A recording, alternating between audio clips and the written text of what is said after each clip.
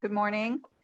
My name is Linda Rosenthal. I'm the chairwoman of the Economic Forum, and I'd like to call to order this October 16th, 2024 meeting of the forum. We'll start with a roll call. Mr. Crome, Present. Mr. Gordon, Present. Mr. Levitt, Here. Ms. Lewis, Here. and Chair Rosenthal. Here.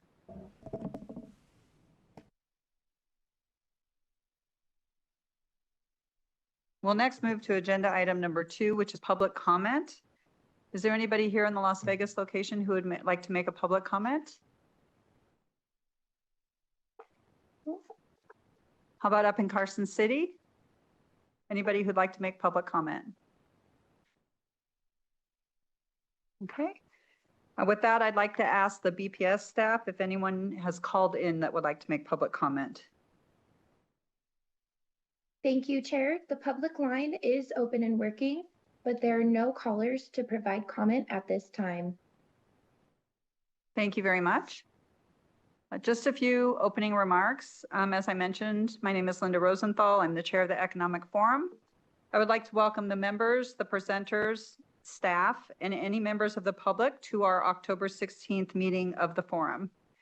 I'd like to thank the Legislative Council Bureau's staff for their assistance in setting this meeting and their work today to allow the meeting's agenda to be completed. The Economic Forum is statutorily required to provide a forecast of unrestricted general fund revenue for the current fiscal year 2025, and for fiscal year 2026 and 2027 of the next biennium on or before December 3rd. This is the forecast that is required to be used by the governor in developing the executive budget that will be submitted to the legislature for the 2025 regular session. Several informational presentations will be given at today's meeting. Then at a meeting which is currently scheduled for November 7th, we will listen to additional informational presentations and set preliminary forecasts. On December 2nd, we will meet to approve the required final general fund revenue forecasts. This follows the process that has historically been used to develop and approve the required December general fund revenue forecasts. I would like to take this opportunity to thank my fellow members for their service to the forum. I look forward to working with each of you as we progress towards our December 2nd goal of adopting a set of general fund revenue forecasts. I would also like to take a minute to thank all of our presenters who are willing to be here today and to share their expertise in a number of fields and areas that will benefit us in reaching this goal. With that, I would like to ask whether any of the other members of the forum have opening remarks they would like to make. No? Okay. If not, then I would like to proceed with any public, oh, sorry, already did the public comment. I will ask Mr. Nakamoto as staff to the forum to assist me as needed in conducting today's agenda. With that, we will turn to agenda item number 3, the presentation of the State Population Outlook given by Christopher Wright, State Demographer, Department of Taxation. Good morning.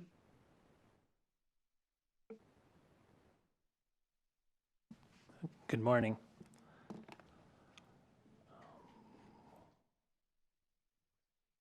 Where is it? Oh, right there. There we go. Yep.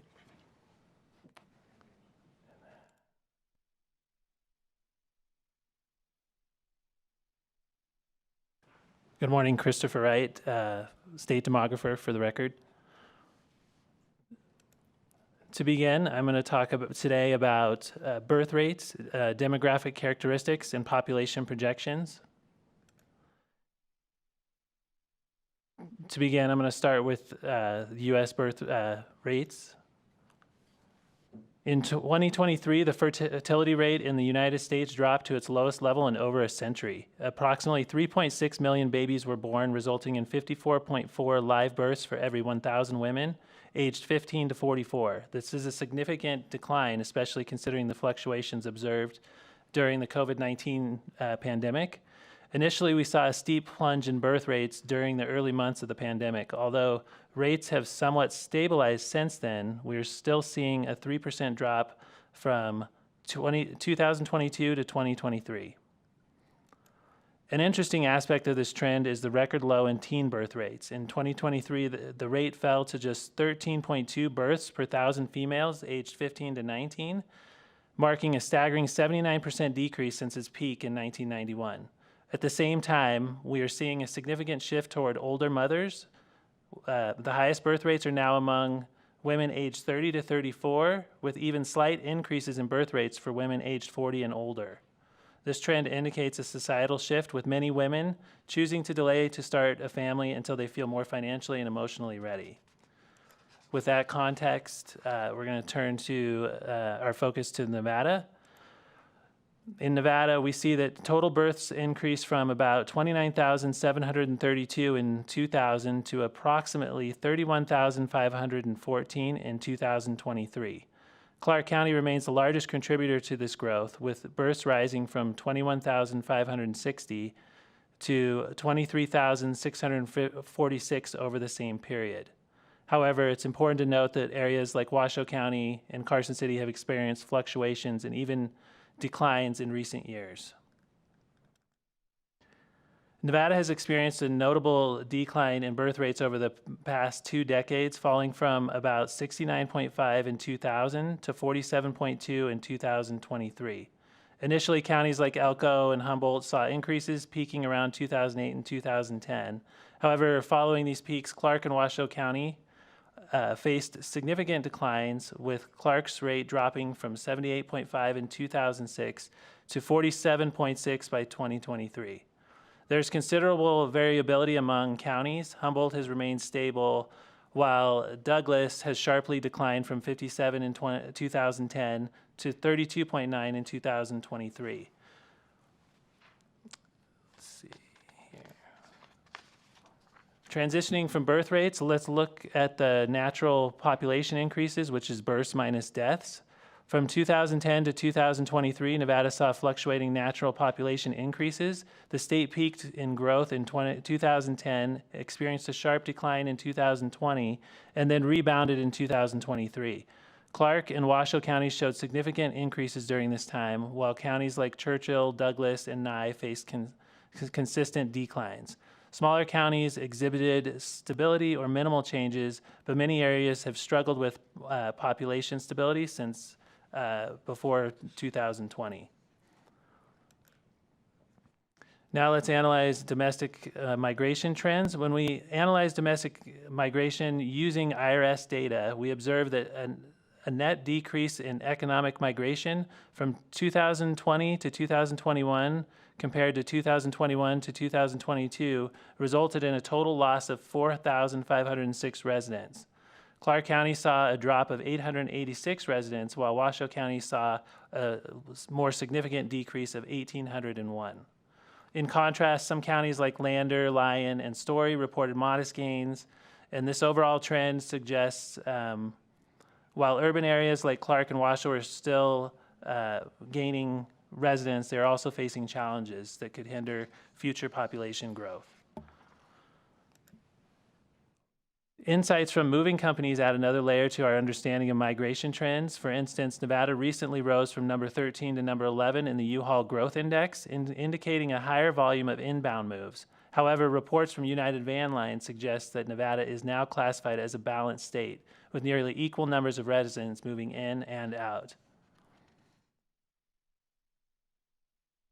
So to summarize the key points, fertility rates continue to decline nationally and in Nevada. Natural increases in population are decreasing. And while international migration remains steady, domestic migration to Nevada is on the decline. Continuing on, we'll review trends in median age and other demographic characteristics. In examining trends in median age across Nevada's counties over the past 13 years, we see an overall increase reflecting an aging population. Notably, Douglas County's median age rose from 47.4 to 55.4, and Story County from 50.5 to 55.6, indicating a substantial demographic shift. Clark County, while still showing increases, it went from 35.5 to 38.8, is growing at a slower rate compared to rural counties. When we compare Nevada's trends with national averages, we find that both are experiencing an increase in median age, indicating a shift toward an older population. However, Nevada's growth rate in median age is more pronounced, which could be reflective of its attractiveness to retirees and economic conditions that favor older demographics. Analyzing racial and ethnic distributions reveals significant changes. The inner ring of the chart shows the 2010 census data, while the outer ring reflects the 2023 vintage census estimate. Most racial and ethnic groups have seen proportional increases except for the white alone category, which has decreased. The largest increase was in the 2 or more races category, followed by growth in Asian, Black, and African American populations, indicating a more diverse demographic landscape. With demographics in mind, we'll move on to the population projections. The 20-year population projections are based on the REMI econometric model. It's been used by the state demographer for 20 plus years. The latest release version was released in June of 2024. For the model, I updated the sector employment through quarter 2 of 2023 and included a sector employment forecast from GOED. Looking ahead, Nevada's total population is projected to grow from approximately 3.24 million in 2023 to 3.94 million by 2043, marking an increase of about 20.5%. Clark County will see the most significant growth, rising from about 2.36 million in 2023 to nearly 2.96 million by 2043. In contrast, Douglas counties like Carson City are projected to grow modestly, while Douglas may face slight declines. For the overall growth rate for Nevada is projected to decline gradually from 1.9% in 2023 to 0.4% by 2043. This indicates a trend towards slower growth as we move into the next 2 decades. In Nevada, growth rates are expected to decline over the next 2 decades across 3 key areas. Clark County, starting at 2.1% in 2024, will decrease to 0.5% by 2043. Washoe County begins at 1.8% and drops to 0.2%, while rural areas are seeing slow growth, staying around 0.9% to 0.2%. For the projections, we should consider some risks that could impact the demographic trends presented. Those are housing availability, employee commuting patterns, changes in international migration policy, fluctuating migration patterns, and global instability. In summary, while 20-year projections offer valuable insights for planning and policymaking, they should be approached with caution. Flexibility and adaptability will be crucial in addressing the risks associated with long-term forecasting. Thank you, and I'm happy to take any questions you have.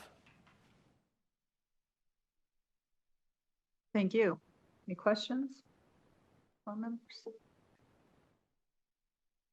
I'm not seeing any questions from the board members. Thank you very much, Mr. Wright. All right, thank you. Now we'll turn to agenda item 4, the presentation of the State Employment Outlook by David Schmidt, Chief Economist, the Research and Analysis Bureau, Department of Employment, Training, and Rehabilitation. Good morning.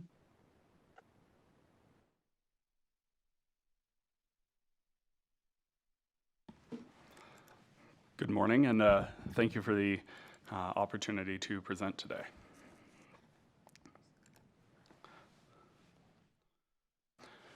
So I think in the presentation you'll hear from me today, you're going to see some of the same trends that you just saw from the demographer's office, but sort of translated through into the lens of employment and unemployment. And I guess I should make sure to introduce myself. My name is David Schmidt. I'm the Chief Economist for the Nevada Department of Employment, Training, and Rehabilitation.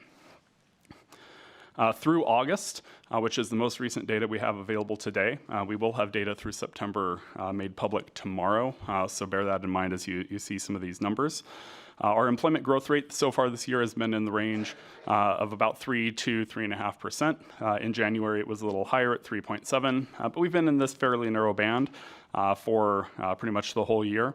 Our unemployment rate has also been in a fairly narrow band between about 5.1 and 5.5%, which is somewhat higher compared to the nation. Currently, we are number 2 in the country. We've been between number 1 and about number 4, depending on the month.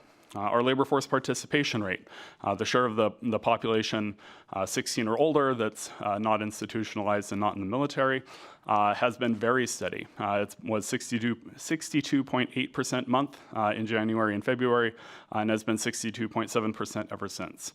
Our hourly wages have seen a little bit more of a change. We started off the year seeing some pretty weak growth in terms of the hourly wages people are receiving. Total earnings were actually down earlier in the year because the wages were not enough to offset the declines in hours that were being worked. As we've gone through the year, this has moved up a little bit. Our hourly wage rate is currently 3.6%, and our total weekly earnings are also increasing. So we've been in a fairly stable place for the labor market so far this year. Compared to other states, this shows you that 3% growth rate. We are currently number 4 in the nation, and we've been in this top 4 range for most of the year. We were generally number 1, sometimes number 2. Number 4 is a bit weaker, honestly, than where we've been. But you can see compared to the nation, certainly compared to some states that are seeing below 0.5% growth, we're performing pretty well in terms of employment in the state. Looking across industry sectors, this is also generally true. There is a lot of information on this chart, but I would focus on the 2 columns at the far right. Those show you at the farthest right the monthly change. What was the change from July to August, seasonally adjusted by industry sector. And then the second column from the right is the annual change over the year. Here you can see that 3% growth that we've been experiencing. But also if you look at the line chart there, you can see that we started off the year growing a bit more rapidly, and that pace has been slowing down a little bit in terms of the total number of jobs that we have in the state. The only industry that's down more than a percentage point over the year is wholesale trade. Wholesale trade has been sliding a little bit more. It's currently down about 3%. In contrast, construction is up 11.2%. Mining and logging is up 8.3%. Manufacturing is up 4.7%. Transportation, warehousing, and utilities, or what I sort of call the logistics sector, is up 5%. Other personal services is also up nearly 5%. So we're seeing some areas of significant growth. We are seeing some areas pulling back. Starting in July, we also had the closure of the Mirage on the Strip, which has put a little bit of a negative trend into the most recent months in terms of leisure and hospitality, particularly in accommodation and food services. We were a bit stronger, but you can see that has taken a bit of a step back in August. This chart tries to show how the story has changed since the June Economic Forum. The dashed line in each of these charts shows the data as of April that was available at the time of that meeting. And so if you look to the right of the dashed line, you can kind of see how these various industries have changed since the last time that we were able to present. And I've highlighted 5 industries here. The construction industry has seen a noticeable uptick in growth since that meeting. Wholesale trade, which was looking kind of flat, has seen that downward trend that I just mentioned. So it's really started to slide since the last meeting. Financial activities also was looking pretty flat and has seen a bit of a decline. Leisure and hospitality, especially after July, has taken a bit of a step back. Other personal services has seen a pretty sharp increase. You could probably find similar stories looking across some of these other industries, but these are some of the ones that I thought were the most noteworthy. And so I was going to go into a little detail for some of those industries. For construction employment. The top part of this chart shows you the Las Vegas metropolitan area. The bottom chart shows Reno and Sparks. And this spans the period from 1990 to 2024. And what's really interesting to me in construction employment is first that really for the first time since the Great Recession, we are getting back to levels of construction employment that we saw during those boom years in 2005 and 2006. In fact, in Reno and Sparks, we came close, but not quite up to the peak level of construction employment that we've seen. If we remember what happened with construction employment in the Great Recession, this could be concerning, but I think it's important to point out that the growth that we've seen in the last decade and a half has been slower and steadier, more like the growth that we need to maintain a growing state and a growing labor force and a growing economy, instead of the sort of boom acceleration that we saw in 2005, 2006. And so that we're getting close to these levels 15 years later, for me, is not really a concerning thing. It is showing that there was a backlog of demand that has been getting met as this industry's been growing. But you can see what's been happening with that that industry as we've gone through this recovery period, and why it's up 11.5% almost over the year.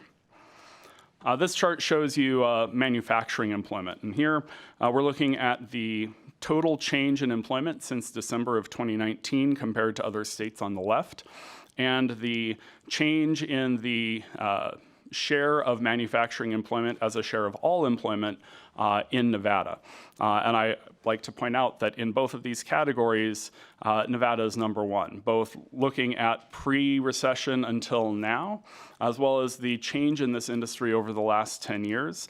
Nevada has seen the largest growth, including the impacts of the pandemic, excuse me, over the last 5 years, and we have seen the most intensification into the manufacturing industry in the nation over the last decade.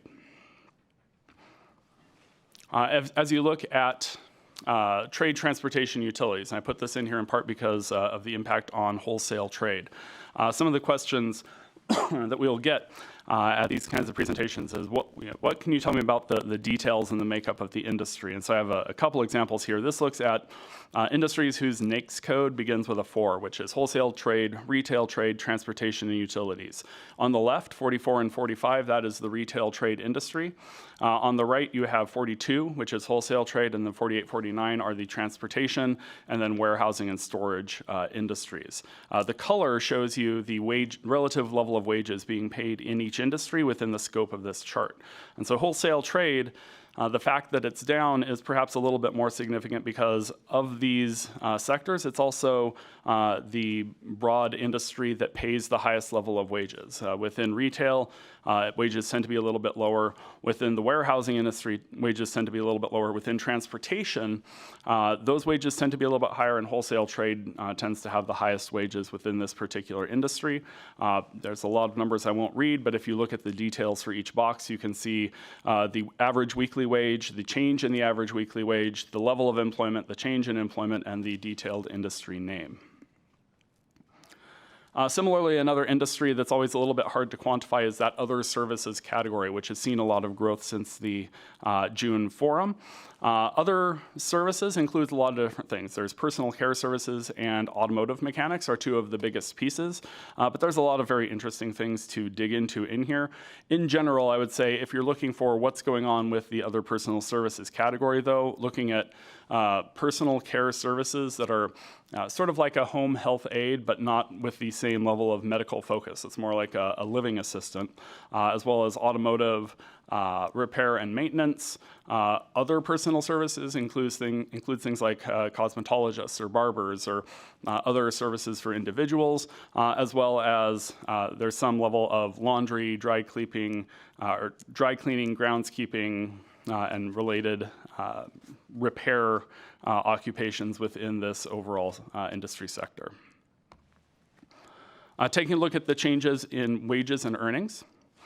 As I said, total weekly earnings are now rising. Weekly earnings are the combination of the hourly wages that people are earning and the total number of hours that people are working.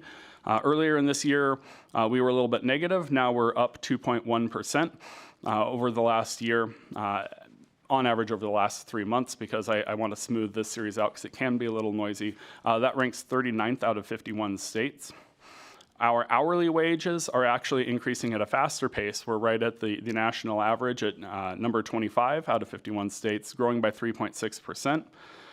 That increase in hourly wages is offset somewhat by declines in hours worked. We haven't seen the largest declines, but we have seen some pretty steady declines in the number of hours being worked. So as people's hourly wages are going up, the total number of hours being worked has fallen. And we were 6 to 12 months ago relatively high, near the top in the nation. Now we're falling down to where we currently rank 16th in terms of the total number of weekly hours on average being worked.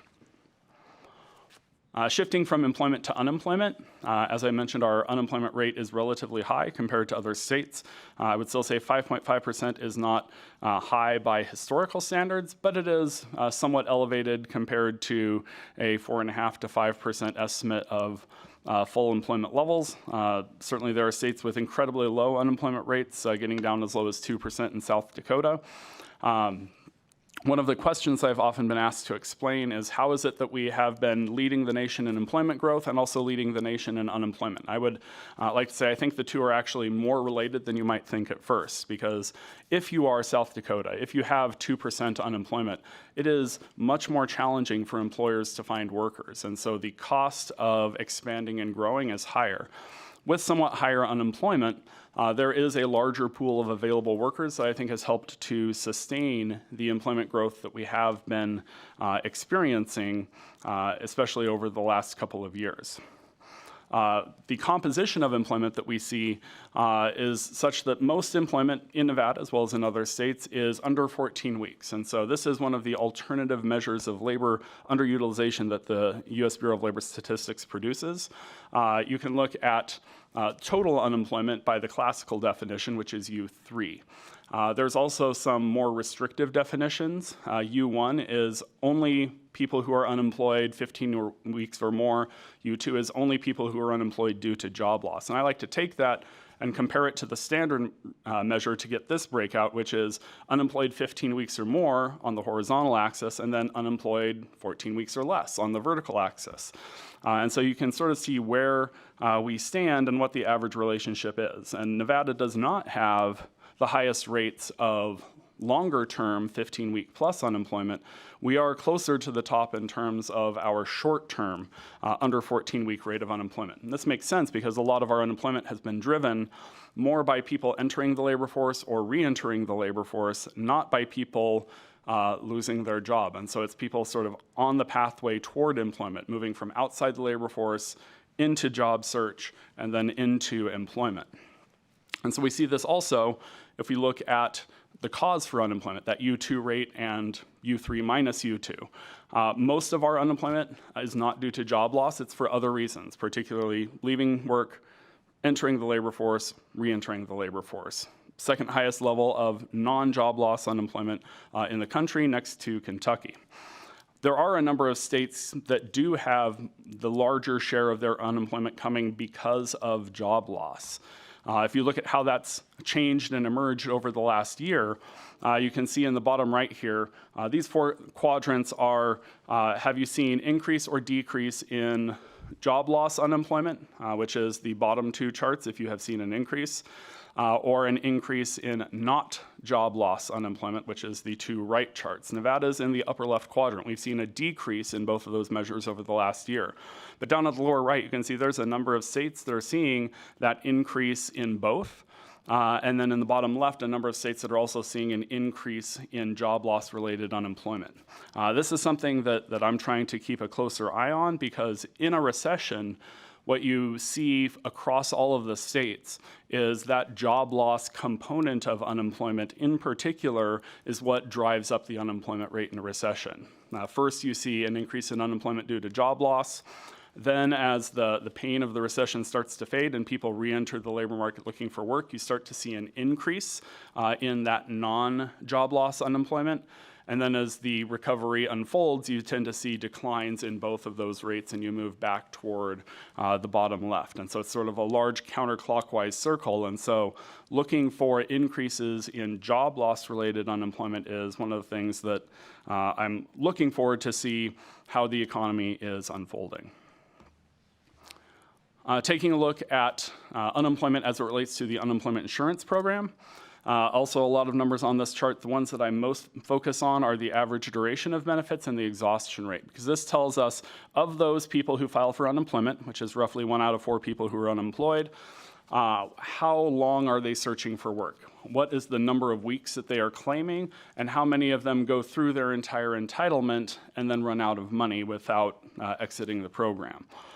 These measures both are slightly elevated. I would be looking for an average duration that's under 15 weeks typically, and we're at 16.2 weeks right now. So there's a slightly longer job search taking place. And the exhaustion rate I would expect to be 35% or below. It's currently at 38%. Neither of these are like the 100% exhaustion rate nearly that we saw during the pandemic, or 70% exhaustion rate that we saw in the Great Recession, but they are a little bit higher than what I would consider a fully normal level of activity for the system. At the same time, the number of people coming into unemployment insurance is nearly the lowest it's ever been. We were slightly lower right after the pandemic. We're comparable to where we were in 2019, and this is roughly 1.5 claims per 1,000 people employed in the state. Back in the 90s, we had an average level of 3 claims per 1,000 people employed. And so the volume of people relative to the size of the workforce is half what it was. And so the fact that there's a larger share of those people claiming benefits, it doesn't have as much impact on the overall system as it perhaps used to 20 or 30 years ago. Moving to labor force participation, as I said, we've been fairly stable here throughout the last year. We were near the bottom in the country immediately after the pandemic. We have recovered to close to the national average. We currently rank I think, 29th in the country in terms of our labor force participation. And it's a pretty normal sort of place to be. There are some states higher, there are some states lower, but it's not necessarily a huge driver of current levels of activity. I think it's important in talking about labor force participation to look at the impact of retirement, as we do have an aging population. As you saw in the demographer's presentation, there's an increasing number of people who are not participating in the labor force because they are retired and don't want to. The potential labor force that we compare to here, the population we compare against, is the entire civilian, non-institutionalized population 16 or older. And so if you are 99 and have been retired for 30 years, you are still being counted as a part of the population that could potentially be in the workforce. Is it likely that you're going to participate? Not very. And so if you are retired, you would be showing up here. So this looks at some of the microdata available from the current population survey to show what is the share of retirement of those people in the population. What's the impact of retirement on our labor force participation rate? You can see from 2010 to about 2020, we saw an increase from about 15 to about 20%. One of the positive things that I take from this is that for Nevada, which is the red line here, you can see over the last 7 years or so, it's actually gotten a lot more stable. We aren't seeing the same increases outside of the spike we saw because of COVID. We've moved a lot more sideways. And if you look at the gray ribbon, which is the middle 30 states, the 20th to 80th percentile, those also over the last few years have started to level out. And so I do think that the trend of increasing levels of retirement pushing down the labor force participation rate might be starting to ebb, and that we're finding a little bit more stability. And then if you flip that around and say what share, if you exclude people who say that they are retired from consideration, what's happening with that labor force participation rate? Change the denominator and you get a different result. Instead of seeing labor force participation really driven down much more rapidly over the last few decades, you see a much more steady trend, slightly down, slightly up. But then at the tail end of this chart, you can see again for both Nevada as well as for that middle 30 states, there's been some increases in the last couple of years. And so I think the outside of retirement, the trend is actually toward more people beginning to participate in the labor force, which could help us attract more of the population into the labor market. Now, what's the room for this to grow? The colored squares here each represent 10,000 individuals that are not in the labor force. The gray squares is everyone employed or unemployed in the state. The other colored squares are those outside the labor force for various reasons. Dark red, people who say they don't want a job. They're outside the labor force, they have no desire to be in it. In orange, you have about 40,000 people that say that they want a job. They respond to that question, yeah, I want a job. Have you looked in the last 4 weeks? No. Have you looked in the last year? No. So there's about 40,000 people that say they want a job but haven't searched for work in more than 12 months, which means maybe they could find work in the right circumstances, but it's probably going to be pretty hard to attract them into the workforce. The single yellow square, people who want a job have searched in the last 12 months, not in the last 4 weeks, or they have searched in the last 4 weeks, but they're not currently available for work. So they want a job, but there's some immediate barrier preventing them from being available to work. And then the 2 pink squares at the bottom are available for work, have searched in the last 12 months, have not searched in the last 4 weeks. And that's probably the most gettable share. And so of those people outside the labor force, the survey would indicate there's maybe about 30,000 people that are that marginal, perhaps more gettable pool of individuals. But these numbers are also pretty steady. They don't fall to zero in the history of the series. There's usually some people that are, if you have to draw a line somewhere, there will be people on either side of it, and I think that's the impact that we're seeing here.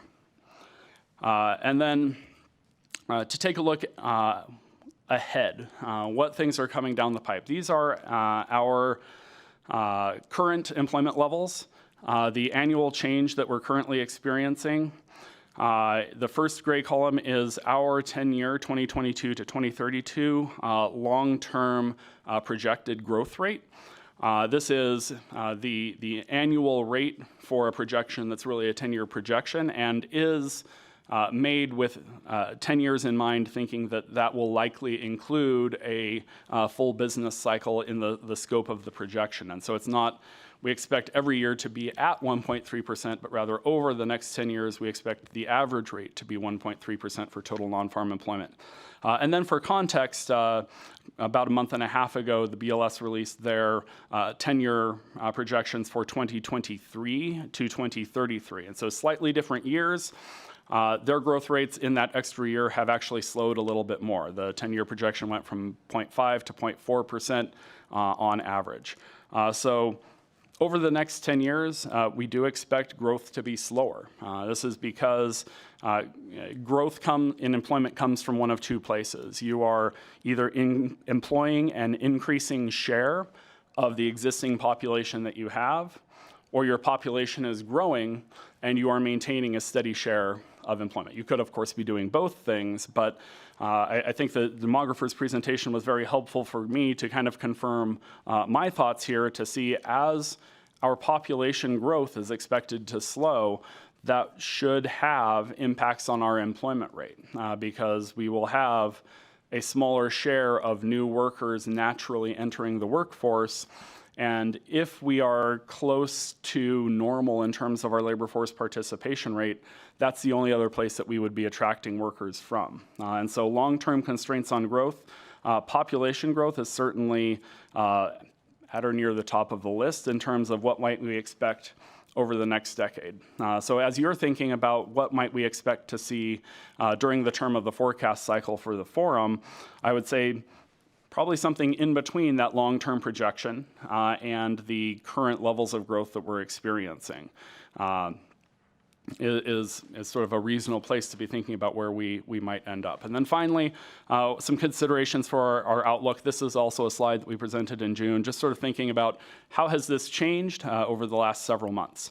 One of our key risks was that wage growth was lagging inflation. As you saw, we've actually seen increases in our wage growth at the same time that inflation has been falling, both nationally and for the western states. Not dropping very fast, but we are now growing at 3.6% in average hourly wage, which is in excess of inflation, and our total weekly earnings is up 2.1%, which is pretty close to the level of inflation that's being experienced in the state. Another potential risk is that the BLS came out, again, about a month and a half ago and said that there's a preliminary downward revision to the current employment statistics monthly employment estimates that we often present based on weaker growth in the more comprehensive data that's available now for the first quarter of 2024, which is from the quarterly census of employment and wages. The current employment statistics survey gets benchmarked back down to that QCEW count because QCEW is based on a nearly comprehensive administrative data set that comes from the unemployment insurance program. And that growth rate has been lower. This is true in Nevada as well. We were seeing about 3.5% in our current employment statistics estimates in the first quarter of this year. Our first quarter QCW data came in at about 2.7%. And while it's not a one-to-one match, that leads me to think we will probably expect to see some downward revisions to the employment growth trends that we have been seeing. And that is all of my slides. I'm happy to answer any questions.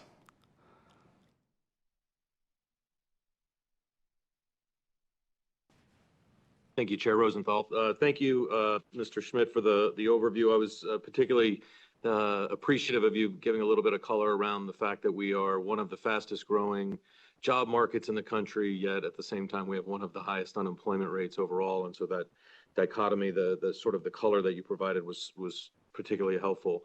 I guess my question related to that would be, are there particular industries or occupations that you're seeing that are causing some of the elevated unemployment rates, and maybe more particularly on the sort of longer term, the folks on the longer term unemployment schedule that are sort of come to mind? You may not have the answer here for us today, but I'm just curious if there are particular sectors or occupations that are driving some of those unemployment levels that maybe we haven't seen in the past.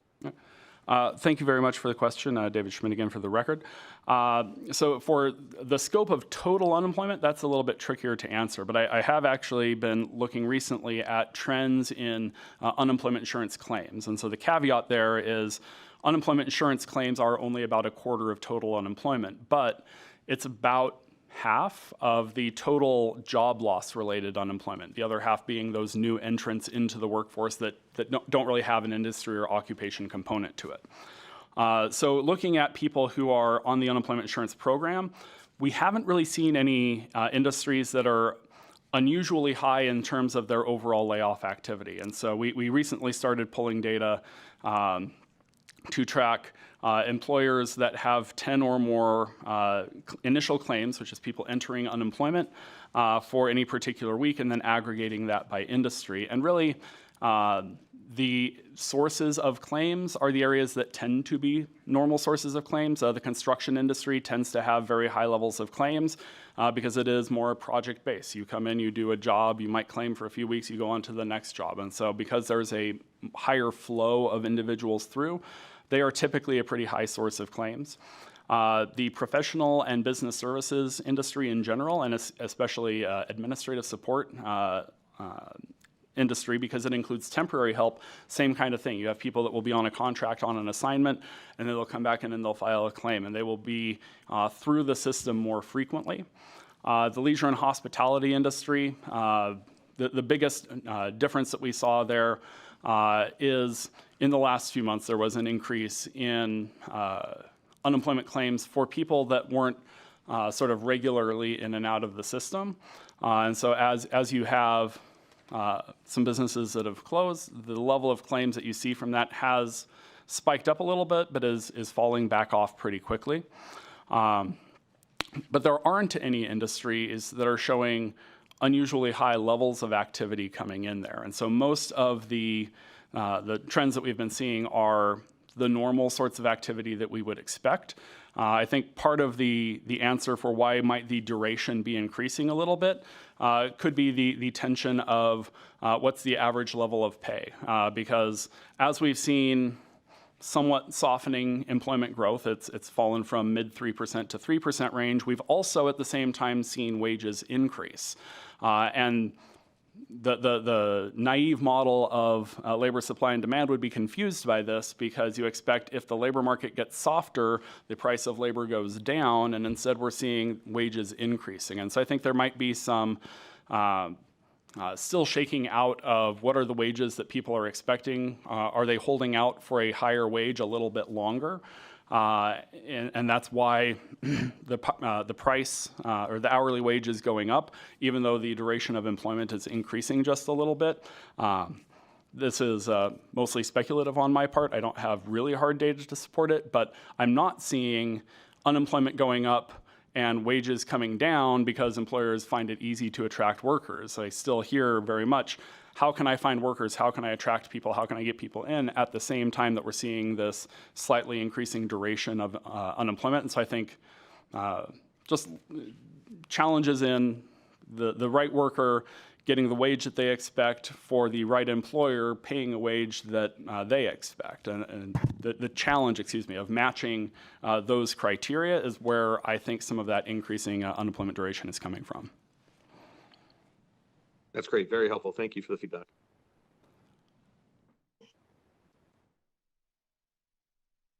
I guess I was just going to make the comment that over the last, I think, 10 years I've been on the board, there's been a pretty strong commitment towards increasing manufacturing, trying to diversify our economy.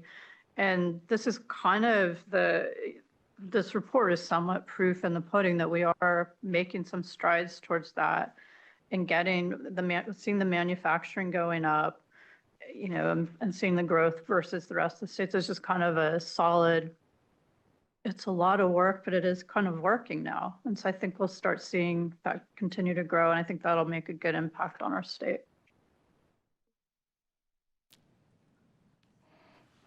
David Schmidt, for the record, I very much agree.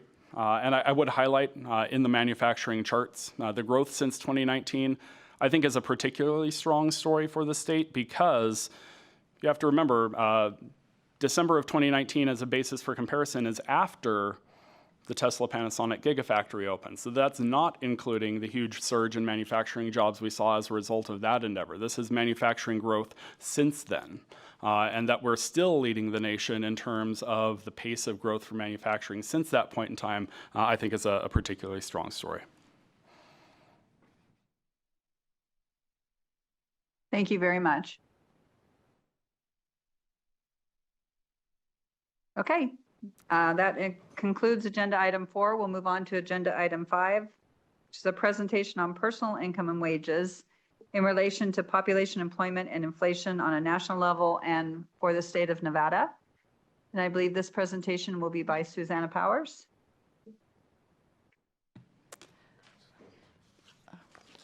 Good morning, Chair Rosenthal and the members of the Economic Forum. Susanna Powers, for the record, Deputy Fiscal Analyst with the Fiscal Analysis Division. I just need a moment to put my presentation up.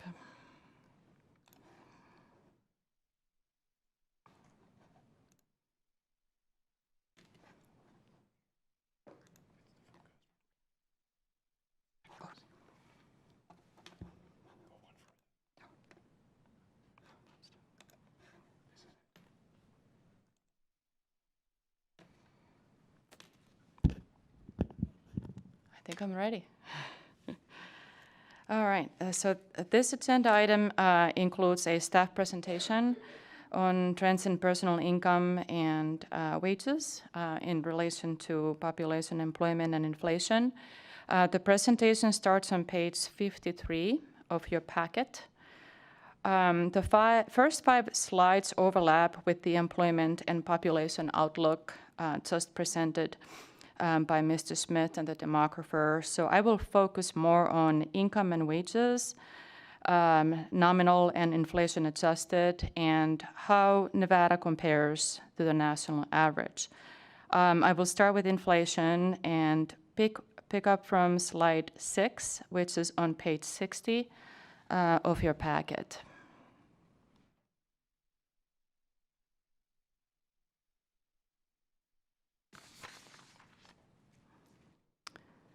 The data in our presentation is updated to the second quarter as we finalized the charts before the Bureau of Labor Statistics released its September inflation statistics late last week. I do have verbal updates for the third quarter report. Moving on to the next slide. The good news about inflation is that it is moderating. The overall inflation rate shown as the year-over-year percent change, has been trending down from the peak of 8.6% in mid-2022 to 3.2% in mid-2024. And in the third quarter, the headline inflation rate is at 2.6%. There has been some easing on a core CPI measure as well. The core CPI was up by 3.4% at the mid-year mark, and in the third quarter, it is at 3.2%. Next slide. Recent trends in food and energy price inflation have also shown signs of moderation after several years of significant increases. These two components tend to be more volatile. Energy prices were up by 2.3% in the second quarter. In the third quarter, energy prices actually declined by 3.4% from the same quarter a year ago. Recently, we have seen deceleration in average food inflation. Food prices were up by 2.2% in the second quarter, and that was the same reading as in the third quarter.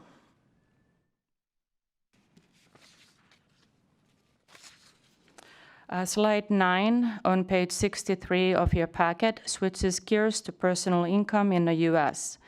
This slide shows the pieces and their respective shares of the total personal income for the U.S. through the second quarter of this year, the latest available data from the Bureau of Economic Analysis. There have not been any notable changes since we presented the same information last December. Everything is largely stable post-pandemic. The next slide shows the same pieces and their respective shares of the total personal income for Nevada. There is the same consistency across the board in Nevada as well. The next slide focuses on U.S. total personal income and total wages and salaries. Recent personal income and wages and salaries trends have steadily increased, reflecting a positive economic outlook. In nominal terms, compared to 2020 Q1, the onset of the pandemic, personal income is up by 31.4% and wages and salaries are up by 29.3%. The next slide shows this same information for Nevada. In nominal terms, compared to 2020 Q1, personal income is up by 36.6%, and wages and salaries are up by 35.3%. The next slide shows the growth rates for personal income comparing Nevada to the U.S. Since the second quarter of 2020, Nevada's personal income growth averages 7.5% compared to 6.4% for the U.S. The next slide shows a comparison of the growth rates for wages and salaries between Nevada and the U.S. Since the second quarter of 2020, Nevada has outpaced the U.S. with a growth rate of 8% compared to 6.2% for the U.S. Slide number 15 on page 69 of your packet brings in the population component and shifts to per capita personal income for the U.S. Compared to the quarter preceding the start of the pandemic, per capita personal income in nominal terms is up by 27.3%. However, when adjusted for inflation, the growth rate is lower and up by 5.1% since that period. The next slide shows the same information for Nevada. In nominal terms, Nevada's per capita personal income is up by 29.2% since the first quarter of 2020. When adjusted for inflation, it is up by 6.8% since that period. The next slide shows a side-by-side comparison of per capita personal income for the U.S. and Nevada with information from the last two slides, now just in one chart. Nevada's per capita personal income is trending below that of the U.S., but the nominal percent change in per capita personal income compared to the quarter preceding the start of the pandemic is slightly higher in Nevada than in the U.S. as a whole. The next slide shows that the inflation-adjusted Nevada's per capita personal income is also trending below that of the US, but the percent change in per capita personal income compared to the quarter preceding the start of the pandemic is slightly higher in Nevada than in the US as a whole. The next slide shows that since the onset of the pandemic, in terms of the nominal per capita personal income growth rates, Nevada has performed slightly better compared to the US. For the last 4 years, the US per capita personal income growth has averaged 5.7 compared to 6.2% for Nevada. On inflation-adjusted terms, the trend is similar. For the US, the average percent change in per capita income growth for the last 4 years is only 1.3% for the US and 1.8% for Nevada. The slide 21 on page 75 of your packet shifts to wages and salaries on a per employee basis for the US. We have seen robust growth in employee wages and salaries. When comparing to the quarter that preceded the start of the pandemic, wages and salaries per employee are up by 23.9%. When adjusted for inflation, wages and salaries are up only by 2.3% for that period. The next slide shows the same information for Nevada. In nominal terms, Nevada wages and salaries per employee are up by 23% since the first quarter of 2020. However, when adjusted for the effects of inflation, wages and salaries on a per employee basis are up by 1.7% for that period. The next slide shows a side-by-side comparison of wages and salaries per employee in nominal terms for the US and Nevada, with information from the last 2 slides now again in one chart.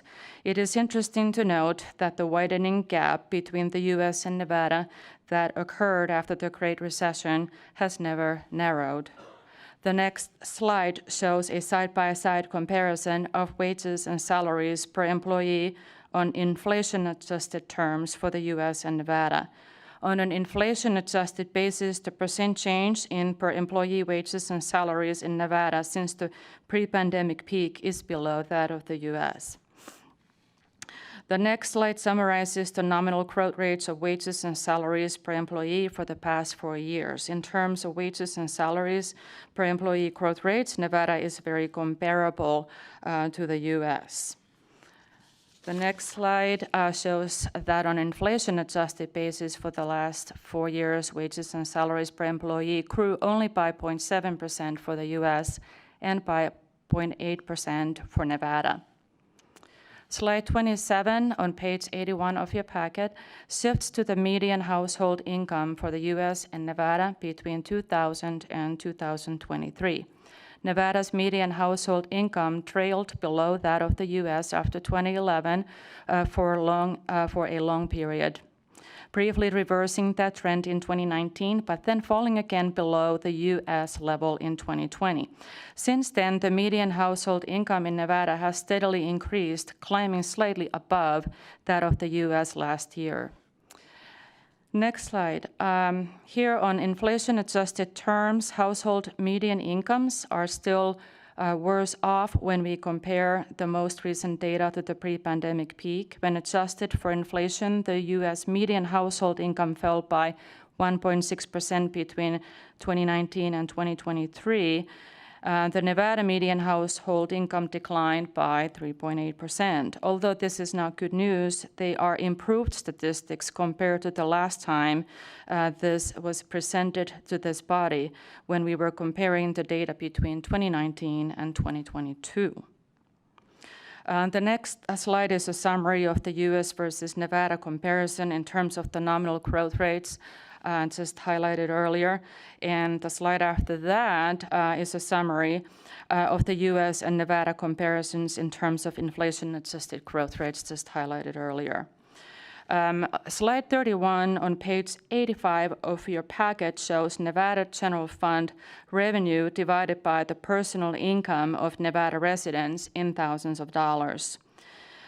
This chart is sensitive to the economic cycles and the effects of tax changes. Generally speaking, if the blue line is moving up, the general fund is growing faster than personal income. And if the blue line is moving down, personal income is rising faster than the general fund. Nevada witnessed a decline in fiscal 2020 due to the pandemic.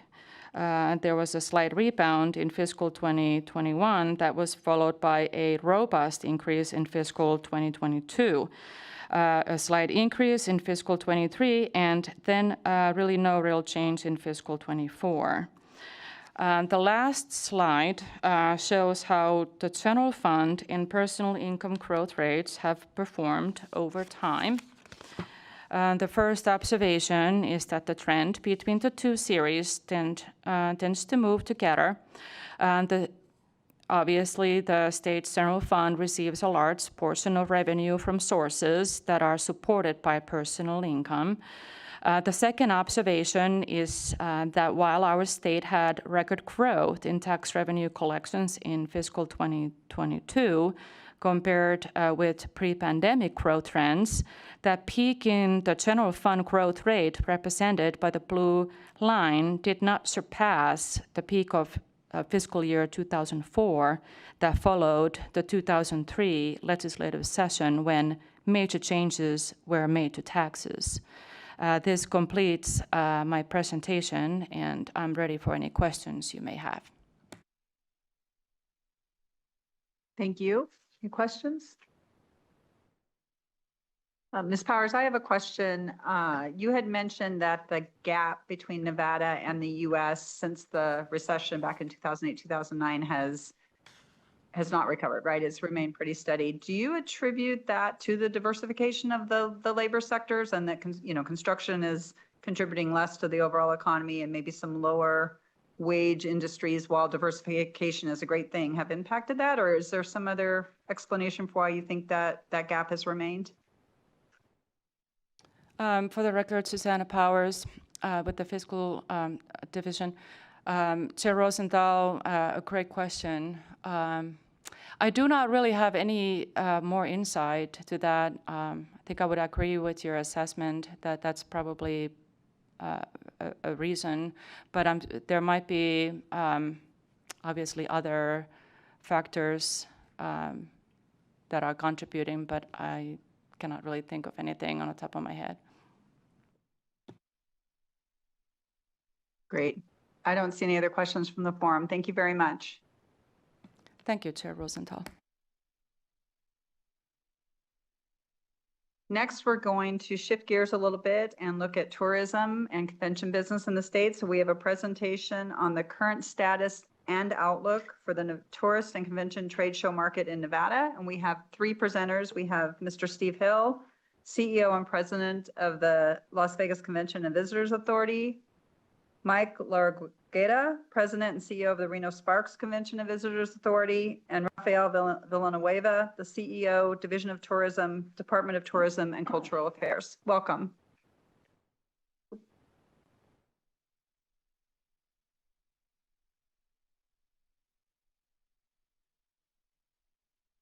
And I'll turn it on.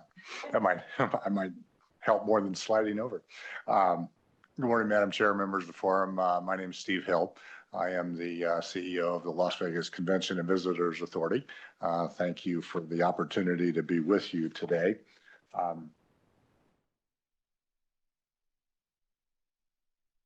Not sure I know how to, oh, there you go. Maybe that'll work. Okay.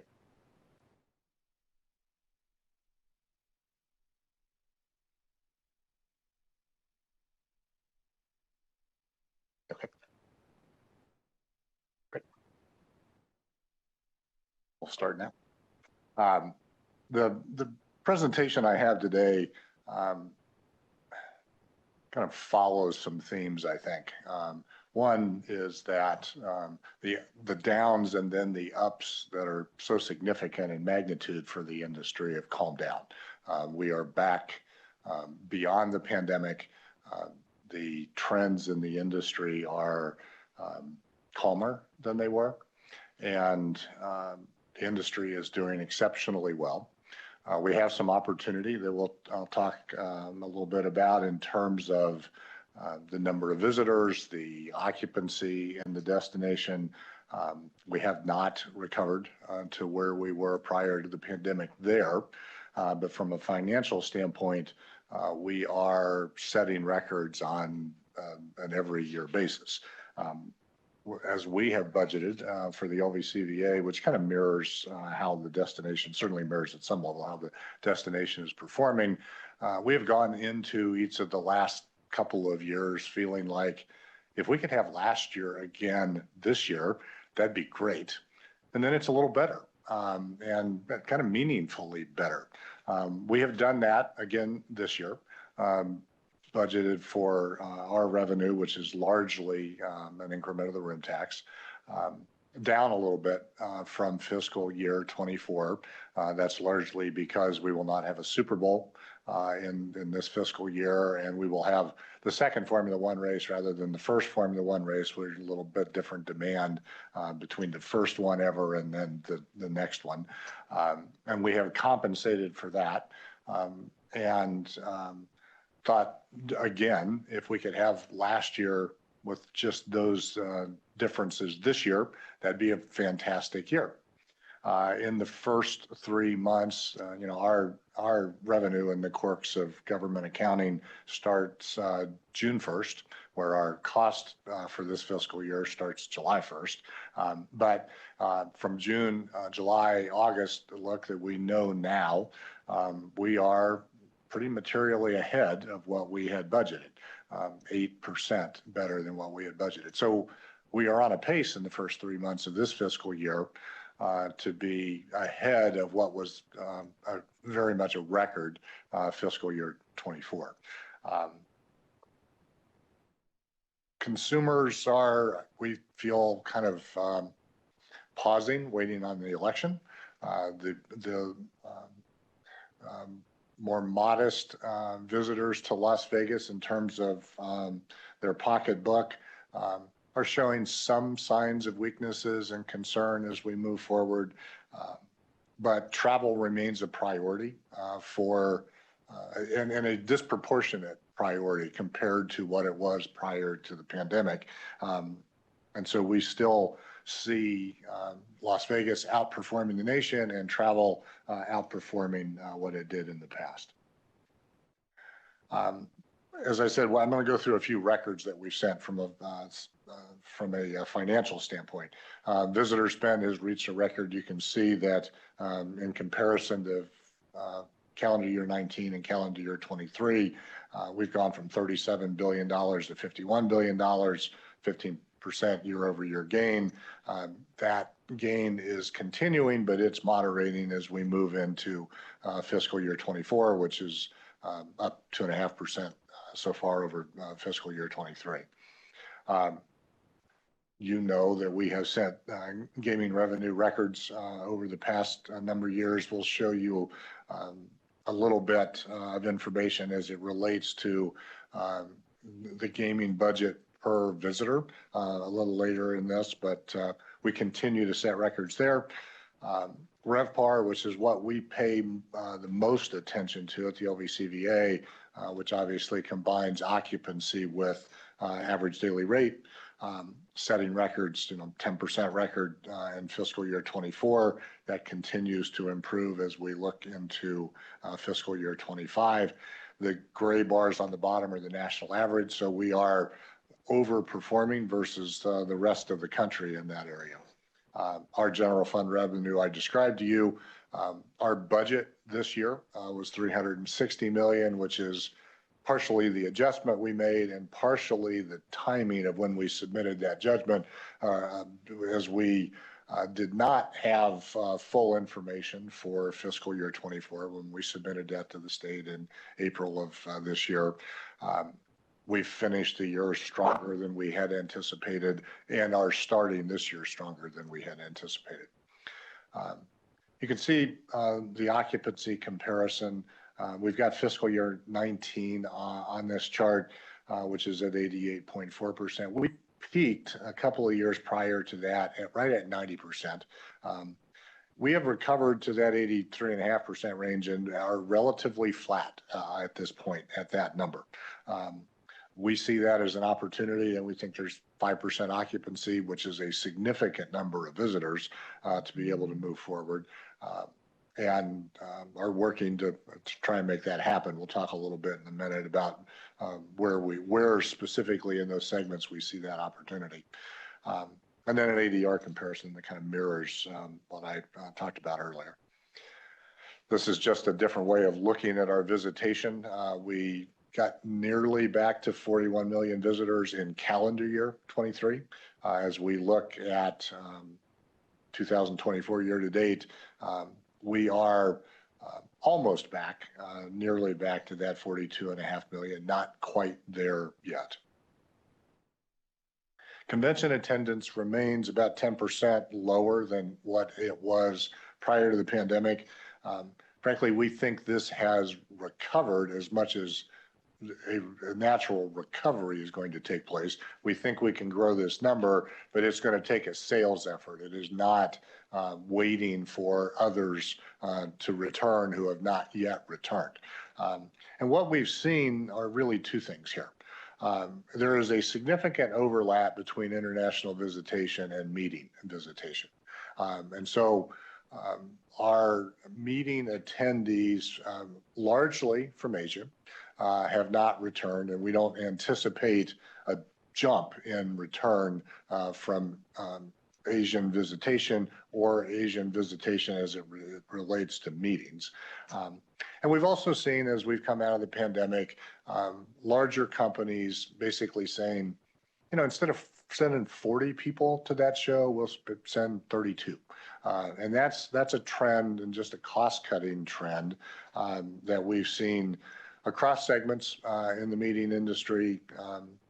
Not all, but many. And those two things are really the differences that we see in meeting attendees.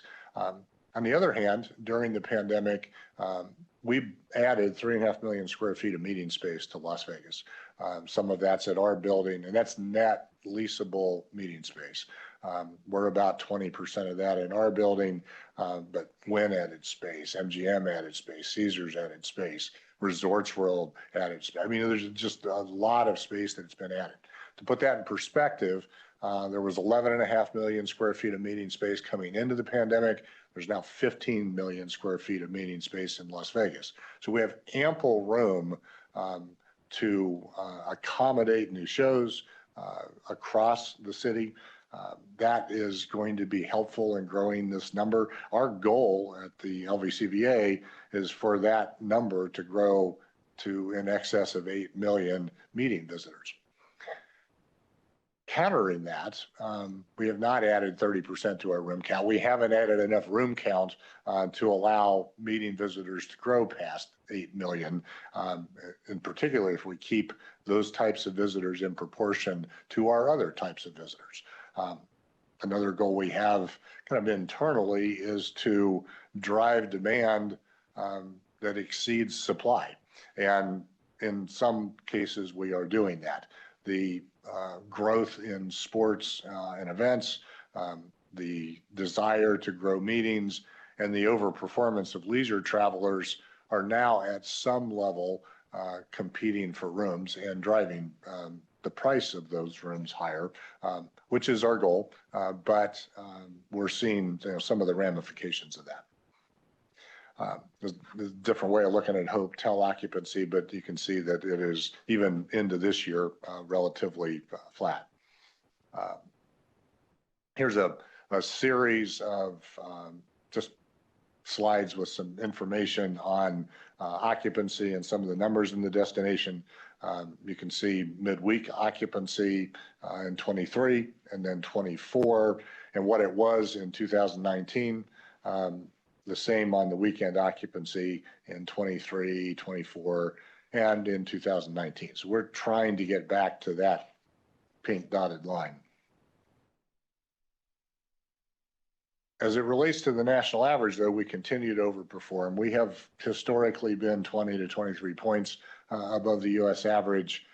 We have recovered to the point that we are now more than 20% higher than that national average. So in most any way, we continue to overperform the U.S. average, which is not really anything more than a reference for us at this point. Our reference is really how much we were overperforming before versus how much we're overperforming now.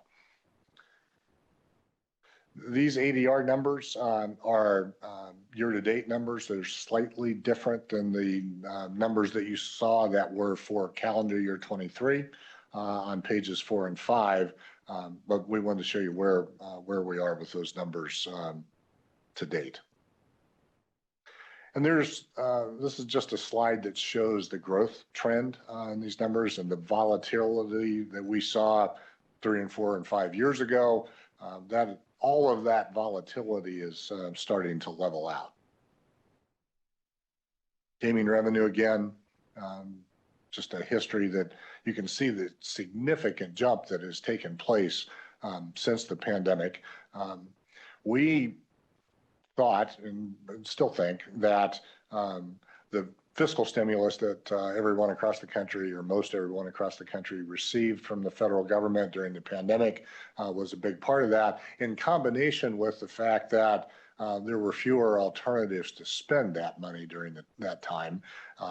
That money has largely been spent, but the level of gaming has stayed pretty high in spite of that. You can see again the moderation of the growth in that number as a total number. You can also see that we are gradually returning to the norm. I mean, we're still well above what it was prior to the pandemic, but on a per visitor basis, this is gradually starting to recede a little bit. Sure. Mr. Levitt? Is that, I wonder, we were getting a increase in visitor spending. Is the mix on what visitors spend when they come here, is that changing? The reason I ask the question is that some things we get tax revenue from more so than other things. Certainly.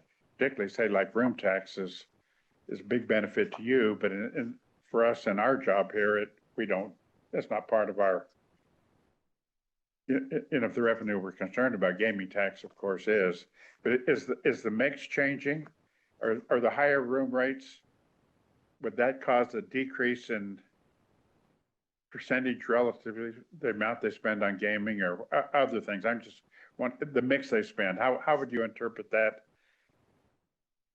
Member Levitt, Steve Hill, I will point out to start with that I am cognizant, and you ought to be as well, that typically when somebody asks me a question like that, I turn to your left and ask Mr. Gordon, and he provides me with his answer.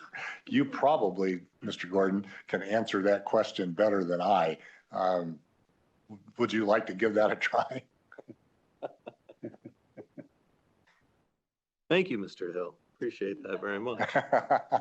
Look, I sort of had the same thought. We look at these numbers at every meeting, and we're seeing live entertainment tax, we're seeing gaming tax revenues, we're seeing these major revenue sources. And I think where Member Levitt's head is at is that the sources of those revenues have been shifting pretty dramatically coming out of the pandemic. And I think some of these data points that you're sharing with us are pointing exactly to probably where our mindset is, and that people are, not to maybe steal your thunder here, but I think we're seeing more investments from travelers on what I think Mr. Hill is probably going to talk about, which are experiences.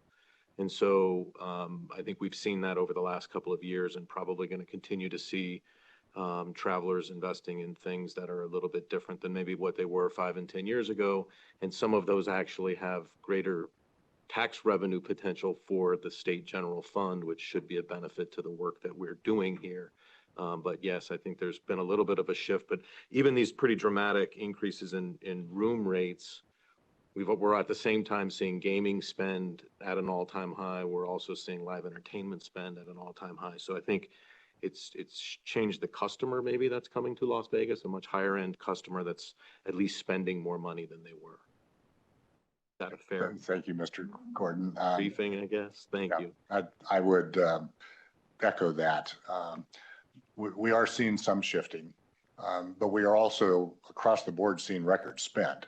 I will note that LET going forward probably won't be as robust as it was in the fiscal year where we had both the first Formula One race and the Super Bowl.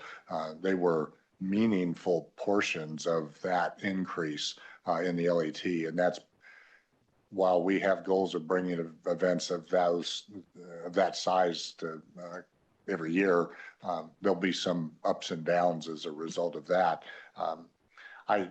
It looks to us as if gaming revenue is flattening, and the visitor spend probably translates into a sales tax increment that matters pretty significantly to state revenue. And so that continues to improve. But the trend we see across the board is a moderation of growth. So it'll be in low single digits kind of trends rather than the big 8 and 10 and 12% growth that we have seen in some of those areas.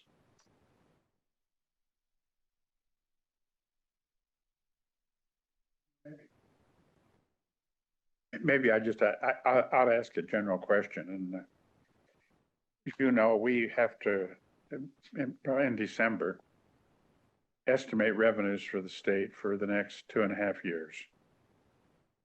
And a lot can happen in 2.5 years. But let's just assume you are in our position, based on what you see in your industry. How would you estimate revenues for this period, this next 2.5 years, compared to what we've experienced in the last 2.5 years? Gee, I thought I was putting Mr. Gordon on the spot. I remain optimistic about Las Vegas. We talk about ourselves as a category of one. We are outperforming the country, and there are really solid reasons that is happening. A lot can happen in 2.5 years. A lot can happen in 2.5 weeks. And you know, so what happens during the election, I think, is going to be potentially helpful to understand where policies will end up after that. Things have been very strong. I do not think that the growth of the industry is going to mirror what's happened over the last 2 or 3 years. It's not possible to grow at that rate and maintain it. On the other hand, the opportunity that we have in occupancy and meeting attendees, in what's coming in terms of sporting events and live entertainment, I think bodes very well for the tourism and hospitality industry. And so if I think steady growth is likely in a solid national economic backdrop, and if the economic backdrop of the nation, you know, goes into kind of a normal downturn, which, you know, we haven't had normal downturns in a while. We have to be our age to remember kind of the business cycles that we used to have, but just a normal downturn. I think what's going on in Las Vegas has the ability to maintain some stability there. So that kind of range, not really knowing, being able to predict what can happen nationally over the next 2.5 years. I think Las Vegas can overperform that backdrop. Now, we have some taxes, as you're well aware, that relate specifically to big events, you know, performances and all those kind of things. Based on what your knowledge, do you see any change, or other than these couple of things, or, you know, the Super Bowl obviously not going to be here, but other events, how do you see those coming over the next couple of years?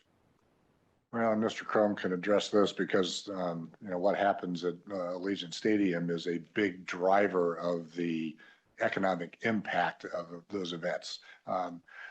There's a kind of a different, 2 different lanes maybe as we think about the answer to that question. Generally, there's great demand for increased events in Las Vegas. It is largely finding venues and the capacity to hold all of those that have an interest. And certainly, we're going to have Major League Baseball here in 2028. We think there's a real opportunity to have the NBA in that general time frame as well. That will matter quite a bit. When we have events that bring 5, 10,000, 15,000 people, it's different than when we have events at Allegiant Stadium when we bring 60,000.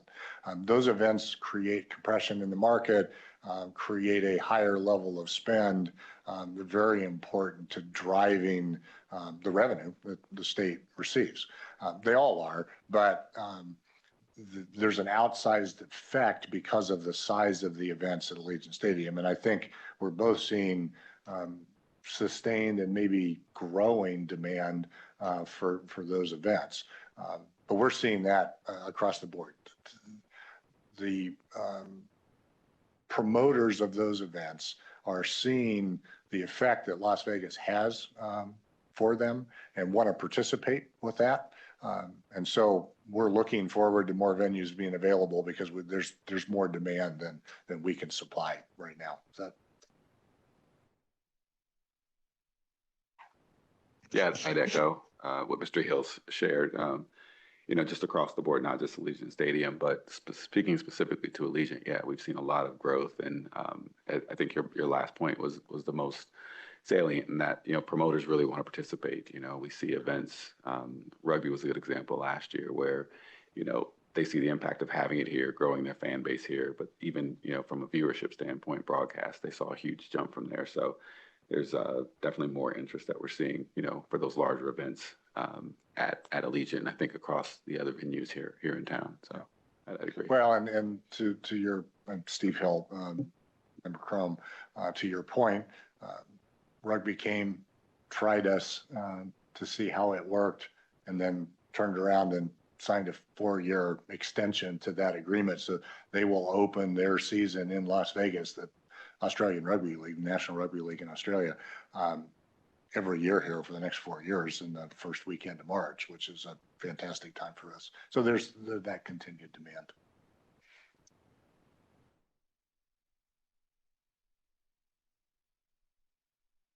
Actually, probably should go back. Thank you.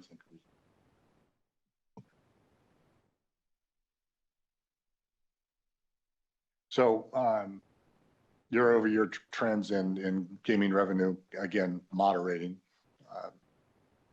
The revenue per room night occupied starting to moderate as well. And then this is just kind of a summary of our visitor statistics, many of which I have already covered. This is just showing them in one place and where they stand as of August of 24.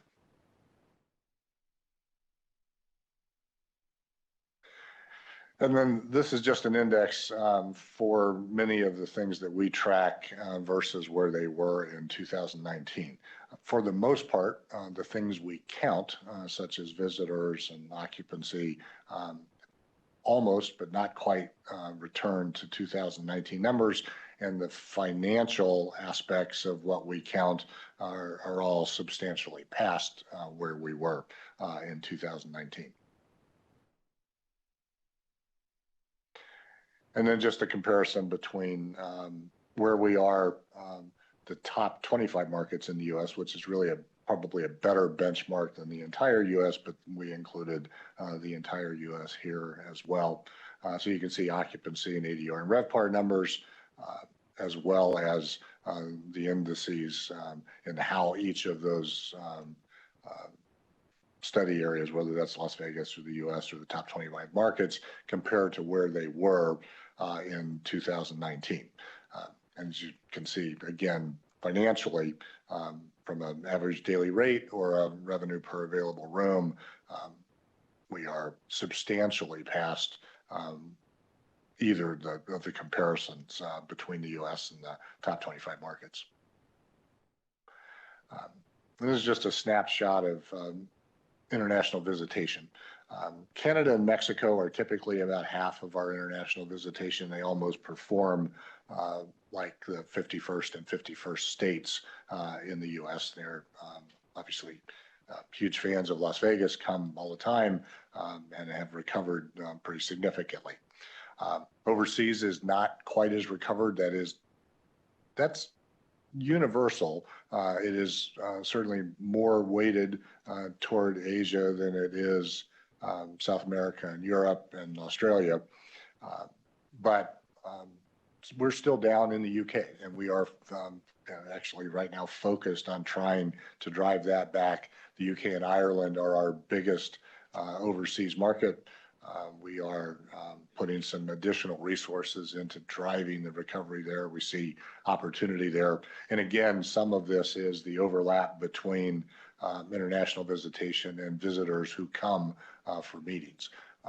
For example, the CES and the National Association of Broadcasters are 30+% international attendees at those events.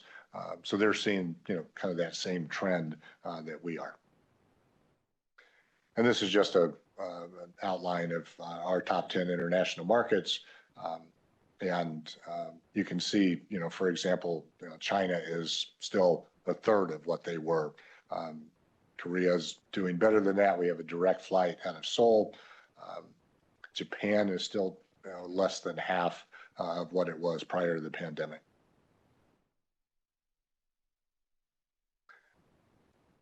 And I've probably talked about all of these, so I won't repeat all of those. There is a little bit of election anxiety.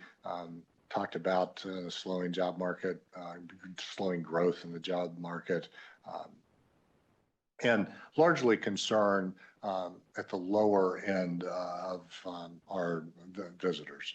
We're seeing some weakness. If you look at the performance of properties that have lower price, mid price, and high price properties continue to overperform. Mid priced are solidly growing, but at a diminished rate. And the lower price properties are actually seeing some reduction over the past number of months. But we see real positive trends and opportunities. I've talked about these. We have capacity that we can grow into still. Think we will do that. There's real reinvestment going on. That we did not include the shift that will happen because of our renovation at the convention center, which will be done at the end of 2025 and is frankly diminishing the recovery in the meeting industry right now. We're having to shift shows around in our building. We don't have all of our square footage available because we're having to shut a hall down, refurbish it, open it back up, and shut another one down. That process will be done at the end of 2025. So we see a bump in this combination of things. We'll have more space available. 2026 on its own is going to be a nice cycle for conventions and meetings in Las Vegas. So we'll see, we think, a real bump as we move into fiscal year 26 there. So with that, I am happy to answer any other questions you may have, and certainly appreciate your interest and your time today.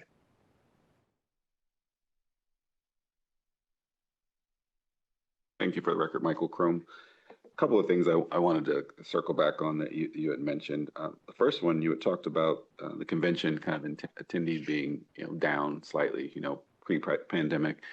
It was a little surprising because I don't know if it was an anecdote that you gave or someone else about this whole work from home thing, and a lot of people haven't returned, and so the convention business would be an opportunity for people to kind of get together that they're not seeing on a daily basis as they would have in the office beforehand. So I was wondering if you could speak a little bit to that, and is with that business being down, is that business moving elsewhere? Is it moving more regional because their office space is in a regional space, or and is it something that we should be concerned with overall? That was my first question. Member Chrome, Steve Hill.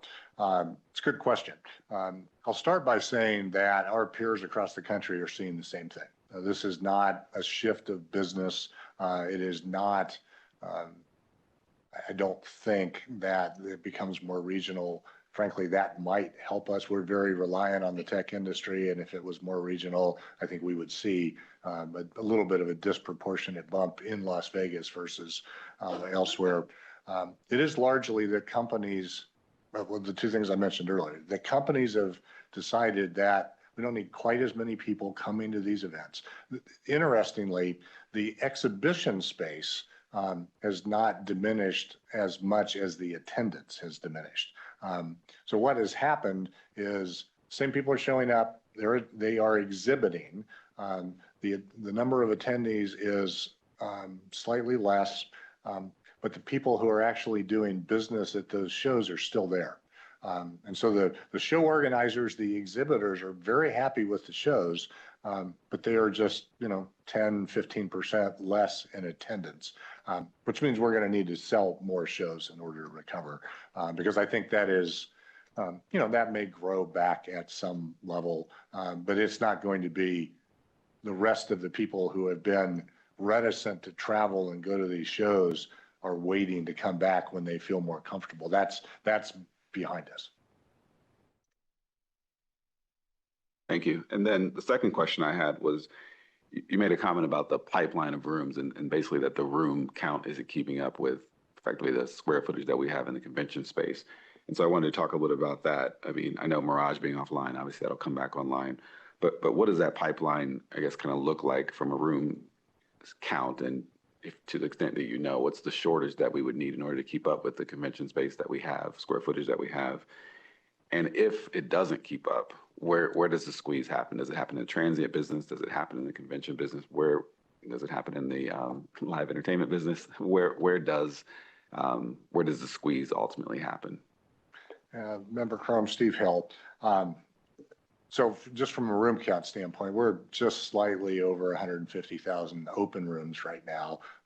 We peaked in the 156,000 range when the Tropicana and the Mirage were still open. And obviously they were taken offline in April and then June or July.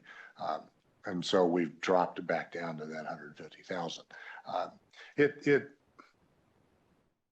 There's room for the growth in the meeting industry, clearly, in that number of rooms. There is competition for those rooms between the leisure sector, the sports and event sector, and the meeting sector. And the leisure transient customer has been overperforming over the past number of years. And the properties generally have responded to that. It has driven up room rates, which is a part of the consideration in the sales process and our customers' consideration of Las Vegas for bringing their meetings to town. They see the benefit of Las Vegas, but the spread, as you noticed in the slides, the spread between room rates in Las Vegas and the national average or the other top 25 markets continues to widen. And that has been expressed to us as a concern. That's a positive thing, and it reflects well on Las Vegas. We don't want to be the cheapest date. We want to be the most valuable date, and that's what we have become. But it's a little bit different mindset for meeting organizers as they look for room blocks from where they historically have.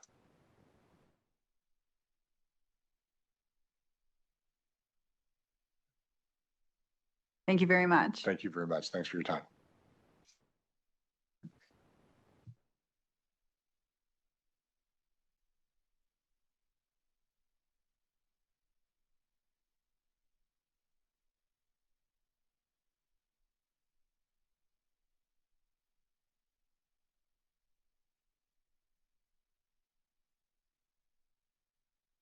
Madam Chair, Michael Nakamoto with the Fiscal Analysis Division for the record. The next part of the agenda item will be Mr. Larragueta from RSCBA, and he is on Zoom. So we can go ahead and move to that. Super, thank you. Thank you. Good morning, Chair Rosenthal and members of the Economic Forum. For the record, Mike Larragueta, President and CEO of the Reno Sparks Convention and Visitors Authority. My apologies for not being there in person today with my colleagues, Mr. Hill and Mr. Villanueva. Would love to be in Las Vegas, but unfortunately, schedule did not permit that. First and foremost, I have to apologize for Mr. Chrome for the background of the 49er jersey, but it is Jerry Rice, so at least I get half credit. So my apologies in advance. Today, the agenda will primarily consist of, I wanted to give a little bit of a background of our board here at the RCVA. I know most of the forum is probably not as familiar with the makeup of our board. Also, a quick introduction of our executive staff, a little bit about the RCVA's history, vision, and mission statement.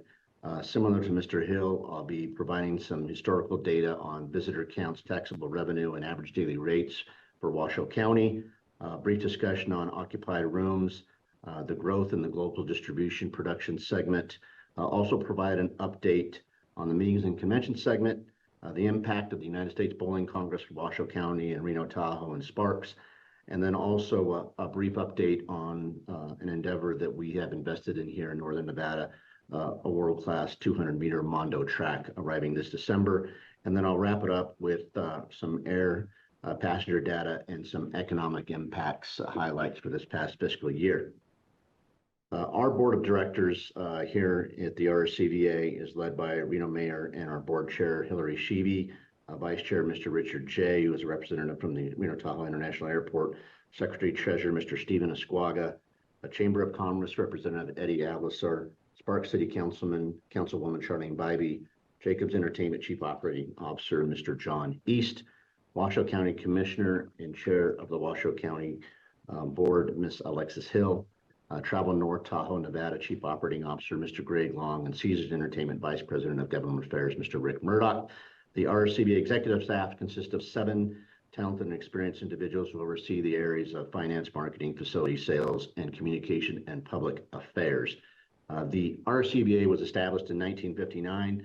Our vision is to be the preferred outdoor gaming and event destination, and our mission is to attract overnight visitors to Reno Tahoe while supporting sustainable growth of our communities. Moving into some of the hardcore data this past year and what we're seeing moving forward for Washoe County for the future. Visitor counts in Washoe County and Northern Nevada have seen consistent performance, averaging approximately 3.8 million per year the past 4 fiscal years after the COVID pandemic and the lifting of travel restrictions for the state of Nevada. Taxable room revenue has been consistent, again, surpassing 457 million per year for the past 3 fiscal years. Moving forward into next fiscal, we're actually forecasting a moderate decline in fiscal year 24-25 to 448 million in taxable revenue. Jumping into average daily rates. Average daily rates for Washoe County and Northern Nevada have experienced a significant increase from what you see in fiscal year 2021 of 123.59 to up to 141.90 in 2021, and then an additional increase of a $6 increase going from 21.22 to 22.23. Again, similar to what we are forecasting for the budget of this fiscal year, July through June 30 of 25, we are anticipating a slight decline in average daily rate. Cash occupied rooms, much like taxable room revenues and average daily rates, increased significantly in fiscal year 21-22 and has remained consistent through fiscal year 23 and 24. Again, a familiar pattern. We are being somewhat conservative in forecasting for this fiscal year's budget, a slight decline in occupied cash rooms for fiscal year 24-25. As I mentioned when I was going over the agenda, I wanted to speak to the global distribution systems. This is a channel in the hotel industry segment, which is predominantly driven by business travel. And we wanted to share this with the members of the forum today because we've seen a significant growth. And we use fiscal year 18-19 as the benchmark. Obviously, pre-pandemic, the market performed very well in Washoe County, Northern Nevada in 18-19. And as you can see, you've seen significant growth in room nights from 2021, fiscal year 2021, coming out of the pandemic for the last 3 fiscal years, growing substantially from 160,000 to over 190,000. And of course, the revenue relevant to that specific segment growing from 26 million to nearly 31 million. to echo Mr. Hill's comments, what is relative to this particular segment is that this drives a higher ADR and is an ADR that is growing in our market significantly. Jumping into room inventory, you'll see that we have seen a moderate increase each year from fiscal year 19-20 through fiscal year 23-24. We are forecasting a slight increase in fiscal year 24-25, and that increase is being predominantly driven by the select service category or limited service category. To put that into more layman terms, that is your Hyatt Places, your Hilton Gardens Inn, properties that generally cater to the business traveler. As I mentioned previously, Washoe County is really growing in this area, and available room inventory surpassed 36,000 in fiscal year 23-24 in the select service area. Jumping to slide 12 in the meetings and convention, if you could go back one, please, Mayor. Thank you. Meetings and conventions, please. Thank you. Oh. Sorry, everyone. Slide 12, meetings and conventions. Thank you very much. The meetings and conventions segment has, again, seen demand increase for Washoe County. Group leads has increased in fiscal years 21-22 and 22 and 23, with a slight decrease in fiscal year 23-24. Contracted group room nights have increased in the past 3 fiscal years, finishing at just under 300,000 for fiscal year 23-24. The RSCVA is a bit unique in terms of the CVB and DMO world, as there is a tremendous reliance on the sales organization in the meetings and conventions segment to not only source but convert over 50% of the contracted meetings and convention room nights that are generated on an annual basis. The Washoe County, Northern Nevada area will do about 600,000 on an annual basis in the meetings and convention segment, which also comprises of the Smurf segment and the sports segment as well.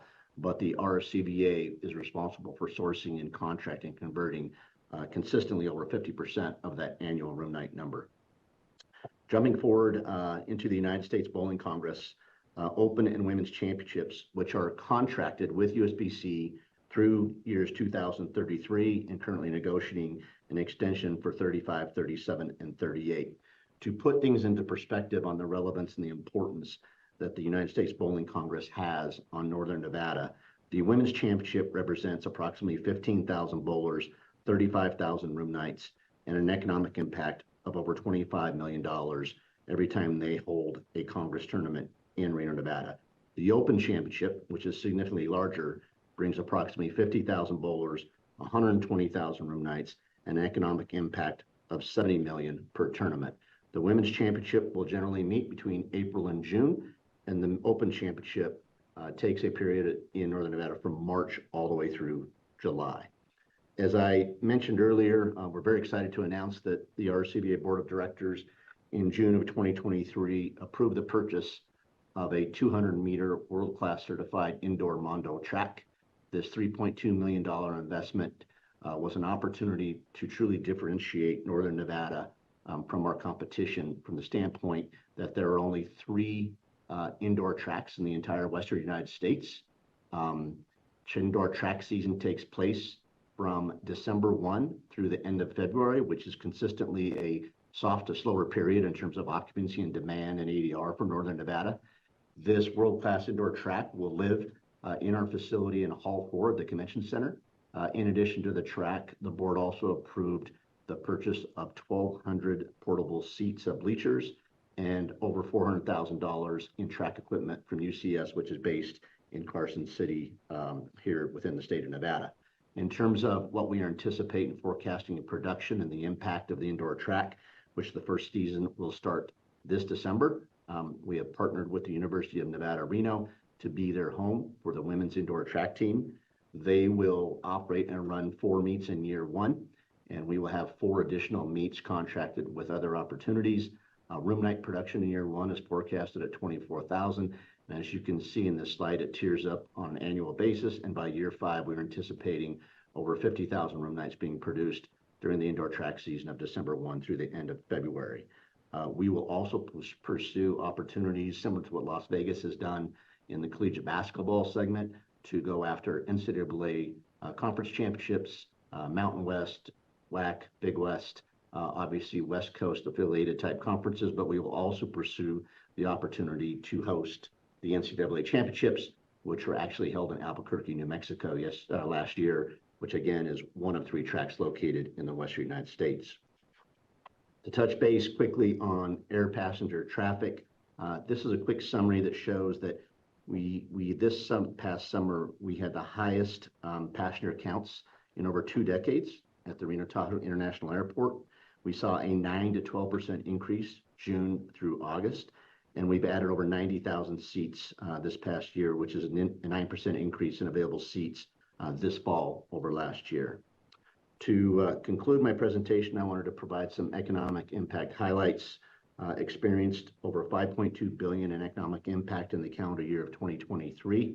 Specific highlights included a $3.3 billion in visitor spending, over 43,000 jobs are created, and over $443 million in state and local taxes generated. I'd be happy to take any questions, although I'm not sure there are many left after Mr. Hill's presentation today. Thank you.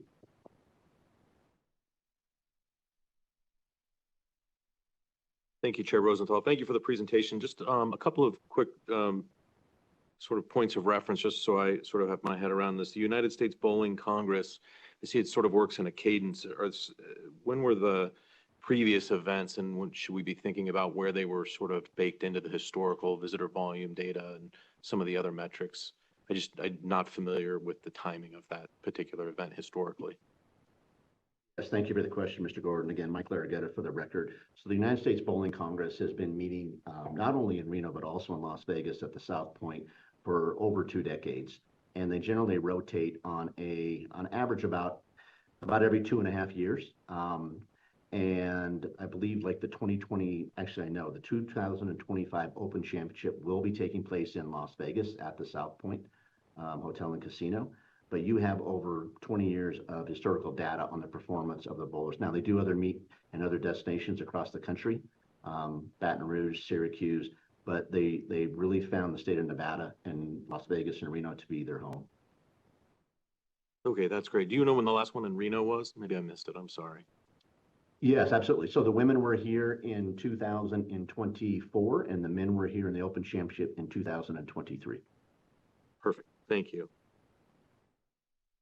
And one other just quick follow-up, thinking about inventory and venues going forward, any changes sort of on the horizon that we should be thinking about over the next, I don't know, 3 years or so in terms of capacity that may be coming to the Northern Nevada market? Again, thank you for the question, Mr. Gordon. Mike Larragetta for the record.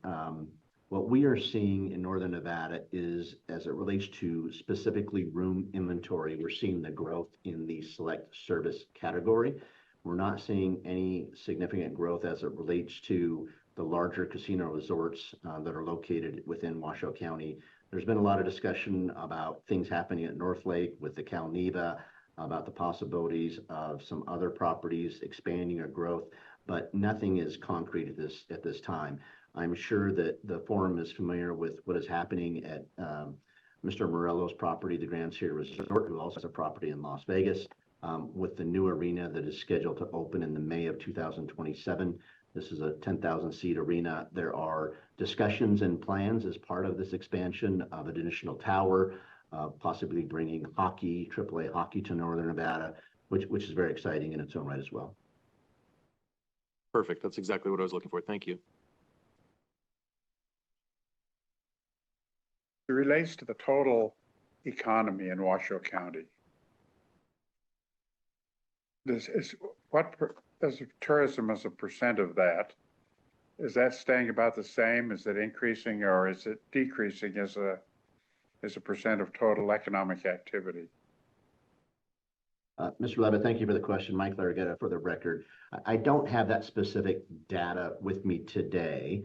That being said, I can tell you that for this fiscal year, 24-25, we are budgeting a decline in total room tax revenue of approximately 5 to 6% to prior year. Several reasons that are driving that decline in taxable revenue.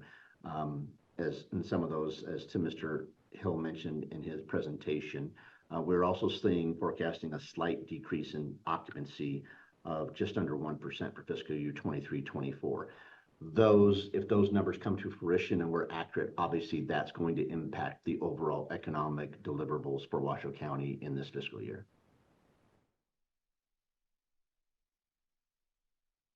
Thank you.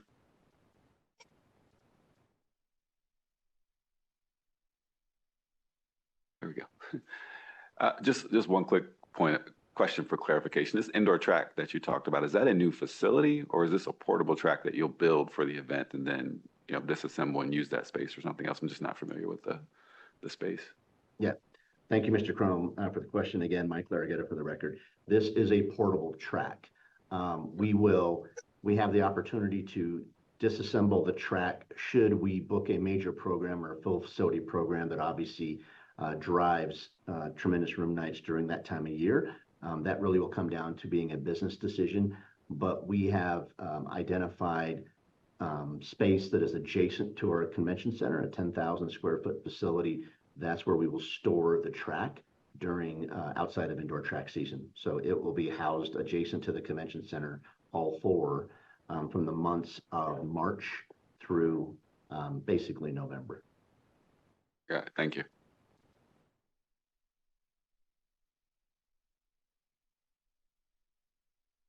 Thank you very much. Thank you. The last speaker on this agenda item will be Rafael Villanueva. Very good. CEO of Division of Tourism, Department of Tourism and Cultural Affairs. Welcome. Thank you. Thank you, members of the Economic Forum. My name is Rafael Villanueva, CEO of Travel Nevada. I'm going to touch on a little bit of what Travel Nevada is, who we are, and what the work we're doing. An overall general look at state growth and revenue as far as it comes to tourism, and then look at the rural areas as my colleagues Steve Hill and Mike Larragetta already touched on the two major drivers of tourism to the state. We want to look at the rest of the state and the 15 counties that we're also responsible for.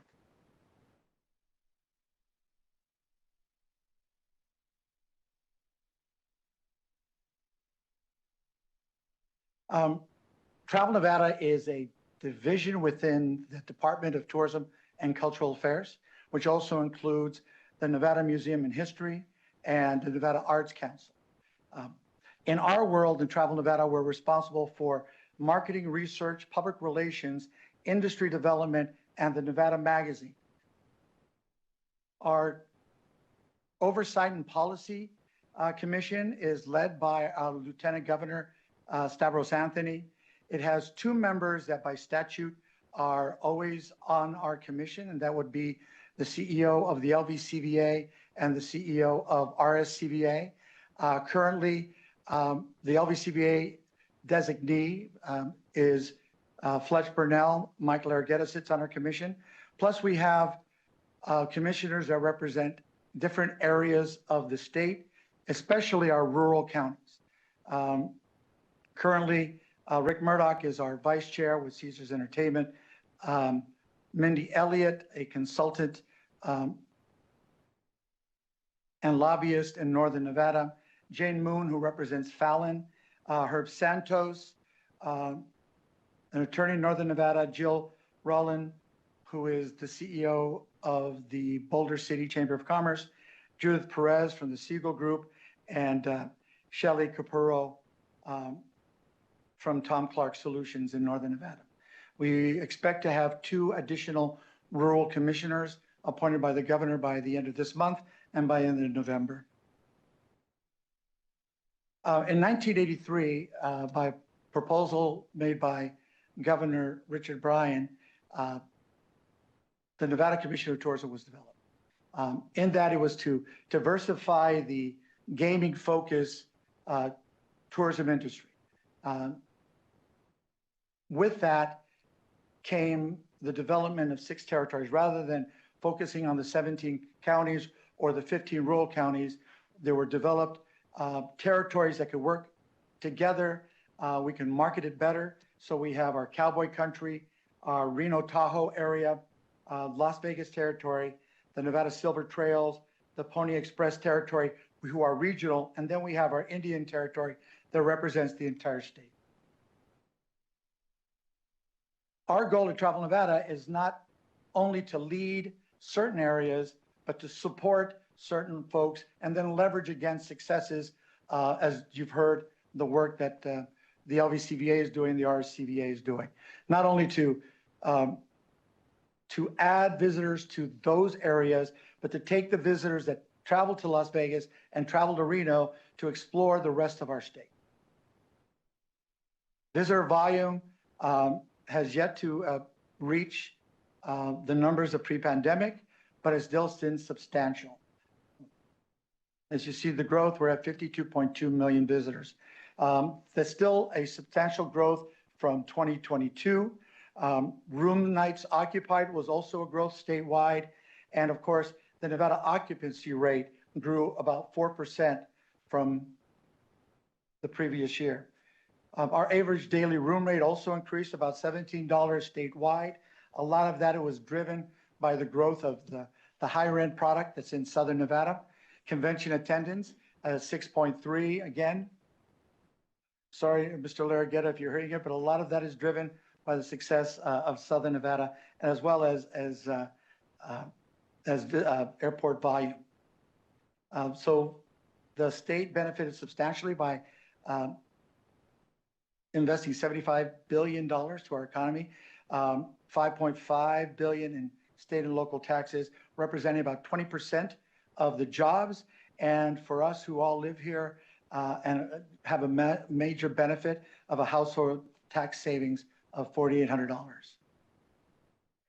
We wanted to touch a little bit on the rural areas. We're very fortunate that we have two strong airports, one major one in Southern Nevada and our Reno Tahoe Airport that could have access to feed our visitors, though a large portion of our visitors are drive market. So we're really reliant on California, on Oregon, on Utah, Arizona, and other states around us. Rural stats, the statistics, we had a record-setting growth of tax room collection of $1.26 million. That's based on the 3/8% that is allocated to Travel Nevada to help market the destination. Visitors volume was 5.4 million, and room nights occupied also had a growth of $3.24 million. I wanted to touch a little bit on these next three slides. One, not just to show the growth over the years, but to show how rural Nevada really wasn't majorly affected by the pandemic. If you look in 2020, we did have the drop, as everyone did, but we immediately surpassed pre-pandemic numbers in 2021, 22, and of course 23, slightly flattening out. Same thing with other areas, which I'll touch on shortly. But visitor spend had an impact of $2.1 billion, over 17,900 jobs, which represented about 8.5% of the jobs, and labor income of $657.6 million, generating state and local taxes over $277 million. Gross revenue, gaming revenue by county, of course, if you see the blue line, that's Southern Nevada, of over $13 billion. The fascinating part is Washoe and rurals have about the same revenue generation of gaming, each about $1 billion to the economy. I think I skipped over several slides on here, but I wanted to touch base on elements that we believe are affecting tourism. According to tourism economics, occupancy levels are going to flatten up, as well as average daily room rate. But a bulk of the growth are going to be in the luxury products and the upper luxury products. Unfortunately, the moderate hotel product, as well as the low, are going to be the drop. Unfortunately, in rural, we do not have luxury product. Outside of Southern Nevada, it's very limited. Our goal for us is to be able to develop one taxable experiences in the rural areas to drive people there, though they may do day trips because they're going to have the volume of the product will be in Southern Nevada and up in Washoe County, but we want to drive spend in those areas. So at Travel Nevada, we've developed what we call our 3D program, which we're providing grants to communities to develop programs and products that can generate tax to those areas as well as jobs. We're on our second phase. We just awarded $1 million to 2 different groups, one in the Washoe County, actually in the what we call the Cultural Corridor, which is Douglas County, Carson City, and Virginia City, to develop some programs that we can believe that will drive interest and volume and visitors to that area, as well as Boulder City, that is going to take advantage of a lot of the outdoor rec that's in that space. We're hoping to develop programs along with economic development and to drive some lodging increases that are unique to those rural markets. We know that everyone who lives in the rural communities understands and believes tourism is important to them. Some just don't want too many tourists. So we need to be able to figure out and keep a balance of that. So we're developing a lot of sustainable programs and stewardship so we can not only bring visitors to the areas, but also teach them how to take care of those areas so the people who live in those communities are willing and want them back. And I think that, excuse me, that's it with my presentation, if there's any questions.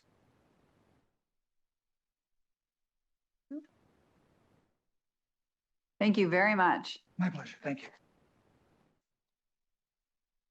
Next on the agenda, we're going to take a couple items a little bit out of order just to accommodate some schedules. So we're going to skip to agenda item number 8, which is a presentation of the interest income generated for the State General Fund. So we have presenting that Zach Koning, the State Treasurer, and Stephen Hale, Deputy Treasurer of Investments. Welcome.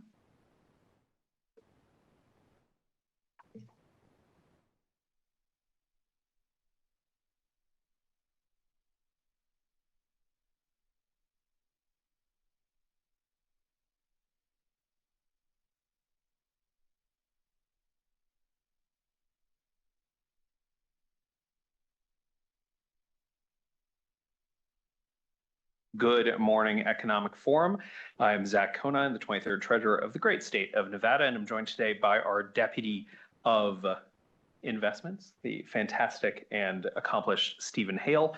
And we're here for the first time to talk about the investment returns of the Treasury because, as you all know, those have gone up, well, pretty exponentially in the last couple of years since we've been here. And that's a combination of factors, and we're going to talk about them. But we also want to take you through kind of what we do to project investment returns, which is, of course, by its definition, a inexact science, but this is a room of inexact science. And so we appreciate the opportunity to talk a little bit more about the work we do. Can you all see the PowerPoint? Is that visible to you all? No? Thank you. Okay, perfect. And so we'll just start here to talk scope and scale. In the past, the Treasurer's interest returns were relatively de minimis. This year, they will be in fiscal year 24 in excess of $350 million, which is not de minimis. So we always like the opportunity to put this chart up. We joined the process kind of right around 21 for Stephen and I, and I came into office in 19. And so we're happy to show what is basically a hockey stick of investment returns. Investment returns in the state are driven primarily by 3 factors. One is assets under management. And so part of this is a prediction game on what kind of assets under management we'll have. That number's gone up over the last couple of years due to both federal dollars coming in the door that haven't yet gone out the door, as well as tax revenue being greater than expected. And then the second piece, of course, is what happens with the market. And the third piece is what happens from a prowess perspective I'll talk about the investment prowess piece because I know Stephen doesn't like talking about himself, but Stephen and his investment team have effectively professionalized what we did from an investment perspective prior to our time here. In the past, the investment efforts of our office were basically an accounting measure, right? Making sure we had enough money to pay the bill on the day the bill was due, sometimes paying bills before they were due, which is an interesting choice, but not a good one.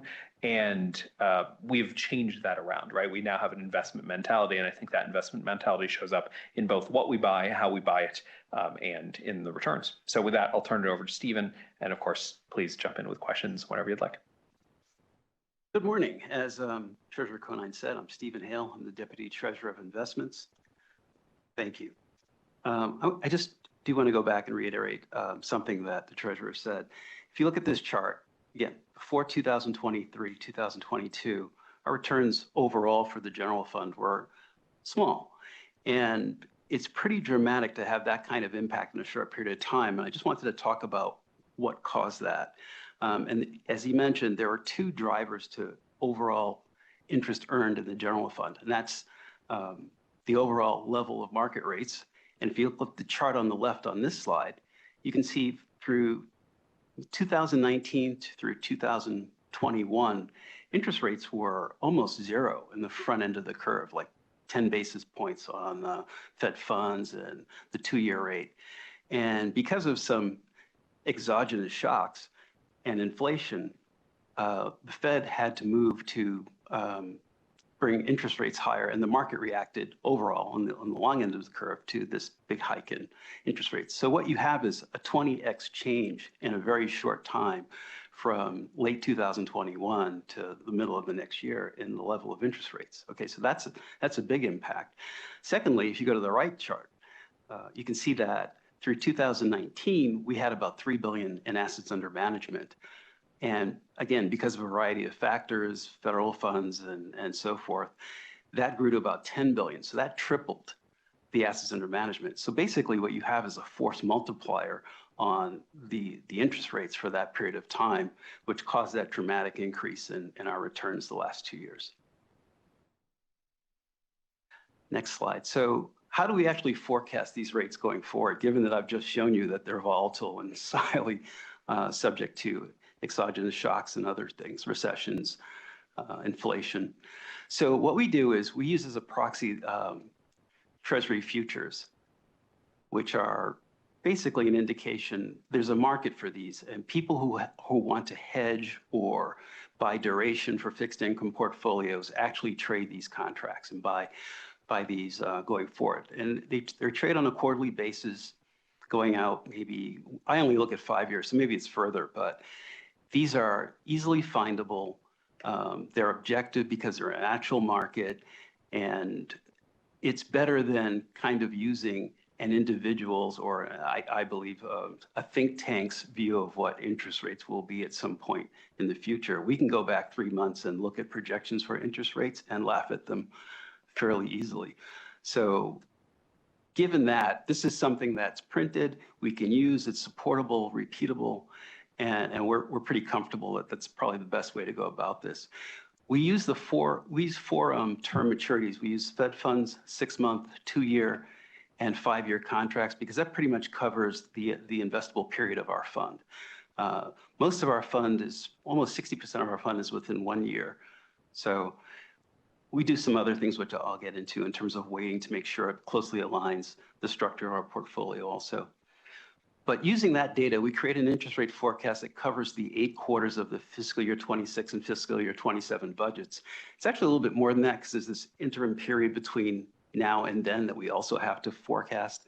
So it's more like 14 or 15 quarters, but that's in a nutshell what we do. So we have that matrix of interest rates that we've calculated. We have a blended rate for each quarter going forward. So how do we project total assets? Do 5 things. We look at historical trends, and just to have a sense of how funds are coming in and going out, regardless of what we think every quarter. Sometimes we're surprised at what actually happens in terms of revenues, like Formula One had an impact that you could actually see.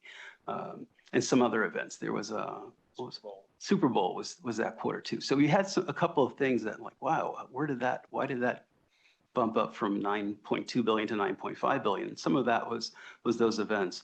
We adjust for seasonality because sometimes we have large expenditures that only happen in a particular quarter. And so we try to adjust for that in the respective quarters going forward.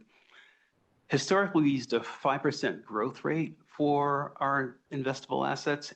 That has turned out to be conservative. And so we could argue that we could continue using that, but that is something we'll evaluate and look at based on, again, looking at current trends and seeing if it still makes sense. But definitely the portfolio grew by more than 5% over the last 4 or 5 years.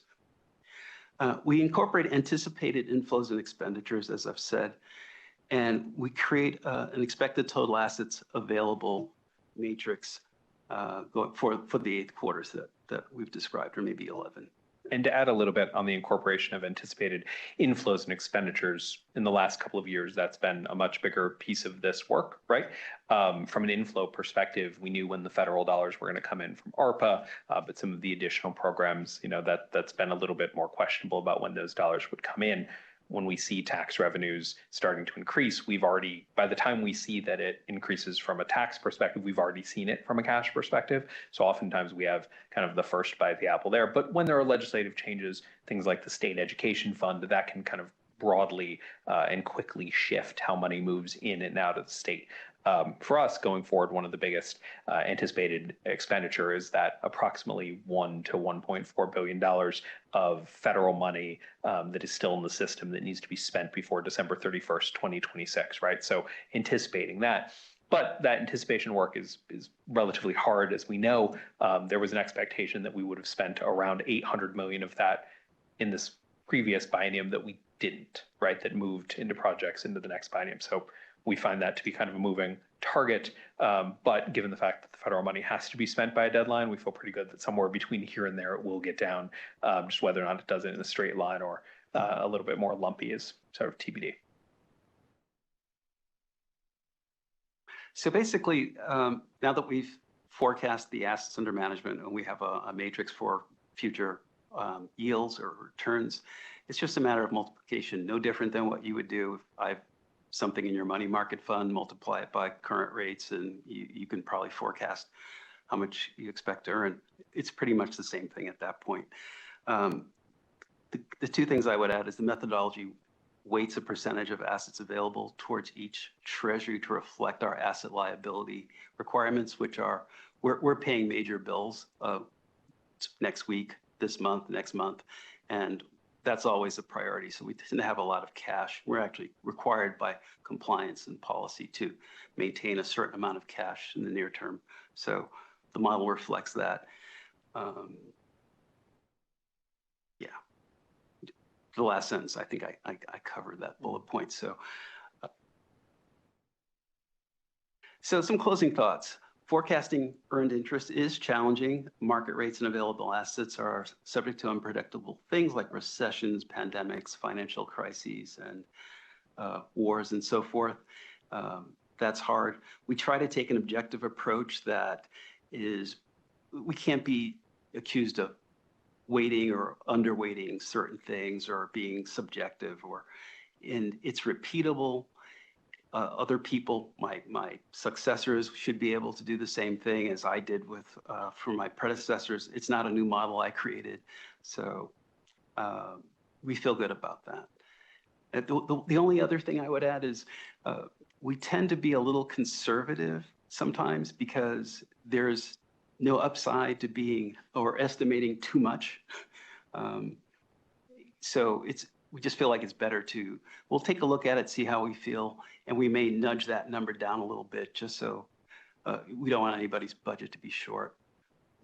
I think this is probably a group that deeply understands sort of that there's no upside in optimism in our work. And so we appreciate the opportunity to go through the methodology. Again, I'm Zach Conine, the treasurer, Stephen Hale, chief of investments. Happy to answer any questions about literally anything. Literally anything. Thank you. Brian Gordon, for the record, Treasurer Conine. Great for both of you to be here. So thank you for the walkthrough on the process and how you go about developing these forecasts. Obviously, the base of assets that you're starting with and how that moves over time, like you said, could be smooth or lumpy.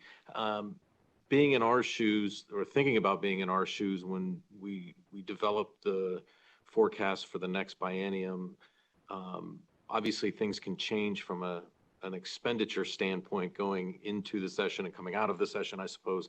How do we think about the adjustments that need to take place for the next couple of years and the timing of all of that? I really haven't thought through how that actually works when we develop these projections going into the session and then ultimately coming out. Thanks for the question, Mr. Gordon. Zach Conine for the record. Generally, we feel like it mostly works out in the wash, right? With the exception of large, lumpy things. And those large, lumpy things end up being either major shifts in how the state does something, like the move into the state education fund from the previous educational input that took 50 odd years to get done, right? So we don't expect that will happen again. Movements of federal dollars into the state and knowing when those have to get out. But functionally, right, if the state spends $500 million 6 months earlier than we thought we were going to do it, that will matter from an investment return perspective, but it won't really matter from an investment return perspective. Some dollars will be sooner, some dollars will be later. So I don't know that there's a ton of value in trying to get it exact, because we know that the legislative process will change pieces of that puzzle. We know that, in the case of the ARPA dollars, there are plenty of private participants in that process, some of whom are going to move more quickly than we expect them to, or less quickly, some of whom are going to submit for reimbursement earlier or later. Our job, what we've gotten pretty good at, is making sure that we have enough money to pay the bills at any given point of time, but that we are maximizing potential output going forward, right? We have a fair amount of cash on hand to pay those bills, but we also try to stay kind of as tight as we can, thinking of our core mandates, right? Our first mandate is not losing money, and our second mandate is not losing money. Our third mandate is making sure we have enough money to pay the bills. The fourth mandate refers back to the first two, and then the fifth one is making money, right? And so we look for opportunities to do better, but we understand that our kind of purpose in life is not to find home runs, right? We're trying to hit singles as consistently as possible. That's great. Thank you. And the conservative nature of how you approach it probably also helps in that process. Thank you. I'm not looking for an exact numbers by any means, but just your present estimate as to how revenue in this next biennium will compare to the revenue in the current biennium. I'm not looking for exact. I'm just get a feel for where you stand. Thank you, Member Levitt. And just to confirm, you mean from a Treasury perspective, not from a state perspective, because you all are going to sort out the state perspective. Okay. We think it looks kind of similar to how it is now, with a slight decrease because interest rates are going to decline and assets under management are likely to decline, right? So more similar, I think, to the 23, 22 levels than to the 24 levels. 25 will still be pretty good from an assets under management perspective, but I don't want to speak for the Fed, but I expect they will continue easing in some way, shape, or form. That will show up in our work. And we don't expect that assets under management should continue to increase anywhere close to the rate that they've increased in the past. They may decrease as we spend some of those ARPA dollars. And both of those things should bring that number down a little bit going forward. But of course, we go through this process in advance of the December Economic Forum meeting historically. And so we're starting that piece of business now. But we'll know, right? Futures contracts are not going to look the same in 60 days as they do right now. I've thought of the possibility, now we talk about this later, of bringing this one in, given the size, to the ones we consider directly, as opposed to having it considered by the Technical Advisory Committee, as being a possibility anyway. Yeah, that will be an agenda item a little bit later this morning or early this afternoon. I understand that wasn't a question, Chair, but if I could comment briefly. Exactly. We deeply support that work, right? Because it brings a little bit more attention to the fantastic professionals in our office who are doing the work, and I think they deserve that. But secondly, because we have used this model to come up with interest rates for a long time. I have yet to find a model that doesn't get better when more smart people are looking at it and talking about it. And so we appreciate the opportunity to do better, which we think will happen if there's more eyes on it. So for the record, Linda Rosenthal, just a couple quick questions. It looks like your assets in 24 were 9-something billion, right? We know we've got this reduction that will come from spending the federally mandated spend of 1.4. Can you remind me the timing? When does that have to be spent by? So for a vast majority of the federal money that came in through the American Rescue Plan Act, or ARPA, there was an obligation date that is December 31st of this calendar year and a spend date that is December 31st of 2026. Spend means out of Nevada hands, right? So the state treasury at that point theoretically won't have the money. I should just generally comment that some of that is statutory, but a lot of that and the rules around what spend looks like are regulatory. And so changes in administration, which we will by definition have a change in administration, could change those rules pretty dramatically. But we expect that the timing stays about the same. And for your current forecasting, I know you don't know when it's going to be spent, but what are you assuming in your current forecast for the next biennium in terms of when that 1.4 billion is spent? Is it ratable? Is it lumpy? Yeah, so it's a great question. And so we've been working with the governor's finance office, Mr. Nakamoto and others in LCB finance to effectively go line item by line item. We will know we have a pretty good idea, I would say now, of 99% of what the obligations of spend are, right? We know that there's $380 million or so in the Home Means Nevada program, et cetera, et cetera. And so those different line items each have components that they've been obligated to, and we can get real smart about cash flows within them. We're starting from big number first, moving to smaller ones. Like I said, in the work that we do, if $2 million gets spent on Thursday or Tuesday, that doesn't really matter for what we do, right? But on the housing side, for instance, it's very lumpy. It's $20 million, $30 million going to a specific program that will go out the door at one time. So we want to understand when those times are. As of right now, it's being forecast in kind of a straight line, right? Take the 1.4 and that 2-year period and just we can get better than that. And so we're working through each individual line item to try and get smarter on the areas we can. That's the same work that Stephen does and Stephen's team do on education spend, on tax revenues coming in, et cetera, because the closer we get to what actually happens, the more effective we can be in deploying the capital. Thank you. And then just a question on the rate portion of the forecast. I assume you have an investment policy that you have to follow. Is that mandated by the legislature or your office? So who sets the investment policy? Treasurer Conine for the record. So the investment policy itself is set by the Board of Finance, which is myself and the controller and the governor and 2 public members. Generally, we are constrained by some constitutional prohibitions about the type of assets we can own. That constraint goes a little bit tighter with statutory constraint, and then that statutory constraint goes a little bit tighter on policy. Most of the constraint exists at the statutory level. The types of assets we can buy, their credit ratings, et cetera, are primarily set at the statute level. And then on a couple of them, we go a little bit tighter on policy. The investment policy does not change super frequently. Occasionally changes when the legislature allows us to purchase a new type of asset or removes our ability to purchase a new type of asset, which happens relatively infrequently, or changes when there's a directional decision by the rest of the members of the Board of Finance and our office. Thank you. And so if I understand right from your presentation, the benchmark rate, the average of the benchmark rates you use, though, to do the forecast are basically federal treasury rates, right? So very conservative and therefore low. Yes. It sounds like there is room in your investment policy to invest in things that yield higher, and this results in your conservative estimate rate. Am I understanding that right? Treasurer Conine for the record, that's absolutely right, Chair. Great, thank you. And then I guess just one more comment, maybe more for Mr. Nakamoto. When we get to the agenda item, when we're talking about whether or not we want to consider moving this to a major, if you're able to pull up just kind of historically the forecast versus actuals for this revenue source, and I know it's been a minor, but if you have that data, that'd be helpful. Thank you, Madam Chair. Michael Nakamoto from the Fiscal Analysis Division for the record. When we get to that agenda item, I will have, I'll scribble notes furiously between now and then, and I'll have that information for you. Thank you very much. Questions? Thank you both very much. We appreciate the information. Thanks for having us. Have a great day. Thank you.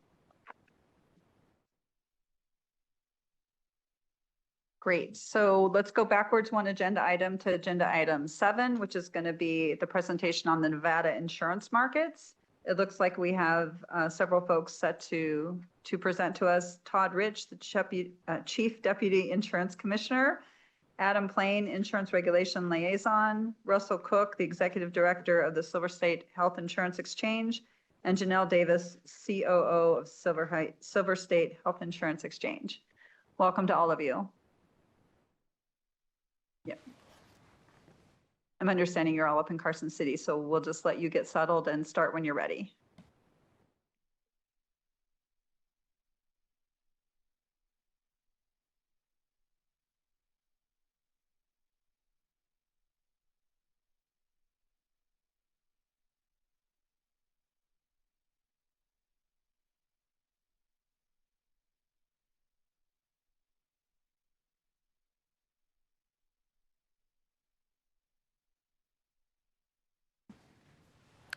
Good morning, Madam Chair, committee members. My name is Todd Rich, and I serve as the Chief Deputy Insurance Commissioner for the Nevada Division of Insurance. With me at the table is Mr. Adam Plain, who is our division's Insurance Regulation Liaison. We very much appreciate the opportunity to be with you today and talk about our insurance markets. We'd like to share some details on the current Nevada insurance market and the potential impact to the insurance premium taxes. I'd like to begin with a quick overview of the functions of the division, and then I will review the life and health segments of the market. Mr. Plain will then discuss the growing property and casualty areas. We'll try to provide our view of the market and what we are seeing in respect to potential future trends. At the end, we'll be happy to answer any questions you or the committee may have. The division's foundational mission is really to protect Nevada consumers in their interactions with the regulated insurance companies in the state. We achieve this by ensuring that insurance companies are solvent and they have the financial capability to pay claims. The agency also gets involved at an individual claim level when consumers feel that they are not receiving fair treatment regarding their insurance contracts. To date, for this calendar year, the division has recovered about $7.8 million that goes back to consumers. The division is responsible for regulating auto, home, medical malpractice, health, life, and title insurance. Additionally, we regulate the service contract industry, as well as the Nevada self-insured workers' comp model. The division is responsible for approving rates and forms, and currently we have 140 domestic carriers and over 1,400 authorized carriers who operate in the state. We examine these companies both from a financial solvency and market conduct perspective. And since the pandemic, we have seen a significant increase in the number of individual producers. We are now at approximately 249,000 individual producers, and most of these are from out of state. And when they renew their licenses, a large portion of the fee goes to the general fund.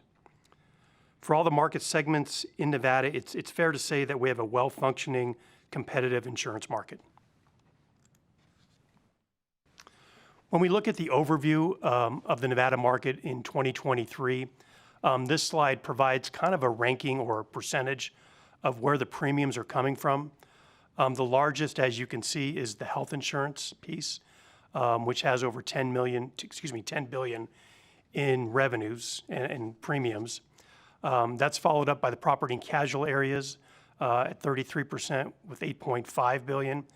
And then the life, accident, and non-traditional health products, which is about $7.1 billion, which accounts for about 28% of the total amount of premiums in the state.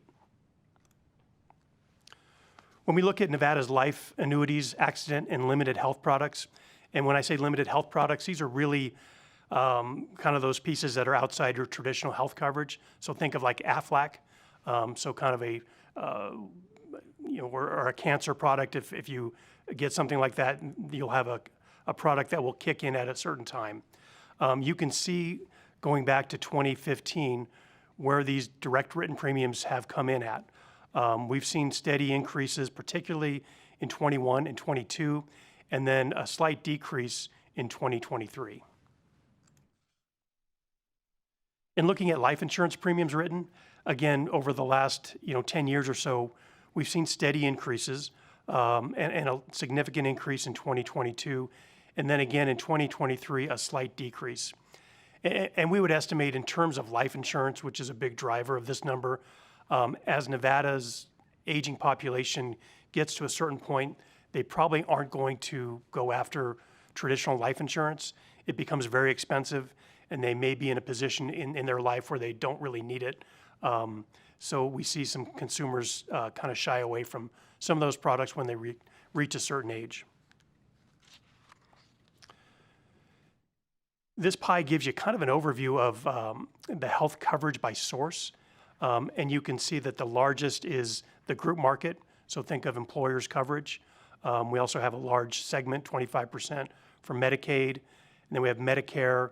And then the commercial market, which the division regulates, is the large group, small group, and individual market. We're estimating that we have about 300,000 uninsured Nevadans. And I think our colleagues from the exchange are going to delve more deeply into that piece of it. As I mentioned, the division only regulates the fully insured market, again being individual, small group, and large group. However, insurance premium tax is paid from this market in addition to association health plans, which are considered small group and large group, but they do contribute to the premium tax. Additionally, the Medicaid MCO plans pay into the premium tax, but this fee-for-service traditional Medicaid does not. When you look at health insurance by lines of business, you can kind of see the various lines, including individual, group, vision, dental, et cetera.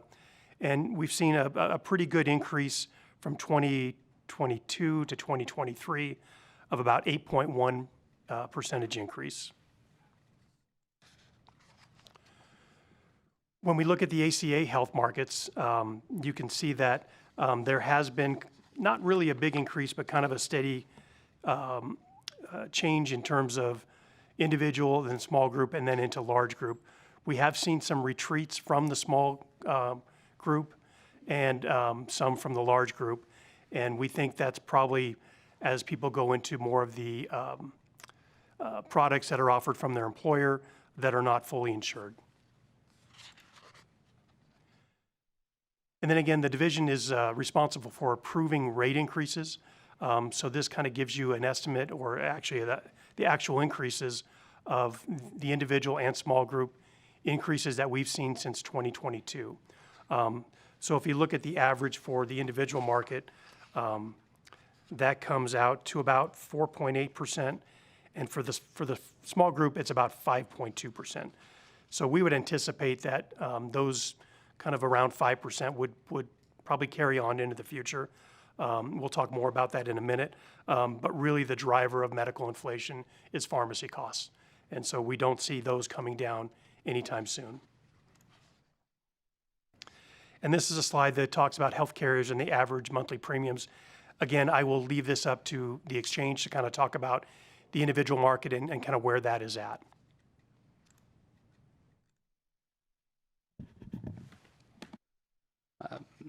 Thank you, Todd. For the record, Adam Plain with the Nevada Division of Insurance.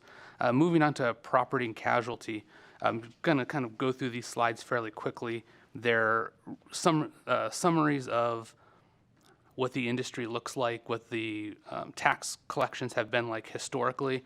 But I think where the Deputy Commissioner and I want to spend most of our time is talking about forward-looking items to help with the forum and projections for the upcoming biennium.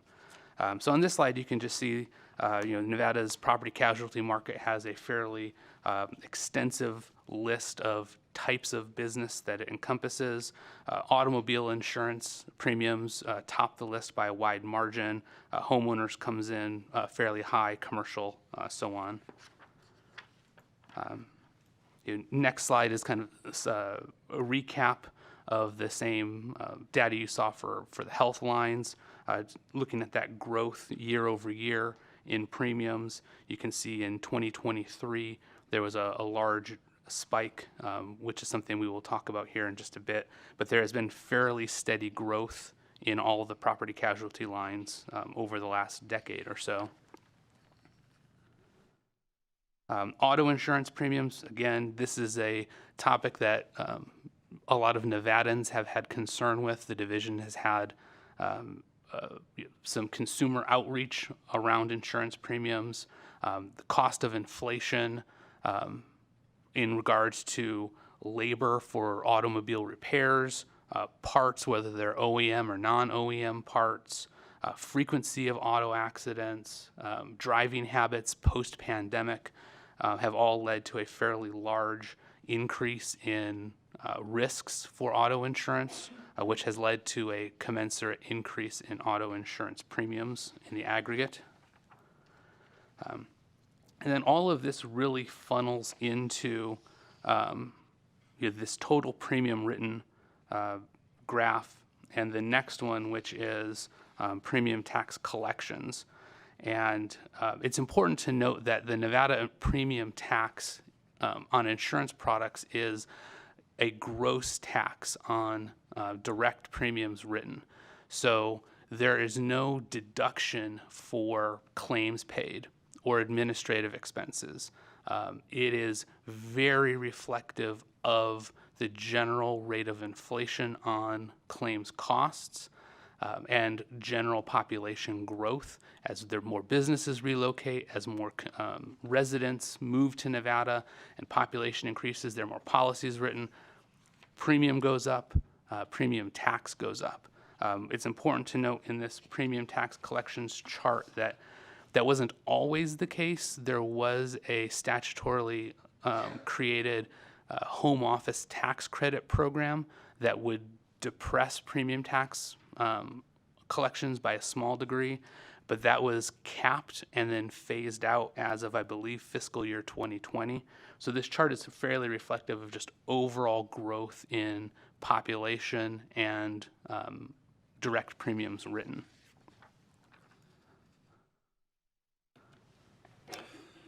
Again, this is Todd Rich for the record. I did want to mention something in respect to the medical and health insurance side. In 2023, we did have a health insurer go insolvent, and this is pretty unusual. This is the first time it's happened in about 10 years. A company called Friday Health Plans went insolvent, so the division placed this company under receivership. And so what this means is that we bring in someone to manage the company and to pay the claims out. And the reason I bring this up, because there could be a potential impact to the premium tax for the carriers that were involved, because there was an assessment, about $15 million, that was assessed to our health carriers in the state to help the Guarantee Association pay these claims. And in accordance to NRS 686C.280, these member insurers that were having to pay this assessment can pay, they can offset the assessment to 20% of the amount over the next 5 years. So they may get an offset in their taxable base because they had to pay out this assessment. So moving on to kind of forward-looking topics, we definitely want to spend some time on auto and home rates and the overall concerns that we've seen at the division.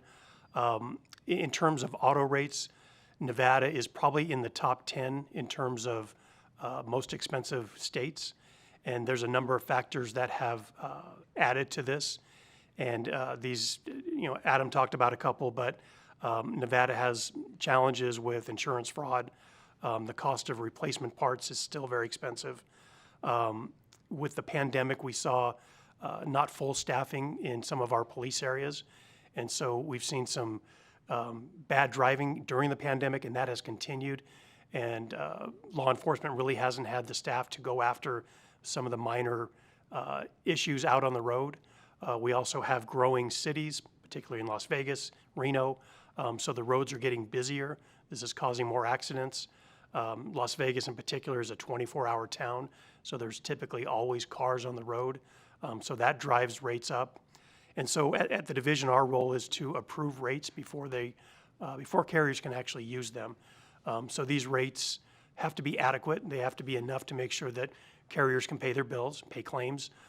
They can't not be unfairly discriminatory, and they cannot be excessive. And so we look at the rates, we approve them, and unfortunately, we've had to approve some large rate increases. We look at carrier profitability, we look at some of their projections into the future, and if these rate filings are appropriate, we approve them. So the ones that we've approved for this year won't go into effect till next year and the following year. So we're seeing 10, 20, 25% rate increases. So there's definitely going to be some rising in terms of premiums and then the subsequent taxes that are paid on those. In terms of home insurance, Nevada is fairly lucky because right now we rank about 48th in terms of cost of home insurance. So we're definitely on the low end. Nevada does not get a lot of catastrophes in terms of some of the hurricanes we just saw in the southeast. We don't get windstorms or hailstorms.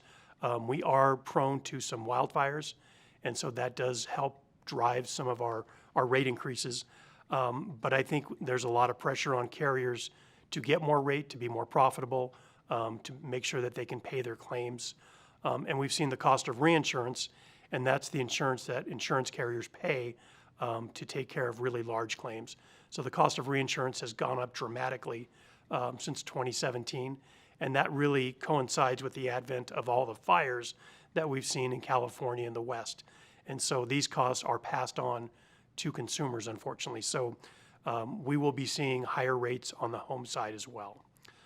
We are seeing some cancellations and non-renewals by some of our larger home carriers.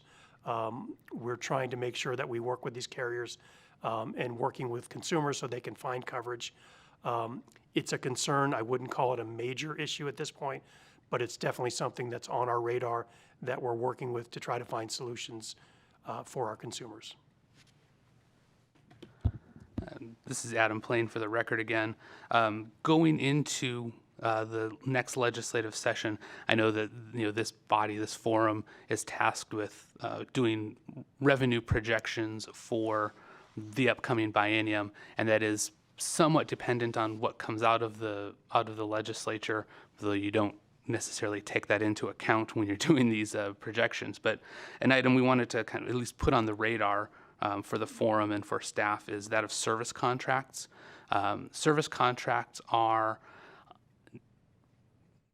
regulated under Title 57, though they are not traditional insurance products. Service contracts could be things like when you buy or sell a home, there may be a warranty to fix appliances. Or if you buy a car and you get those, talk to me about your new car warranty mailers. Or if you go to a retailer and buy electronics over, I think $250 is the threshold. So a video game system, a cell phone, a TV, and they flip the point of sale terminal around and it says, do you want to pay $39.99 for 3-year protection? Those are all service contract items. And while they're regulated by the division under Title 57, they're getting a little bit more scrutiny recently. Senate Bill 436 from the past session directed the division to do some reporting on the service contract industry, the scope of it, how it's interacting with consumers. And so we put this on your radar just to note that this service contract industry in Nevada is looking at about $690 million of revenue in calendar year 2022 against $176 million of claims in that same calendar year, and they are statutorily exempt from the insurance premium tax. So if the increased scrutiny continues through the legislature, this may be a topic that we revisit in terms of projections in future periods. And then finally, going back to the health insurance segment, I had the pleasure of addressing this forum back in, I think, 2012 and 2014, when we were talking about the implementation of the Affordable Care Act and what that might do to health insurance premiums. And I think everyone here at the time basically said, well, We don't know. We hope that it will cause more people to be insured, but it's a big unknown. And one of the things that we've learned over the past decade is that the actions at our state level are having some effects that were unanticipated at the time. And one of these is this concept of federal defrayal. Through a very convoluted process, the federal government pays health insurance carriers tax credits on behalf of consumers who meet certain income thresholds. And the federal government, back when the Affordable Care Act was passed, decided we don't want this to be a green light for states to impose new benefit mandates, thus driving up the premiums, thus increasing the amount of premium tax credits that the federal government is liable for on behalf of consumers. So there are certain checks in place, and one of those is if a state passes new health insurance benefit mandates on its state regulated market for individuals, and those mandates cause premiums to go up, the state is liable for those payments, not the federal government. And I understand that that's that's an expense side item and not a revenue side item.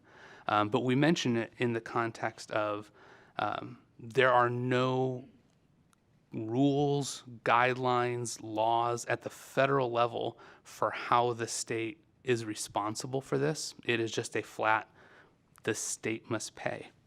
So in the situation where the state is liable for these payments, which there is a possibility that the state will have a small liability or some liability for plan year 2025, and we don't know going forward.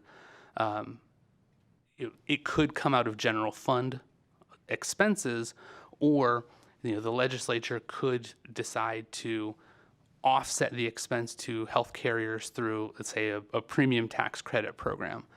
So again, we bring this to light only to discuss it in the context of it may affect future insurance premium tax revenue projections.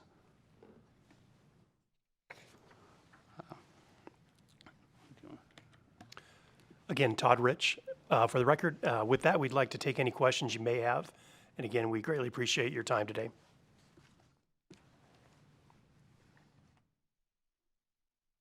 If I may, on that last point that you just made, what's the magnitude? I know that we don't know where it's going to hit, but give me size-wise, if that did hit on our side and wasn't passed on, what's the magnitude of that? In terms of the defrayal? Yes, I'm sorry, yeah, defrayal. Great, thanks for the question. We had our contracted actuaries take a look at the mandate, and we're estimating for each plan year potentially $2 to $5 million. Originally, it was higher. Again, we don't know the prescribing habits because it's a pharmaceutical mandate, so we don't really know till it actually happens. And again, at the division's role, our job is to identify that this is a defrayal issue. How the state pays for it is yet to be determined, and that would be a policy decision kind of above our pay grade. Right. Very great. And then one other question that you talked about, you said for the home insurance piece that we're seeing a lot of cancellations and I guess it's non-renewals. And I thought that was contradictory, so hope clear it up for me when you said earlier that, we're a low risk environment. We're 48th out of, 50 states from a home insurance. So what's driving that? Are carriers, it sounds like carriers are exiting the market potentially, and why would that be? Because this seems like a lower risk market for these home insurance carriers. So help me bridge those two things. Is one that we're a relatively low risk, but we're seeing, rates increase on the home insurance market. Great, and thanks for that follow-up question, because I want to make sure I clarify that. Again, Todd Rich for the record. When I said that Nevada ranks 48th, that's in cost compared to other states. So we're on the very low end in terms of what Nevada consumers pay for their home insurance. So it's approximately $1,040 per year compared to some other states which are much higher. So in terms of the cost, we're on the low end, but we are starting to see some carriers be concerned about being in our market if they don't get a rate increase, or that they think that the wildfire risks that we have in certain parts of the states, particularly northern Nevada, and we just had the Davis Creek fire, and it was not significant in terms of homes lost compared to other fires. So carriers are seeing there are some potential risks of writing in the state. So we've had a lot of discussions with a lot of the big carriers to really share with them that we've never had a major fire issue in Nevada. I think the most homes we've lost has been 40, which is nowhere close to a Colorado, California, Hawaii, et cetera. So again, to clarify, we're still on the very low end of what people are paying, but we think those rates are going to ebb up a little bit as carriers are requesting more rate and they demonstrate a need for more rate. I hope I was clear on that. Yeah, jump in. Yeah, that was helpful. But relative to the other, call it states, we're still, that increase is still lower on a percentage basis than it would be for Florida, for example, I assume, on average. Yeah, we're approving some rates, in the 10 to 15% rate arena. So those rates will go up. We're seeing some cancellations, but we're finding that those consumers are finding other carriers to cover them, and particularly kind of in the what we call the WUI areas, and that's kind of the interface with where people meet the trees and places like Incline and some of the areas in northern Nevada. So these folks are receiving cancellations, but they are finding coverage. But we are, I think, going to anticipate home insurance rates going up all over the state. And Adam, jump in if I... Thank you, Adam Plain, for the record. Just to kind of add on to what the Deputy Commissioner Rich said, I think traditionally rate setting in the property casualty market especially has been based on actuarial science or actuarial analytics that is backwards looking. You look at historical data and trend it forward. And experience over the last 5 years or so in states like California, insurance carriers are saying that really doesn't work anymore. Based on historical data, California's rates were way too low because there had not been a history of large-scale fire outside of that, say, 5 to 10 year window. And so now, we look at this in Nevada, and there still is not that history of devastating fire in our state. So traditionally, our homeowners insurance, property owners insurance premiums for fire and wildfire would be lower. But the insurance industry is looking at this and saying, well, we really need to start looking on a forward prospective basis and less retrospective. So they're using a lot more wildfire modeling systems, risk scoring modeling systems. And it's not just in Nevada, California, it's Colorado.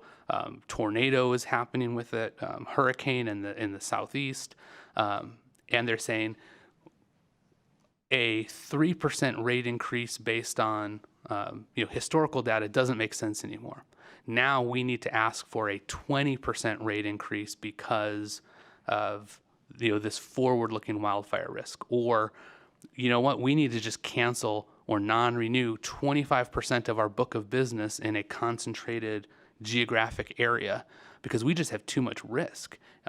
We've had conversations with carriers that say the risk of a particular area being just completely wiped out due to a devastating wildfire may be low, but if it occurs, we stand to lose multiple billions of dollars in that one small geographic area, and our company solvency just can't absorb that. And so that's where the non-renewal cancellation pullback is originating from. Thank you. Brian Gordon for the record. Just a quick follow-up on that. On the auto insurance side, it sounds like similarly could be double-digit increases in overall premiums going forward into the next biennium. Is that how we should be thinking about it from our perspective? Todd Rich for the record. Yes, thank you for that question. Yeah, we are seeing a lot of pressure on the auto side. As Mr. Plain mentioned, we look at historical data and how profitable companies have been, and they're losing money operating in Nevada, a lot of the carriers on the auto side.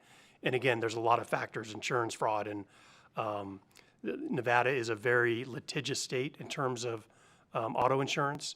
I spoke with a small insurer a couple weeks ago, and they're exiting the market because they felt that Nevada was just too costly to work within. And so we've seen payouts from 10 years ago that were averaging around $39,000. Now they're up to about $130,000. So that cost of doing business in the state continues to go up. We have insurance fraud, we have crowded highways, and so we're actually seeing carriers lose money. So we are granting rate increases in the 5 to 10 to 20% rate increase. I think that will stabilize in the next couple of years, but I don't think we've even seen the impact so much from the insurance tax side, because a lot of those increases will go into effect later this year and into 2025. So from your perspective, I would say yes, I definitely think we will see some significant growth on the property and casualty side of the insurance tax collections. Thank you. That additional color is helpful. Appreciate it.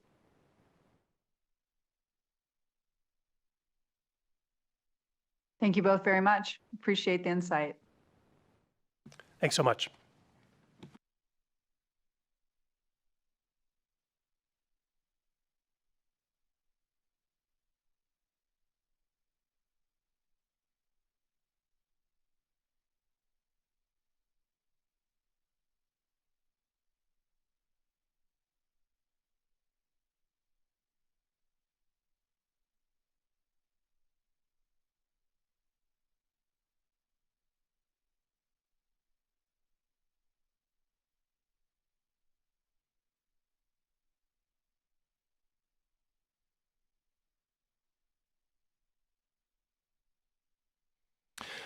Good morning. My name is Russell Cook, and I'm the Executive Director of the Silver State Health Insurance Exchange. I'm joined this morning by Janelle Davis, our Chief Operations Officer, and we appreciate the opportunity to give you an overview of the state of affairs at Nevada HealthLink and the exchange here. So I will turn it over, first of all, to Janelle Davis to tell you a little bit about who we are and what we do. Good morning. Thank you, Russell. Janelle Davis for the record. I'm going to review slide 2, and this just gives an overview of our vision, mission, and values at the exchange. Our vision is access to health insurance for all Nevadans. And our mission here is to increase the number of insured Nevadans by facilitating the sale of health insurance. We provide and connect eligible Nevada residents to quality health care and dental care through the creation of a transparent, simplified marketplace. We are consumer focused. We are innovative. We have a diverse stakeholder involvement. This is vital to our success and implementation of the exchange. And we're business friendly. So the exchange is committed to creating a business friendly environment for the simple purchase of health and dental insurance. Russell Cook again for the record. So the Silver State Health Insurance Exchange is the state agency that operates the online marketplace of Nevada HealthLink. We have a website at nevadahealthlink.com. Hopefully you've heard of us. We put a lot of resources into promoting awareness. And, the essence of what we do is that we connect Nevadans who are not insured by their employer or by Medicaid and who are not eligible for Medicare to comprehensive health insurance coverage. We do offer dental coverage as well, but the vast majority of our enrollees are enrolled in health coverage. Nevadans can purchase Affordable Care Act qualified health plans or qualified dental plans through the exchange, and if they are eligible, they can receive subsidy assistance to help reduce the cost of their monthly premiums as well as the cost of doctor visits. And NevadaHealthLink.com is the only site where Nevadans can get access access to this Affordable Care Act financial assistance. And I do want to emphasize that we are solely self-funded through an assessment on monthly premium fees through the plans that we offer through our website. We use no state and only very limited federal funds to support operations. And just to clarify, the reason we mentioned the federal funds here is because there were establishment grants that were provided under the rollout of the Affordable Care Act. Those funds were exhausted several years ago, and for the last 5 years, we have operated solely based upon our fee-based revenue. All right, this next slide is an overview of the county level data that represents our enrollees throughout the state. You can see here that Clark County is our highest county with, oh, I just lost it. There it is, almost a little over 77,000 enrollees. The next highest would be Washoe County and then Douglas County. And then you can see the rural parts of the states listed as well. All of these figures listed on this slide are current as of October 1st of this year. Thanks, Russell Cook, for the record. And so you can see the proportional distribution of these enrollments throughout the state roughly mirrors the populations of the respective counties themselves. So we have a pretty similar reach, pretty similar impact in each county throughout the state.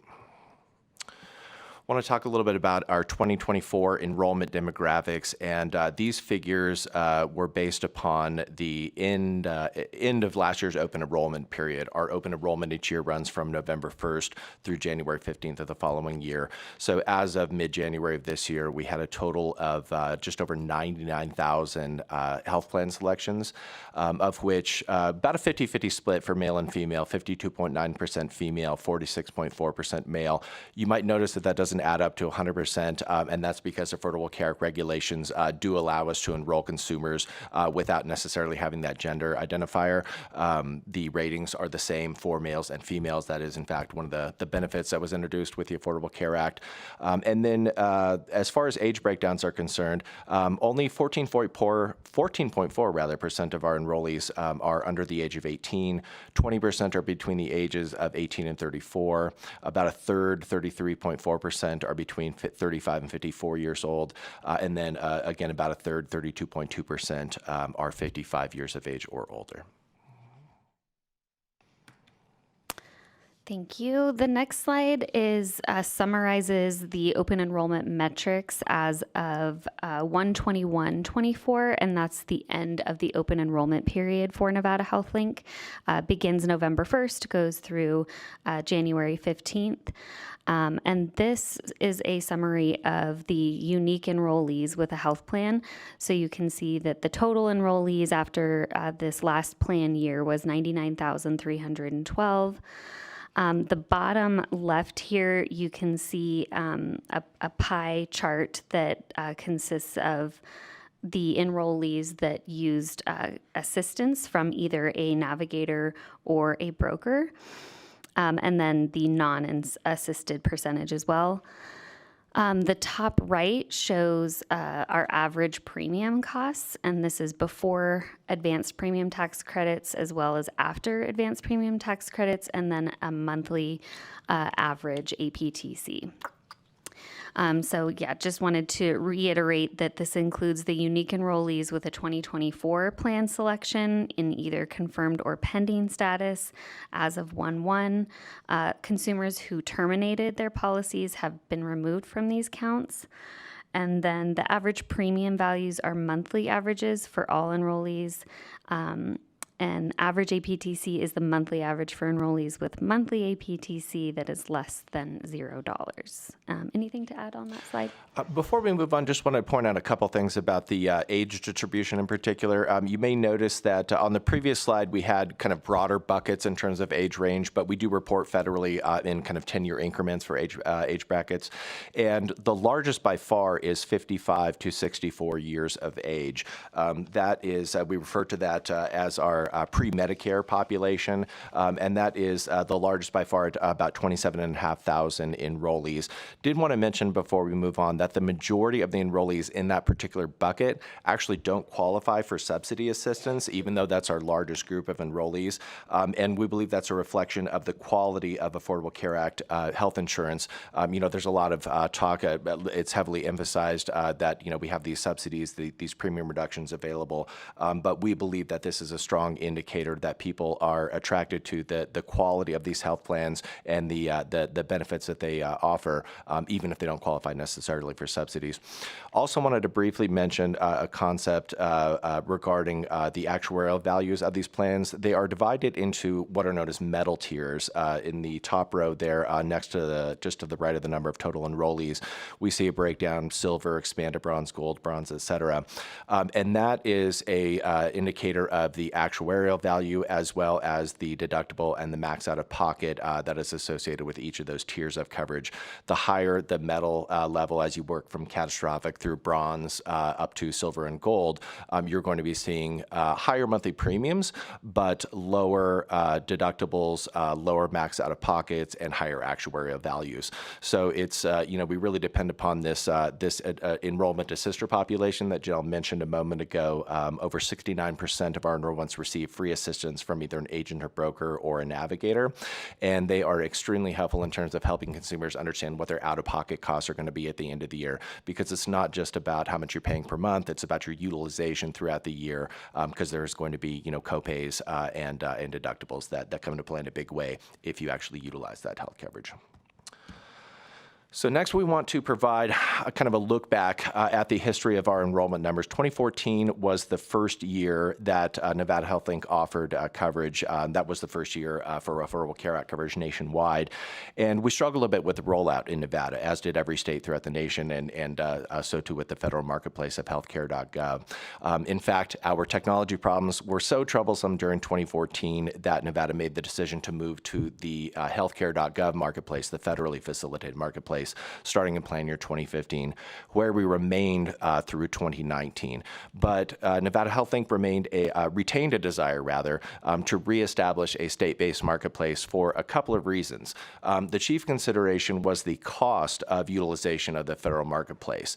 The Centers for Medicare and Medicaid Services were steadily increasing the utilization fee for the marketplace, and we had projected back in around 2018 or so that those increases would literally price us out of business by about 2022.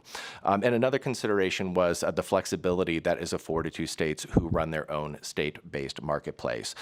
When you're using the federal platform, these considerations like the timing of the open enrollment period, et cetera, are dictated to you by CMS, and being a state-based marketplace offers us a great deal of flexibility in terms of being able to make those types of operational decisions, which we believe are in the best interest of Nevadans. So you can see when we move from 2019 to 2020, that coincides with our migration off of healthcare.gov and onto the Nevada Health Link platform. We did, have a bit of erosion there. We saw the reduction from about 83,500 down to 77,000. That was not the result of any technical issues with the migration. We did bring everyone who was enrolled through healthcare.gov over to the Nevada Health Link marketplace, and we did automatically renew them into coverage for 2020. The erosion that we're seeing there was largely the result of voluntary cancellations from our consumers.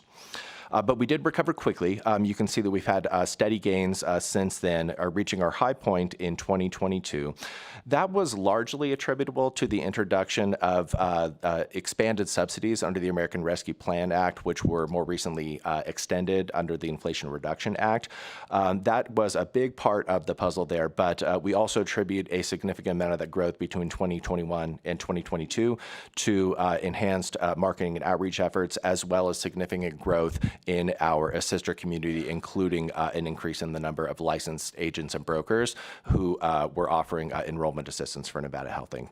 So for the last 3 years, we've been fairly steady state. We seem to have reached, kind of a plateau around 100,000 or so individuals. And just to contextualize that within the statewide insured landscape, we heard from our colleagues at DOI a moment ago that the individual market represents about 4 to 5% of the statewide insured rate. So we fit fit within that 4 to 5%.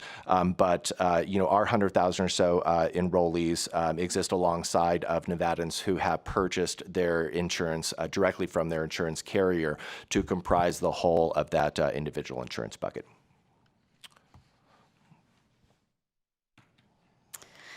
All right, the public health emergency Medicaid unwinding. This last couple of months in August of 2024, that marked our final month of Nevada's unwinding of the public health emergency. I just want to mention that the exchange worked very closely with our partners over at the Division of Healthcare Finance and Policy, as well as Medicaid and the Division of Insurance, to make sure that we were making outreach to Nevada consumers and educating them on this very unprecedented unwinding process, and make sure that their eligibility was maintained and that they did not lose coverage, whether it was on Medicaid or the exchange. So during this time frame, approximately 129,000 Nevadans were referred to the exchange following the loss of Medicaid or CHIP eligibility during the unwinding period, which started in May of 2023. Part of the outreach that the exchange worked on was we implemented a comprehensive outreach campaign. This included boosting our customer service representatives in our consumer assistance call center and making outbound calls. And recently we embarked on a SMS text messaging campaign, and we were able to reach every impacted household with a valid phone number on file. Of the individuals who lost Medicaid or CHIP eligibility, approximately 4,900 enrolled in health insurance coverage through the Nevada HealthLink Marketplace. And I'll turn it over to Russ to add a little bit more context to that. Sure. Thank you, Janelle. Russell Cook for the record.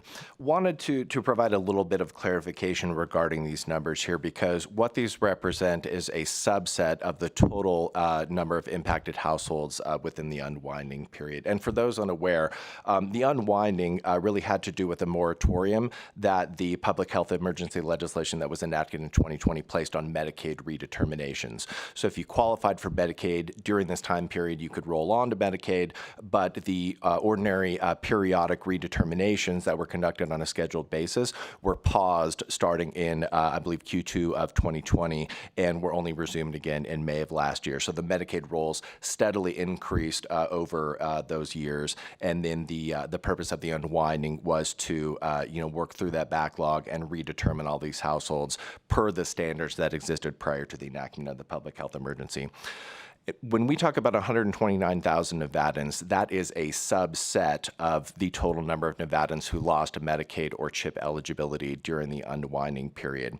And the reason is because we at the exchange only receive referrals from Nevada Medicaid for households that lost their eligibility due to the specific reason of an increase in income, which placed their household income over the Medicaid or CHIP eligibility threshold. There are a number of other reasons why households might have lost their Medicaid eligibility, including what is known as a non-cooperation or procedural denial, meaning that the household did not provide the requested documentation, usually income verification documentation that would have been required to complete the eligibility redetermination. So of the total number of individuals and households that lost Medicaid or CHIP eligibility, we were seeing only a fraction of that. Of those 129,000 that were referred over to Nevada HealthLink, only about 11,500 actually took the next step of claiming their application data and receiving an eligibility determination from the Nevada HealthLink platform. Of those 11,500, only 4,900 re-enrolled. So when we're looking at the gap between 11,500 versus 4,900, that's very near to a 50% success rate in terms of attracting those individuals who actually received an eligibility determination and convincing them to enroll. So that tells us that the website was fairly easy to navigate, and that once consumers understood what their options were and received their eligibility determination, they were fairly easily able to enroll. But over 50% that received eligibility determinations did not enroll.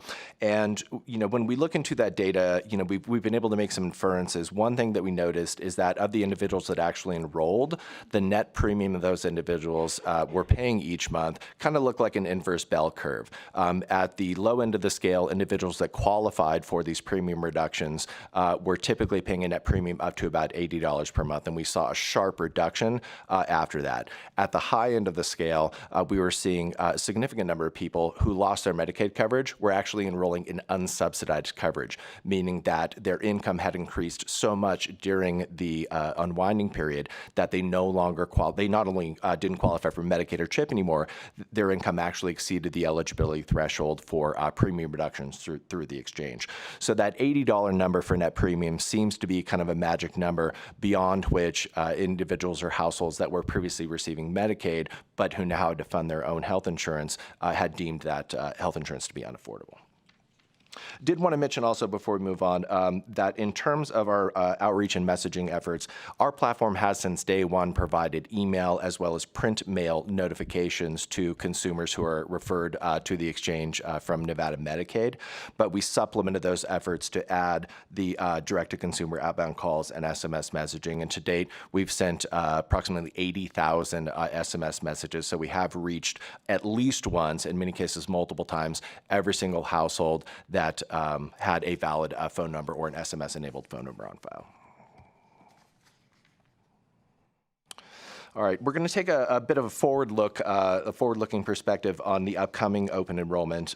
This year, Nevada Health Inc. is going to be offering a total of 141 qualified health plans for sale from 8 different insurance carriers. And those are the same 8 insurance carriers who are offering health plans during 2024 as well. So we were able to retain all 8 of those insurance carriers. And then, as I mentioned a few slides ago, we are offering plans or those 8 carriers rather, are offering plans at all 4 metal tiers: catastrophic, bronze, silver, and gold. Again, as you go up the scale, the monthly premium increases, but so does the actuarial value, and typically the deductible and max out-of-pocket decreases. Wanted to talk for just a moment. The next 4 bullet points detail the kind of county level availability of health plans throughout Nevada. And the reason there's 4 bullet points is because the Affordable Care Act, rating methodology allowed Nevada early on to define 4 separate service areas or rating areas throughout the state.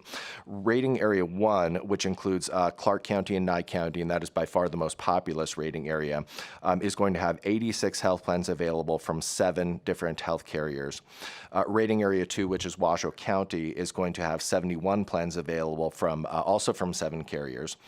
And Rating Area 3, which it comprises Douglas, Lyon, Story, and Carson City counties, we refer to that as our Quad Counties rating area, is going to have 46 health plans available from 4 different carriers. And then in the remainder of the state, Rating Area 4, we refer to that as our rural counties. Those are going to they're going to have 31 plans available from 2 insurance carriers. And you may be wondering why the disparity in terms of the insurance carriers and the plan offerings, and that is because insurance carriers do have the option to provide plans in only a subset of the rating areas throughout the state. Many have chosen not to offer plans in the rural counties, and we believe that is primarily because the demographics tend to skew a little bit older. The actuary analysis is a little bit more complex, and it tends to be thought of as a higher risk pool of potential enrollees. So just wanted to kind of clarify why there wasn't exact parity in each of those geographical areas throughout the state.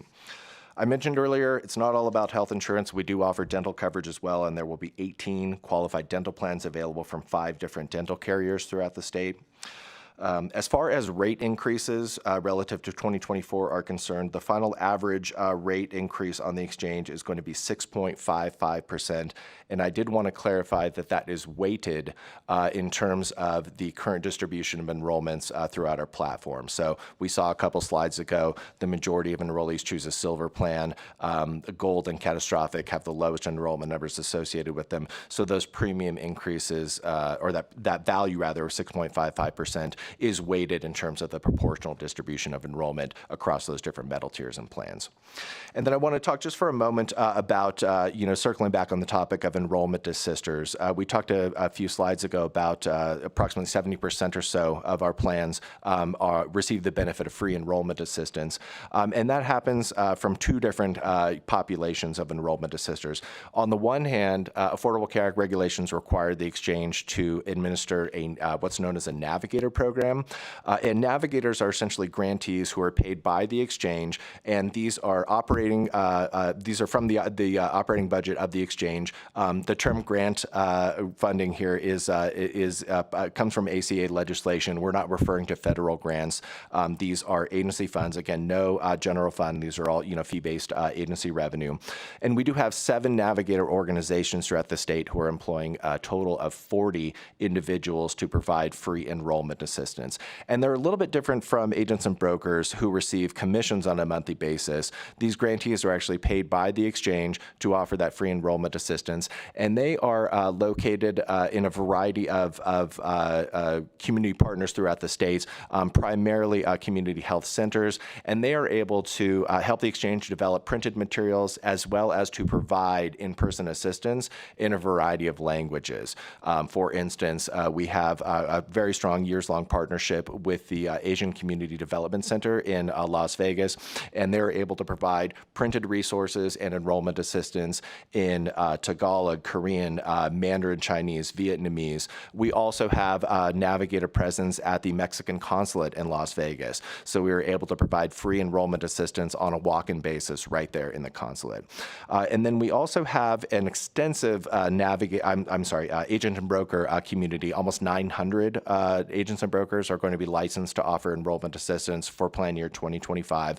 Within that population, each year we single out 8 broker awardees for our preferred broker program. And those selections are based not only on exemplary performance, but we also try to identify brokers who might be kind of up and coming, might be getting into the business, but who are located in rural areas of the state. So this year, for instance, we had a broker named Risa Nolte who works and lives in the Elko area. And this is the first time we've been able to partner with a broker in the Elko area. So we each of these awardees has a $10,000 budget each year, which they can use to promote their business, which in turn promotes awareness of Nevada Health Link. So Risa up in Elko was able to get a billboard up there on I-80. And I actually had the pleasure of being up in Elko last week for a community partnership event there. And I heard extensive and positive feedback from the community about how excited they were. And apparently this has been quite a boon to Risa's business as well. So those are just a few examples of what we do in terms of community outreach and trying to establish boots on the ground partnerships throughout the state that can help promote awareness of who we are and what our plans can do for these Nevadans. Thanks, Russell. Janelle Davis again for the record. Last slide here. This is an overview of Nevada's uninsured landscape, and I want to preface this slide that this is fairly outdated information. It is prior to the pandemic, but it still gives really good insight into the uninsured landscape that Nevada is working with. This is our low-hanging fruit. Before the Affordable Care Act, depending on what you read, the uninsured rate in Nevada was around 24 to 26%. And then after the ACA and the marketplace in our state, that rate went down to about 10 to 12%. And then things obviously changed a little bit after the pandemic. But we relied heavily on the Gwynn Center, who conducted a study that showed an estimated 350,000 to 400,000, or nearly 14% of Nevadans were uninsured in our state. So of those uninsured, 37% were thought to be Medicaid or CHIP eligible, 19% were thought to be exchange eligible with the assistance of those subsidies, so around 77,000. 12% were thought to be ineligible for exchange financial assistance because they had affordable ESI. 27% were ineligible for Medicaid or exchange due to immigration status. And lastly, 5% were ineligible for financial assistance because they were over that 400% of the federal poverty level, which is where our subsidy assistance ends.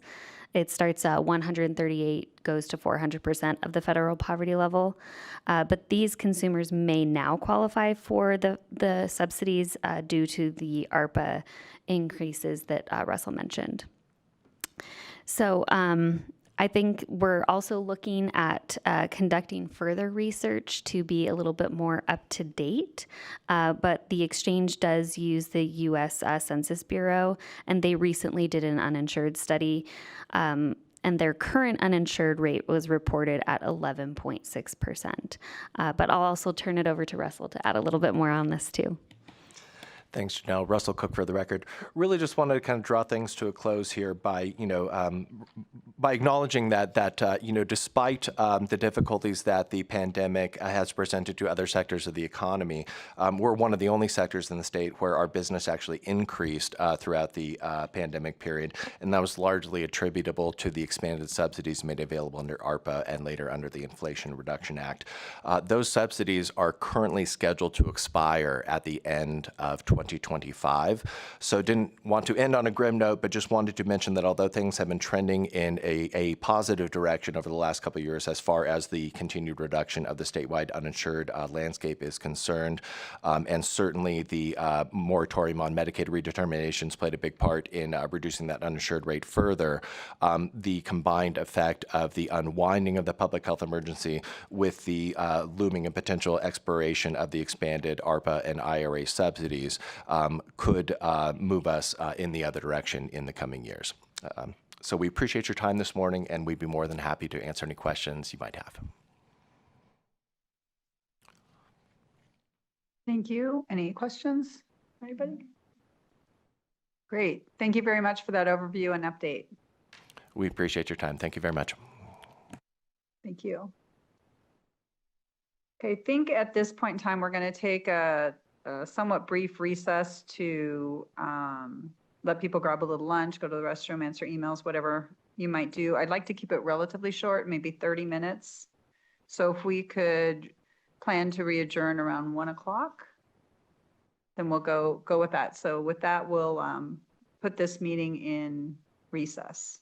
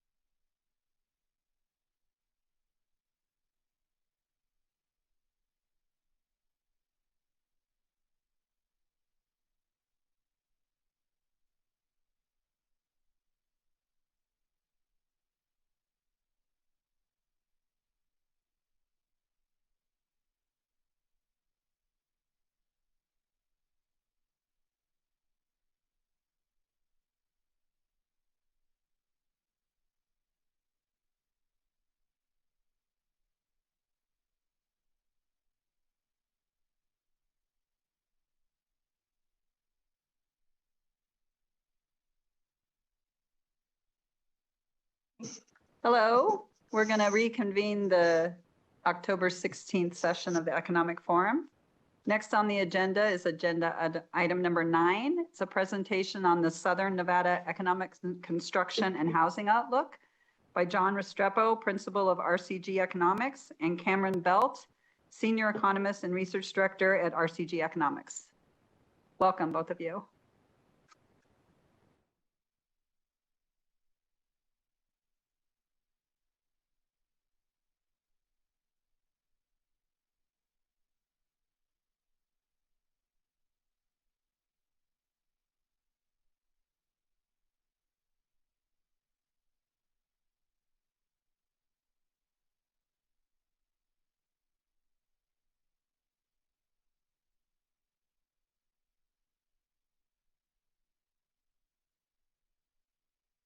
Oh, I'm sorry, I thought it was on. Okay, I apologize. Okay, so what we're gonna do today, we're gonna go over this real quickly for you. I know you guys have have a long day today. How much time do we have, Michael?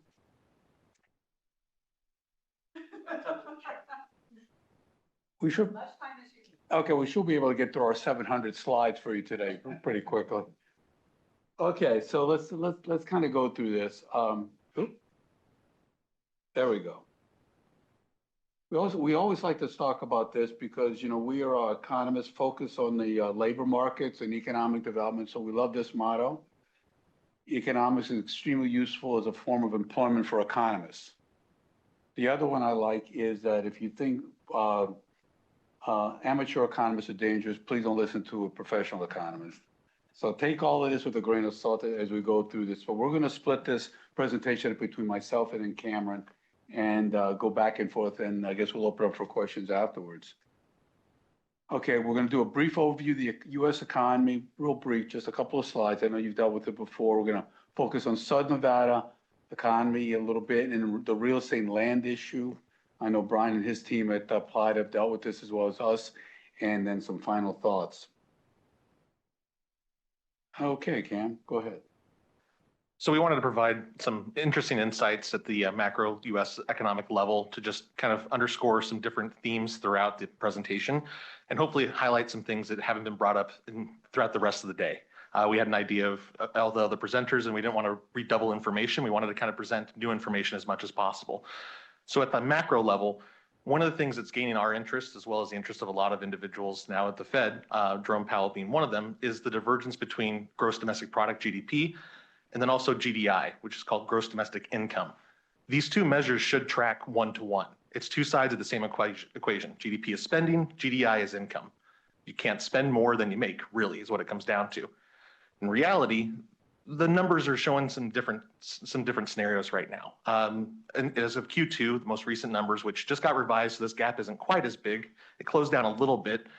GDI is growing year over year at a slower rate than GDP. That raised some serious flags.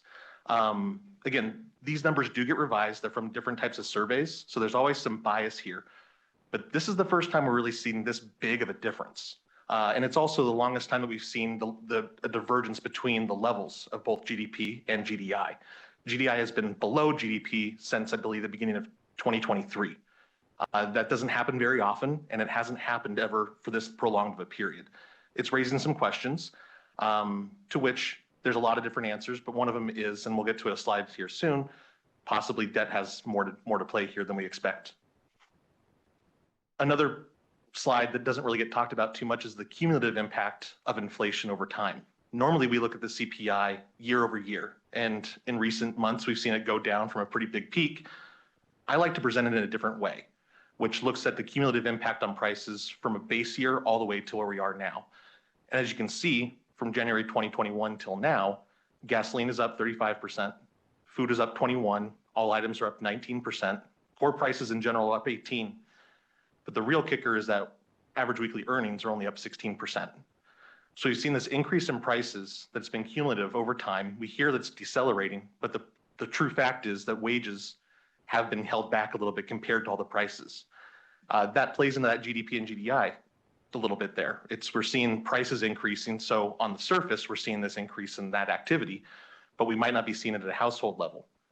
Now, I will say, for the past few years, we saw median household income at the US level decrease for 3 years straight. It's the first time in quite a long time that we saw a consistent decrease. However, most recent estimates for last year, 2023, show that we actually gained, which is awesome. But in retrospect, we're back to where we were in 2019. So it's nice to be able to get rid of some of those losses, but we're where we were a few years back. But at that same token, we've seen both household debt come back to a higher level than we'd expect, or at least it's back to where it was before. And then also savings, after plummeting for quite a bit, getting down to less than 2% in the middle of 2022, finally come back up to 5.2. A lot of what's going on right now is wages have been stagnant, debt has been up, and savings has been down. Those are the three things I like to look at a macro level that kind of spell a little bit of, not necessarily worry, but it's something to be aware of as we're thinking about this and as it ties into Nevada overall. I'll hand it back to John to talk about Las Vegas. Yeah, and the reason that's important, before I go to the next.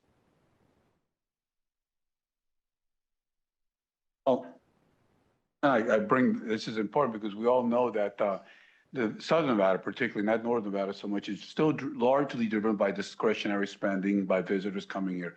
We export our visitors. We export our product and the visitors spend it here.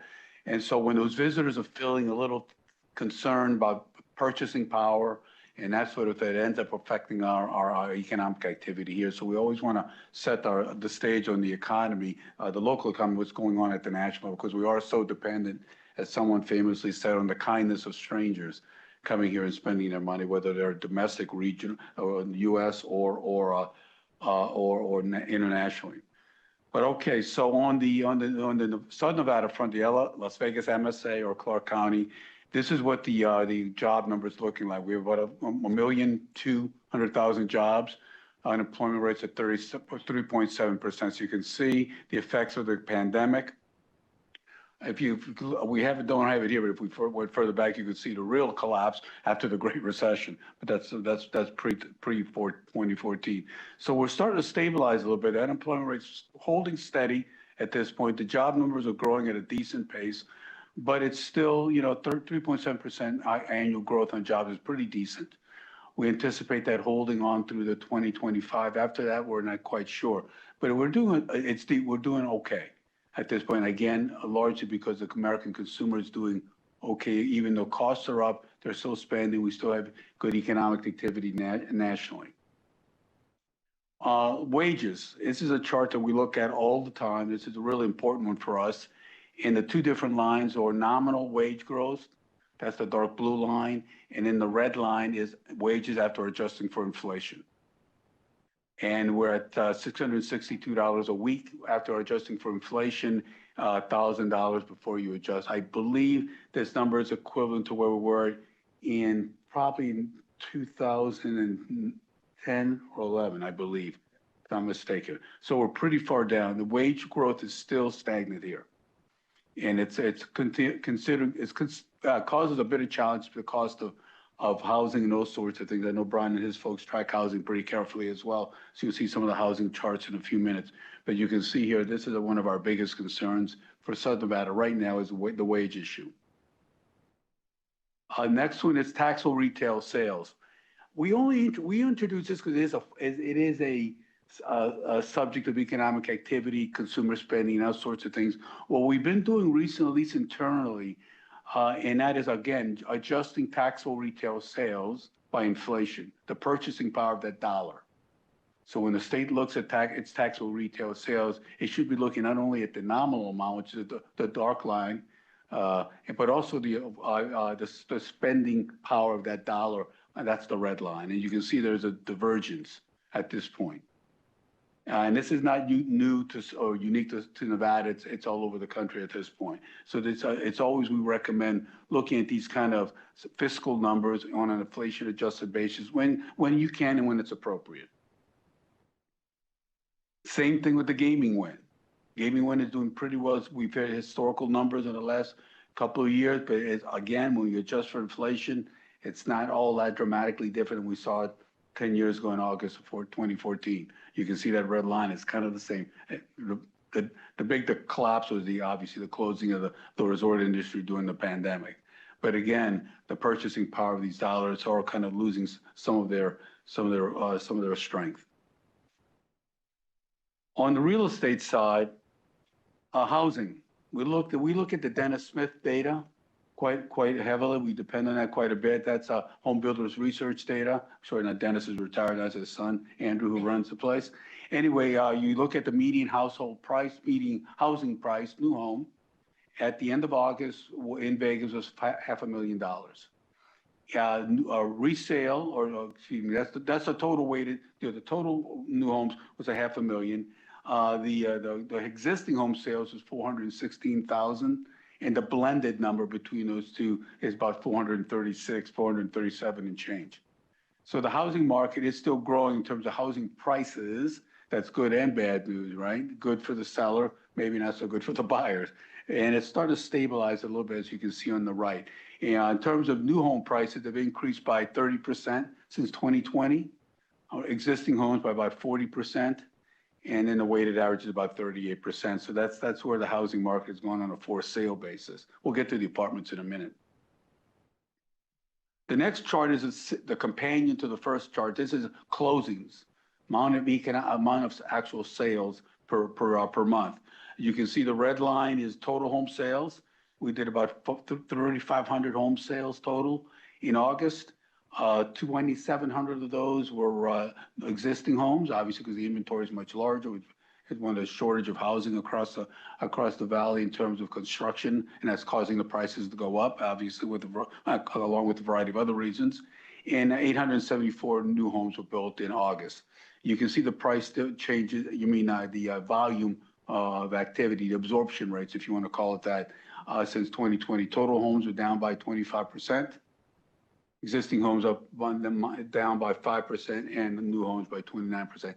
Not a function of affordability more than anything. That's why the apartment market has grown so healthy over the last few years. It's what we're seeing in terms of housing activity compared to the apartments. Again, we look at the Case-Shiller index to just see where we stand on housing prices. The index is a little complex to look at, but essentially we're doing better than the U.S. average in terms of a housing cost index, which is good news. We think our prices are a little high here, but when compared to some of these national indicators, we're not doing as bad as some other communities in terms of our affordability index. Here's another one we're looking at. Now it's new. It used to be called the Housing Opportunity Index. That's put together by the home builders nationally and by Wells Fargo. It's now the Housing Cost Index. And as you can see here, the housing index for Las Vegas is a bit higher. Again, going back to this cost issue compared to the U.S. average. And you can see that at 38% of housing, or rephrase it, the housing cost index represents a share of a typical family's income needed to make a mortgage payment on a median priced home. And so it's at 38% in the U.S. and 40% for Nevada. So we are a little bit, so we're getting these mixed numbers. On the one hand, the Case-Shiller says we're a little bit better off than the national average. When you look at this indicator, we're a little worse off than the national average in terms of our affordability question here in Southern Nevada. Reno, I think Brian Bonifant will be speaking a little late after us, I believe. It's even a little tighter. They're tougher there in the Reno market. Mortgage rates. It's finally trending down. We're at 6.2%, most recent numbers. We peaked at about 7.5%, 7.6%, but you can see how low they were prior to the ramp up of all the liquidity that got put into the system that caused interest rates to go up and the Fed to get involved and slowing things down, to cooling the economy off. And the result of that is higher interest rates, which cooled off the housing market, which was not necessarily bad because we already had that lack of housing supply because of lack of construction all over the country. So the housing price issue is not only an interest rate issue, but it's lack of supply for a variety of reasons.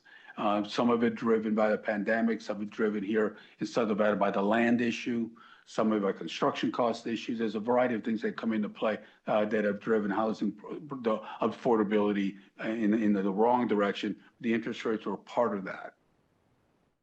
Oh, by the way, we think the Feds are probably going to drop interest rates a couple more times before the end of the year, probably 25 basis points. That's kind of, it seems to be the general consensus. They're monitoring things very carefully right now, see where the economy is heading nationally.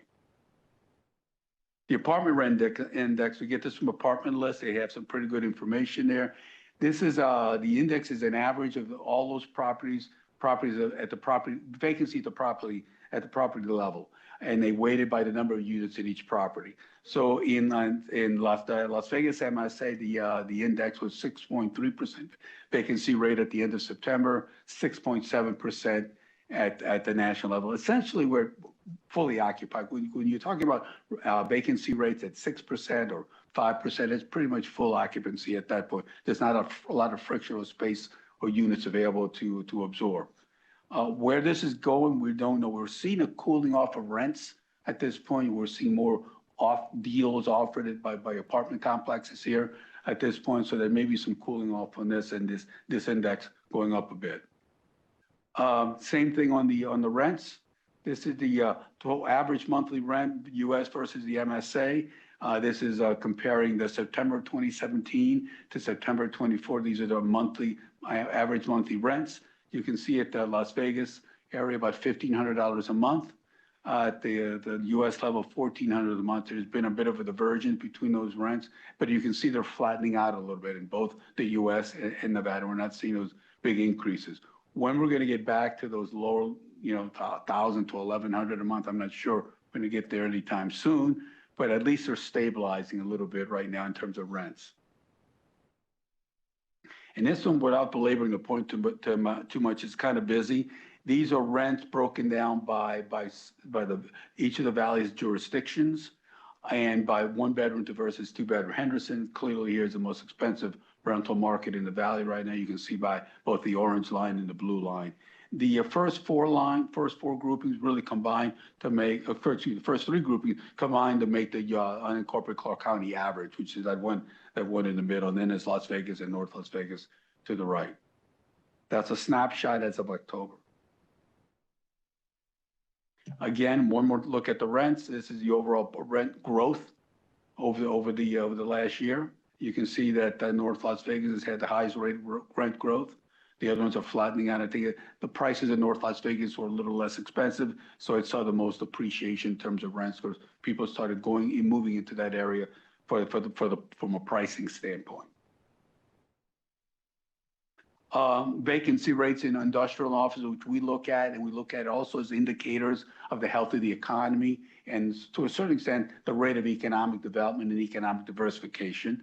Office market still remains incredibly weak.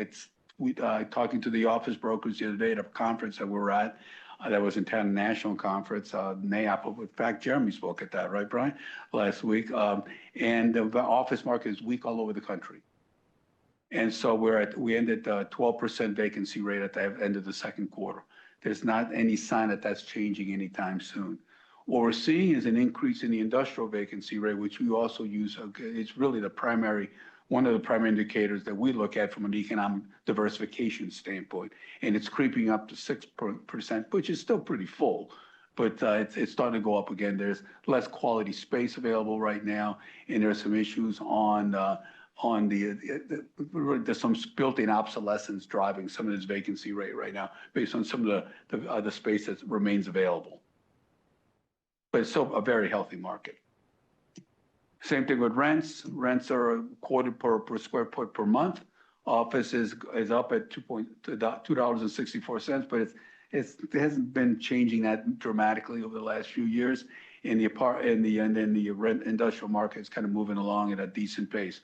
Although we understand that at least the brokers are anticipating, the industrial brokers, a big increase this coming year on industrial rents in terms of the demand for the types of users that we're getting coming into Southern Nevada, particularly the large big box kind of logistics centers and those sorts of things. We're not seeing quite as much manufacturing yet, but it's definitely moving along in that regard. This one I want to spend a little time with. There's a little bit of a misnomer in the title. This is not the Las Vegas MSA. It's really the Las Vegas Valley and its environs. We apologize for that misnomer on that. We have, over the last few years, I've done a number of studies, some for NAIOP, the commercial development industry. The state of Nevada, GOED, has retained us to look at this. And more recently, we've done some work for NDOT and under a consulting contract with another engineering firm to look at the land availability question. We have a severe shortage of developable land in southern Nevada. I know Brian and his team at Apply has looked at it from the housing demand standpoint as well. So we have a real shortage and that's a real problem for us here. And so there's a disconnect right now between demands for land and within the timeframes that developers and end users want it, and when land become available through the federal government and that whole process of the land release as well as the legislation before Congress, Captioning land bill in as part of that. What you see here in this picture here is when we did this study for GOED a couple of years ago, these are the dark blue spots where there's remaining vacant land parcels. At that time, when we did the studies a couple of years ago, only about 16,000 acres of developable land in parcels of 20 acres or more, which we were asked to look at, with a slope no more than 7%, because with higher than 7% slope, it's hard to build large-scale industrial warehouse distribution and logistics uses. So when you start narrowing it down by those parameters, there was not much land available at about 16,000 acres at that time total in this area here that you're seeing here. This does not include the potential land that would be made available at the Ivanpah Airport we could build and some of these other parts of the Cortez Master Land Bill, which would be down in the I-15. These will parcels be ready within the next 5 to 10 years, basically. It was our charge. We had a filtering system to identify all these parcels. We won't get into all this nerdy stuff here, but we have a pretty sophisticated modeling system and how we looked at these parcels in terms of filtering. And then we assigned them tiers, points, based on these factors on the left, these ranking criteria, to get to what we thought were the most developable parcels and more desirable parcels for end users, for companies coming here to look in southern Nevada, as well for developers to develop. What ended up finding out, which was really shocked, is of those 16,000 acres that I mentioned earlier that existed, this would have been at the end of 2021 when we did the study for GOED. Only 5,000 of those acres were we considered in the preferred areas, tier 1 and tier 2. The bulk of those parcels were in the less desirable areas, about 10,000 acres in these tier 3 and another 1,200 in tier 4. Farther out, not as highly demanded, not near housing, not near any kind of services and those sorts of things. But the most concerning part is the tier 1, the best sites, the one with utilities, the one with road, freeway access, maybe rail access, proximity to that infrastructure, zero of any size that would be able to accommodate, let's say, a Tesla or a large-scale user like that here in southern Nevada. So that had us very concerned. And this information went to the Catherine Cortez Masso's office, and I think helped a little bit move forward with her lands bill.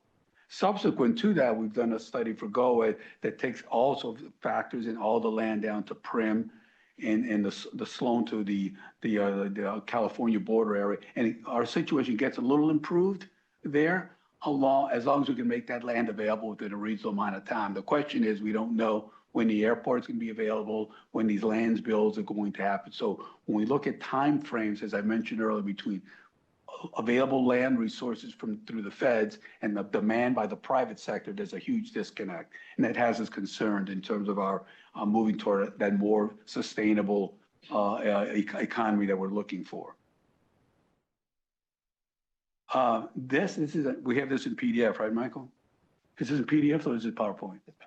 Oh, it's in PowerPoint? Okay, good. I'm sorry. We'll be able to get fast with the animation. Go ahead and take this over, Ken.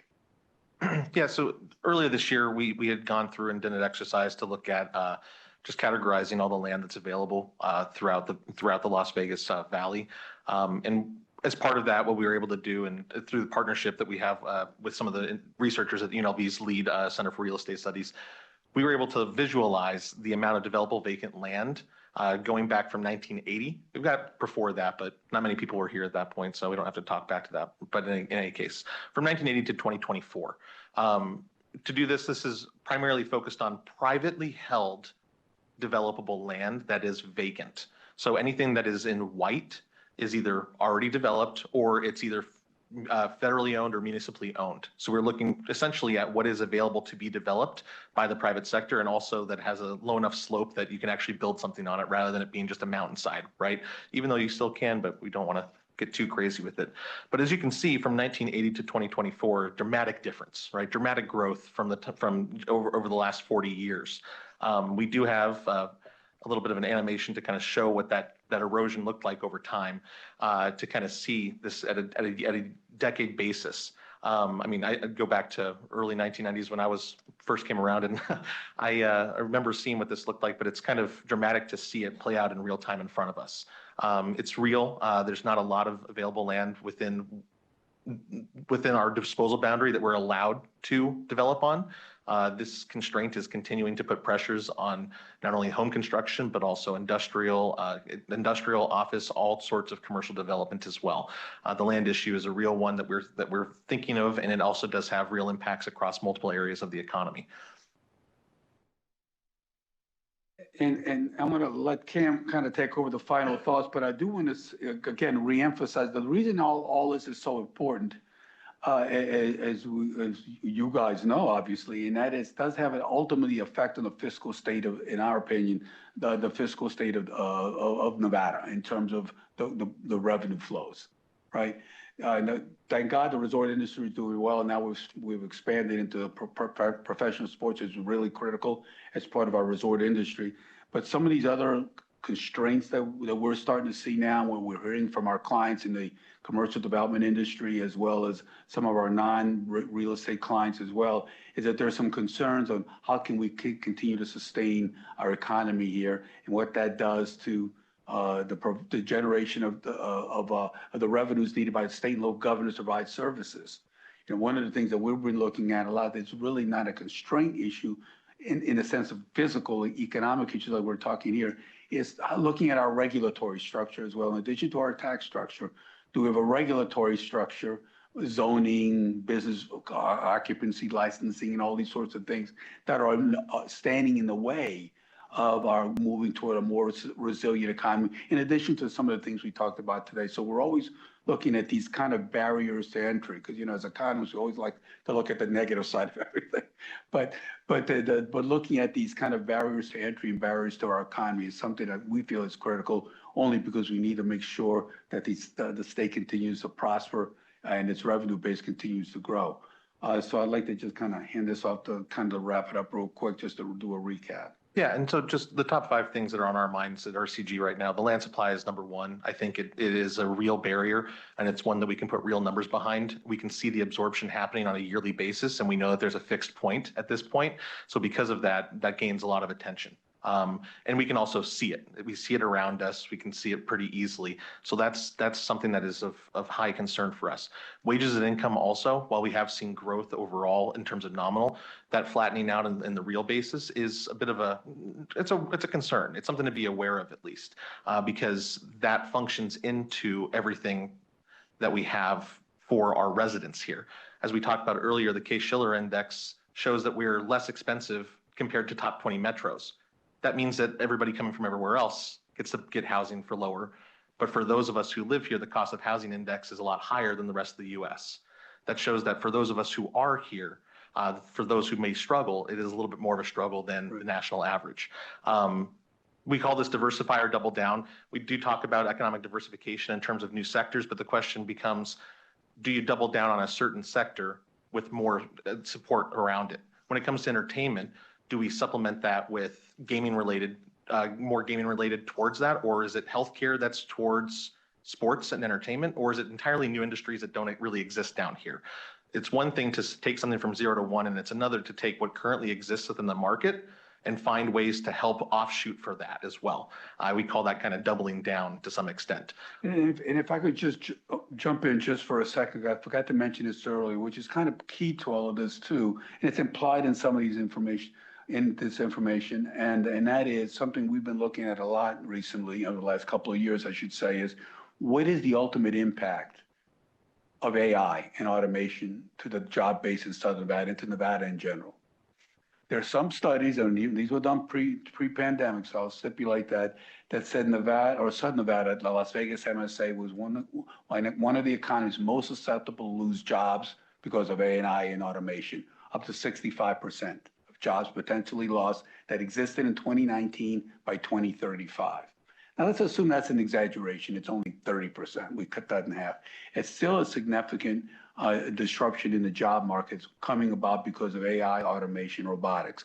We don't know what's going to happen. Ultimately, it'll all adjust, right? And people get retrained and work alongside AI and robotics and all these sorts of things. But there is going to be some level of disruption, we think, in the not only the economy here, but in the U.S. economy, in terms of this question of AI and where it's heading, what it's going to do to the workforce. So keep that in mind, that also could have a significant effect, at least in the short to intermediate terms as it spreads. And so we're concerned that these studies keep coming out showing Nevada, or Southern Nevada, I should say, is one of those economies that are most vulnerable. There are several other ones, but we're up in the top 5, so to speak. So all of this gets influenced by this whole AI thing. Who knew it was going to grow so quickly and so fast and start taking over our world as it has, and that sort of thing. So to keep that in mind. I'm sorry. That's okay. And that's a perfect segue into the final point also with the regulations and cost of doing business. With AI, we've seen dramatic changes in how things get done. Regulations and regulatory environments necessarily are kind of fixed in point, right?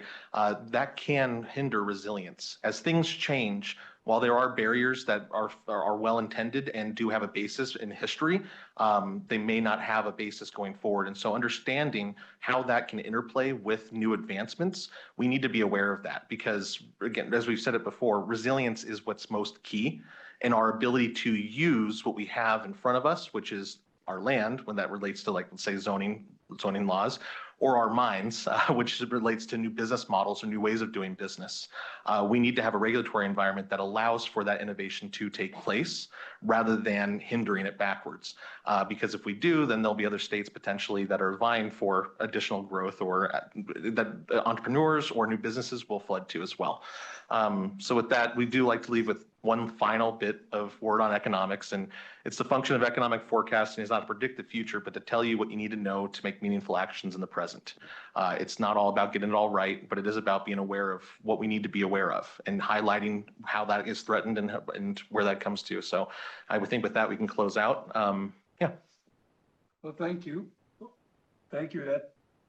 Sorry, it's not working. Thank you. That's our presentation for today. And you can contact us at that last slide if you have any questions or do you need additional information. And so we're here to answer any questions or anything you may disagree with or agree with. We're here as long as you need us to be, as long as it's not more than 4 more hours.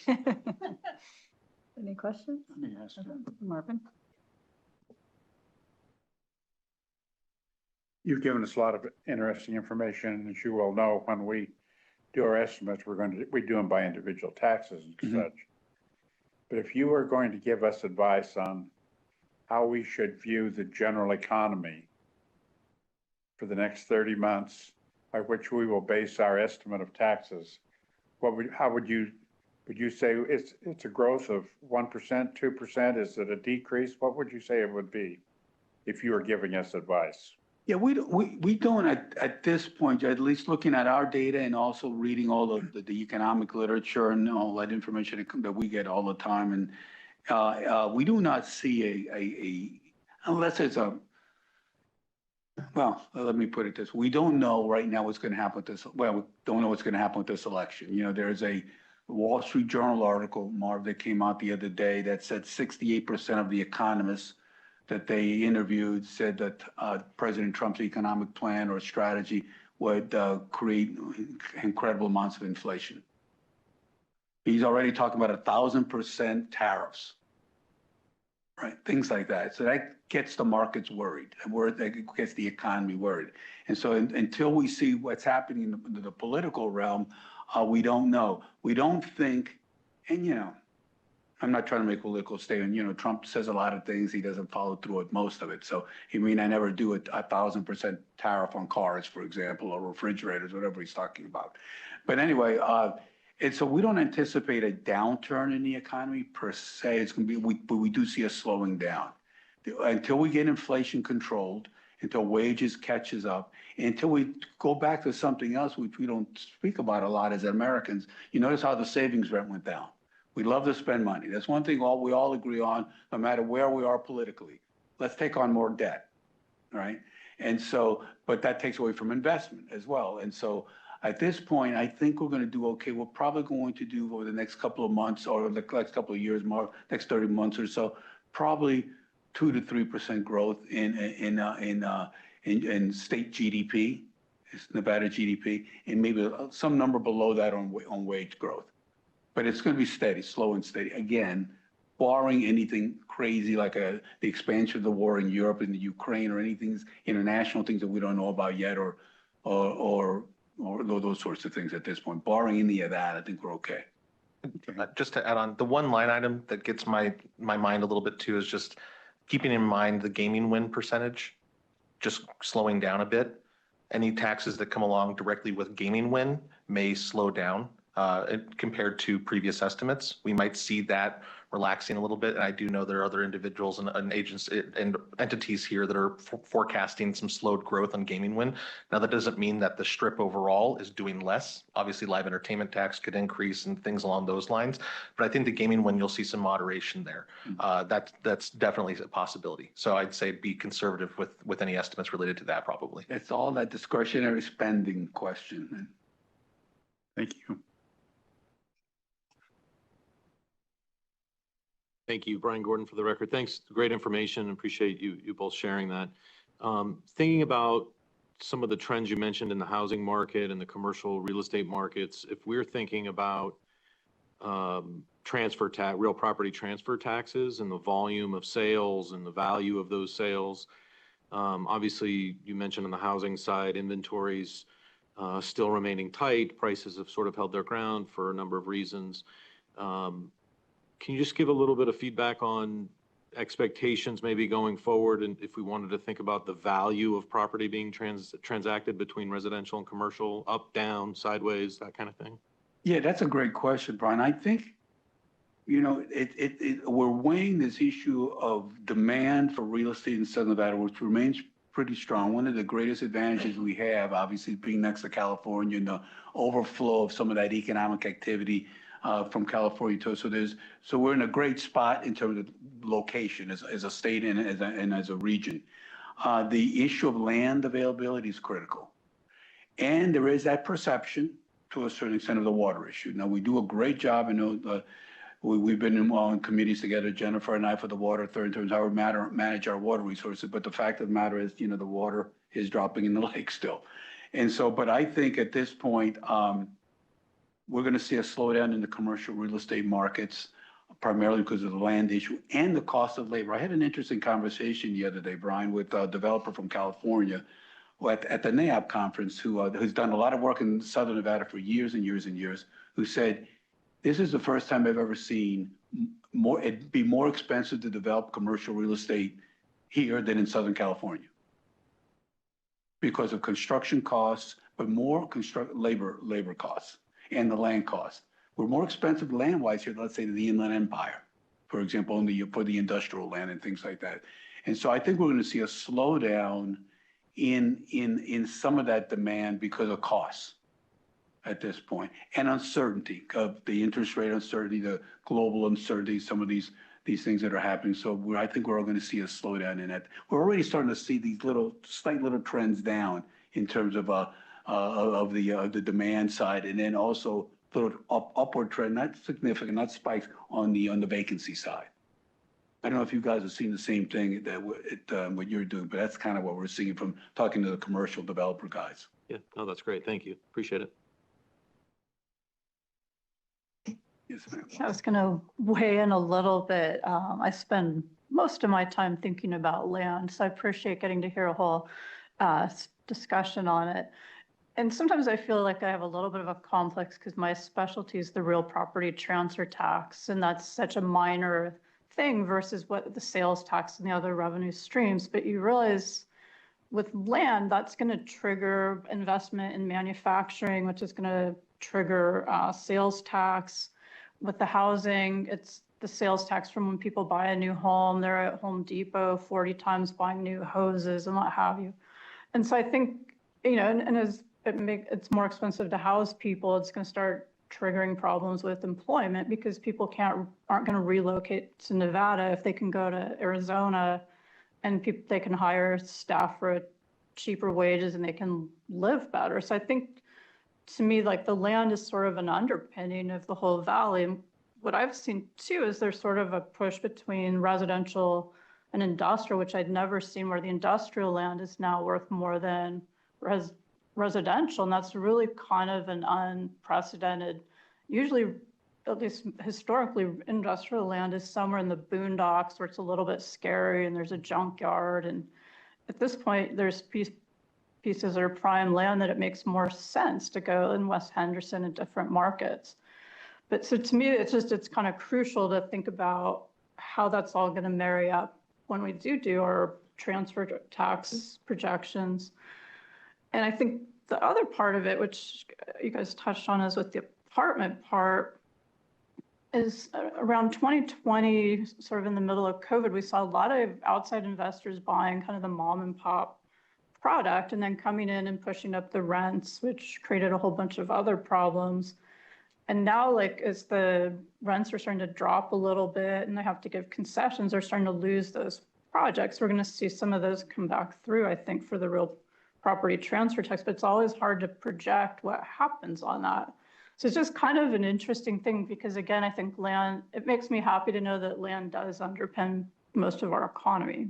Well, you know, you say something interesting, because I know, Jennifer, you're involved obviously in the home building industry, and Brian's on the board of home builders, I believe, still. And it's interesting that for the first time in my history here, the commercial developers are not whining that they keep losing land out to the home builders.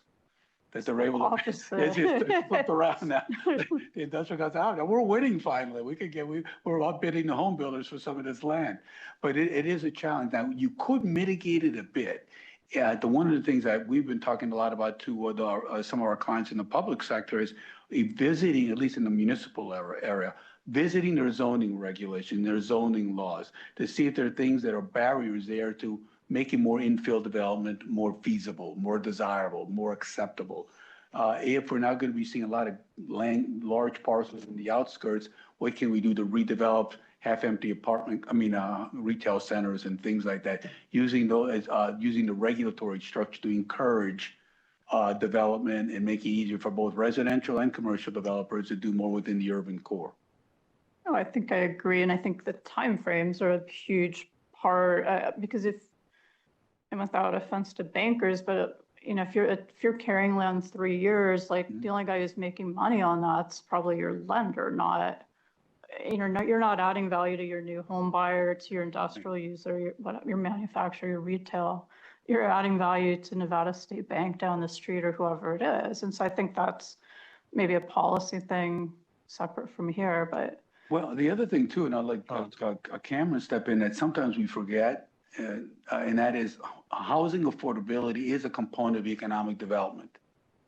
It is a factor that companies look at when they come into it. They look at the labor force, they look at cost of living, they look at utilities, they look at all these things, land costs. But that price of housing for their workers that are going to be bringing in or hiring here is a huge deciding factor, whether they come here or go to Phoenix or Salt Lake, wherever they go. And so housing affordability is a key to economic resilience and economic development as well. Yeah. Cam, did you want to say something? No, I think I got covered here. Thank you. Terrific. Thank you both very much. Okay. Thank you, guys. Nice seeing everyone. Good to see you. Thank you. Next on our agenda is a look at the Northern Nevada market. We have a presentation from Brian Bonifant, Project Manager for the Center for Regional Studies at the University of Nevada, Reno. Good afternoon. Good afternoon. Give me a second to load this up.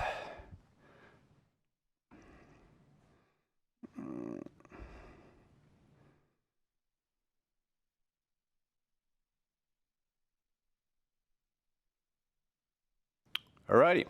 Brian Bonifant, Project Manager for the Center for Regional Studies. And I'm going to cover 20 slides on growth, housing, and income wage. I am not going to talk about your more traditional economic indicators because I think you get that from your expert at taxation and DETR and gaming and visitor authorities. So I'm just going to touch on some stuff that I think is most important that maybe you're not hearing from those other experts. I'm going to start off with population growth, and the reason why I want to start off this slide, I know you heard from Chris Wright this morning, but I'm using this as a premise into the overall presentation because of the two official sources of population growth and estimates is your state demographer and then the Census Bureau. They have very divergent methodologies and sources, but combined, they both do an excellent job on explaining economic and demographic trends in our region.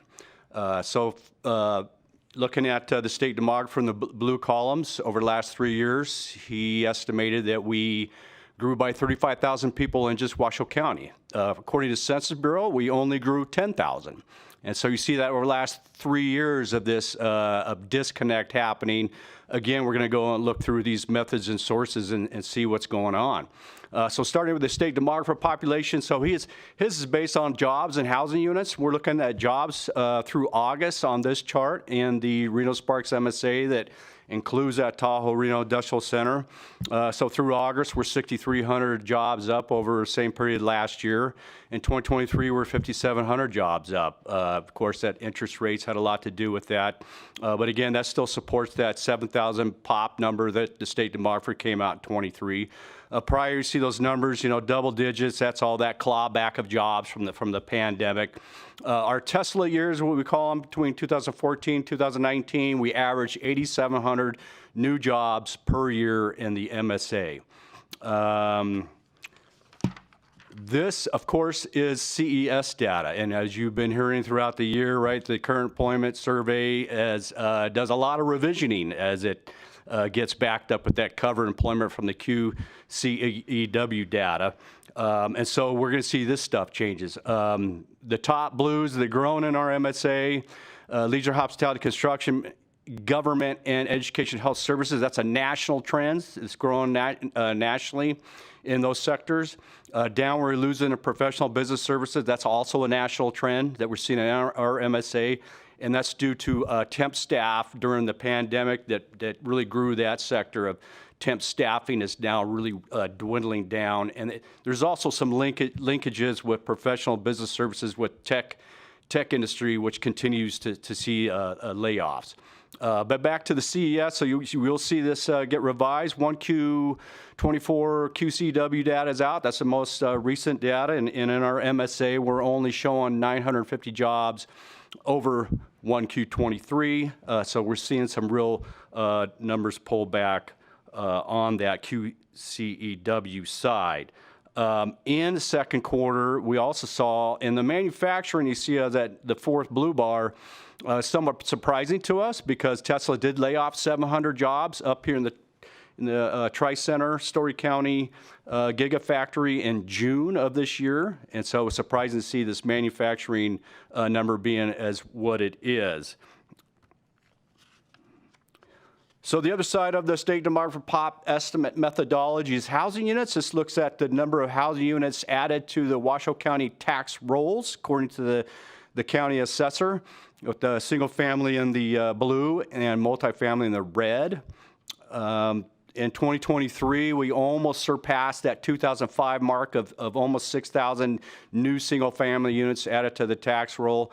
So 2023 was a banner year, which supports state demographer's pop estimate in 23 pretty solidly. After 21 years, I want to say that it's our single-family construction to the tax rolls in 2018 finally surpassed the 2,000 mark. A single family, a lot of years, actually it's about 11 years.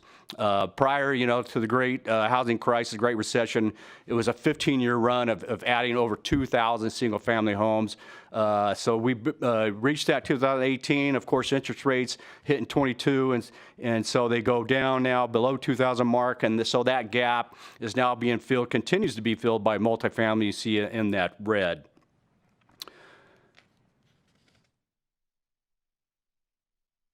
As we see this, this juggle between single family and multifamily is really that mortgage rate, right? That 6% is kind of that key number we're seeing as we see who's going to move into a higher, permitting. Is it going to be single family, multifamily? We're still tracking almost 6,000 multifamily units under construction in our area right now. So we're going to continue to see a lot of that inventory and that product come in, even though the permits are down. Okay, so that's the state demographer side of how he generates his pop growth and his estimates. Let's look at how the Census Bureau came up with their, very limited 10,000 over the last 3 years for us. And what they do is natural growth plus migration. So births minus deaths plus migration is how they come up with their population estimates by county. This looks at just Washoe County, the birth rates up top in the blue, and it's that deaths we're seeing increase because of the baby boomers shifting through, cycling through. So more deaths we're seeing in our county, and if you see down that net natural growth in 2022 with that increase in deaths from the pandemic, we organically grew in Washoe County by only 22 people. And this is sort of the new paradigm for many locations, especially rural counties. Even developing countries are now seeing this, lessening birth rates, higher deaths, and very, very low, if not negative, natural growth in their communities. And so in order to grow, and especially in rural communities and in these developing countries, it's about in-migration. If you want to grow, you got to have migration. This looks at Washoe County, as you see in 2014, where we started ticking up because of that Tesla, bringing in those jobs. That fantastic park out there with a lot of job availability, almost got up to about 6,000 per year in net in migration, and then now we're down to 372 in 2023, according to the Census Bureau. So that's a first. So this is, should be taken as a warning that we're seeing, a much less movement on a net into Washoe County. If we break this down by county, you actually see where the Census Bureau gave Washoe County a net negative domestic migration of 241 in 2023. That probably hasn't happened since 1960 when we closed the Stead Air Force Base in Reno. And so this is a new paradigm again for our area that basically it's showing that our cost of living has got so high that people cannot afford us. And so we're seeing that, according to the Census Bureau, a net leave out of the county. So a lot of our population growth in Washoe County was from that foreign in-migration, as you see in that second column. You see the other northern Nevada counties, Carson City, Douglas County, Churchill County, all doing well with that, with their net migration. So that, you can see that Lyon County above Washoe County, that domestic, 1,188, that really shows that affordability of now people, moving to the Fernley and even Dayton's to get outside of the Reno Sparks because of these housing prices and even our gas prices. In migration by age range, we continue to grow our population with 18 to 39-year-olds. They represent 53% of our incoming population, whereas in the U.S. population, they only represent 30%. So we are poaching from other areas for those age ranges. Very beneficial for our economy, for our communities, with that labor force, home buyers coming into our area. We've got, a decent amount of 65 and over moving our area. That's the bottom row. But they only represent 10% of our in-migration, whereas they represent 18% of the U.S. population. So they're underrepresented as far as them moving into our area. Of course, we got pretty good weathers, a lot of snow shoveling. And now we got smoke in the summers. And so retirement's not really been our age range for in-migration. Back to natural growth, so a births minus deaths by Nevada County. Only 3 counties in the U.S. naturally grew, organically grew in 2023, with Elko County barely meeting that mark. And that really, all the ones in red is really because of the median age of those counties, of that, now the baby boomers, cycling through and getting older. This is going to become, this is going to be an ongoing issue with that organic growth within the rural counties. So you bring that all back together, births minus deaths, migration, gives you that total population by county in 2023, and 10 counties grew, 23 according to the Census Bureau. You see the ones in red that were negative. But this is where the wheels fall off with the Census Bureau's methodology, is in that rural Nevada counties and within our industries of mining and associated industries, where what is the definition of a resident? A lot of our residents in these counties, and those counties in the rural, are on wheels. And that's a very hard task for the State Demographer and Census Bureau to really understand that population in the rurals. I know the State Demographer struggles with each county assessor on that every year. It's a big deal. But if you think about the transient labor within these rural counties, they buy gas, they buy groceries, the bars and restaurants, and they even pay for lodging. And so, looking back at these methodologies, one's 10,000, one's 35,000. If you look at the State Demographer's methods, are much more empirical, right? Housing units, very empirical data, and the jobs is semi-empirical, quasi-empirical. Whereas the census data is really heavily based on surveys, and they've been having a lot of problems with surveys since the pandemic. BLS reports that the unemployment survey response rate was 60% pre-pandemic, and post it was 30%. So these surveys are creeping in. You saw the 2020 decennial census not get fully released because of not confidence in that sample size that they got hit with. Jumping into housing units in our area, this is Washoe County. This is home sales by month for the last 5+ years. We're 2024 through August is a little bit higher than 23. We're selling 107. This is new product, new single-family product. So about 107, and we're selling 102 in 2023. So we're doing a little bit better. You're seeing the median values in that red, very volatile line. Since that mortgage rates in 2022 increase, you see these, that trends in that median price really go crazy. But when you normalize it with the size of that structure, what you see is, August current $281 per square foot. If you look at that very bottom red valley, which was on January of 24, that lowest red dot in the last 2 years, that was at $274 per square foot. And then you go up to the highest red dot in the last 2 years, which is July of 23. That was $280 a square foot. So $280 in July and $281 in August right now. Prices have, the builders are really keeping these prices in check. Very, very solid on the prices, not a lot of up and down. It's just how those lines go up and down is by what people are buying. Are they buying small or big homes is what's affecting that volatile red line.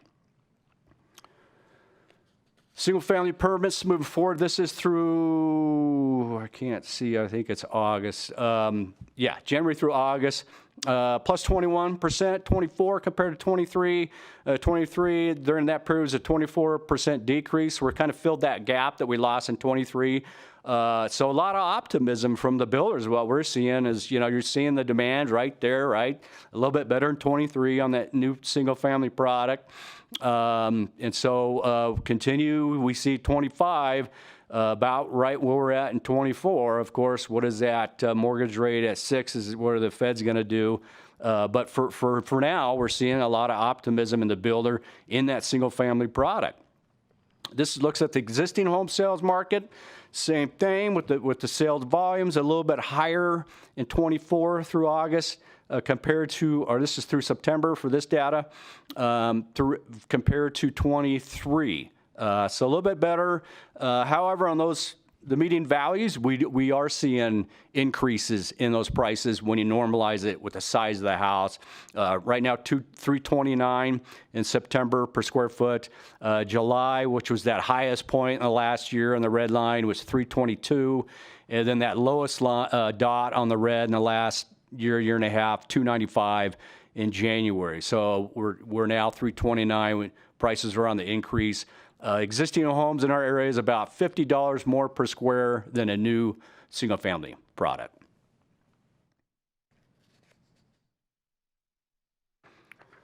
Where are the prices going to go after this? So this looks at quarterly median values and just existing in the greater Reno-Sparks area since 2001.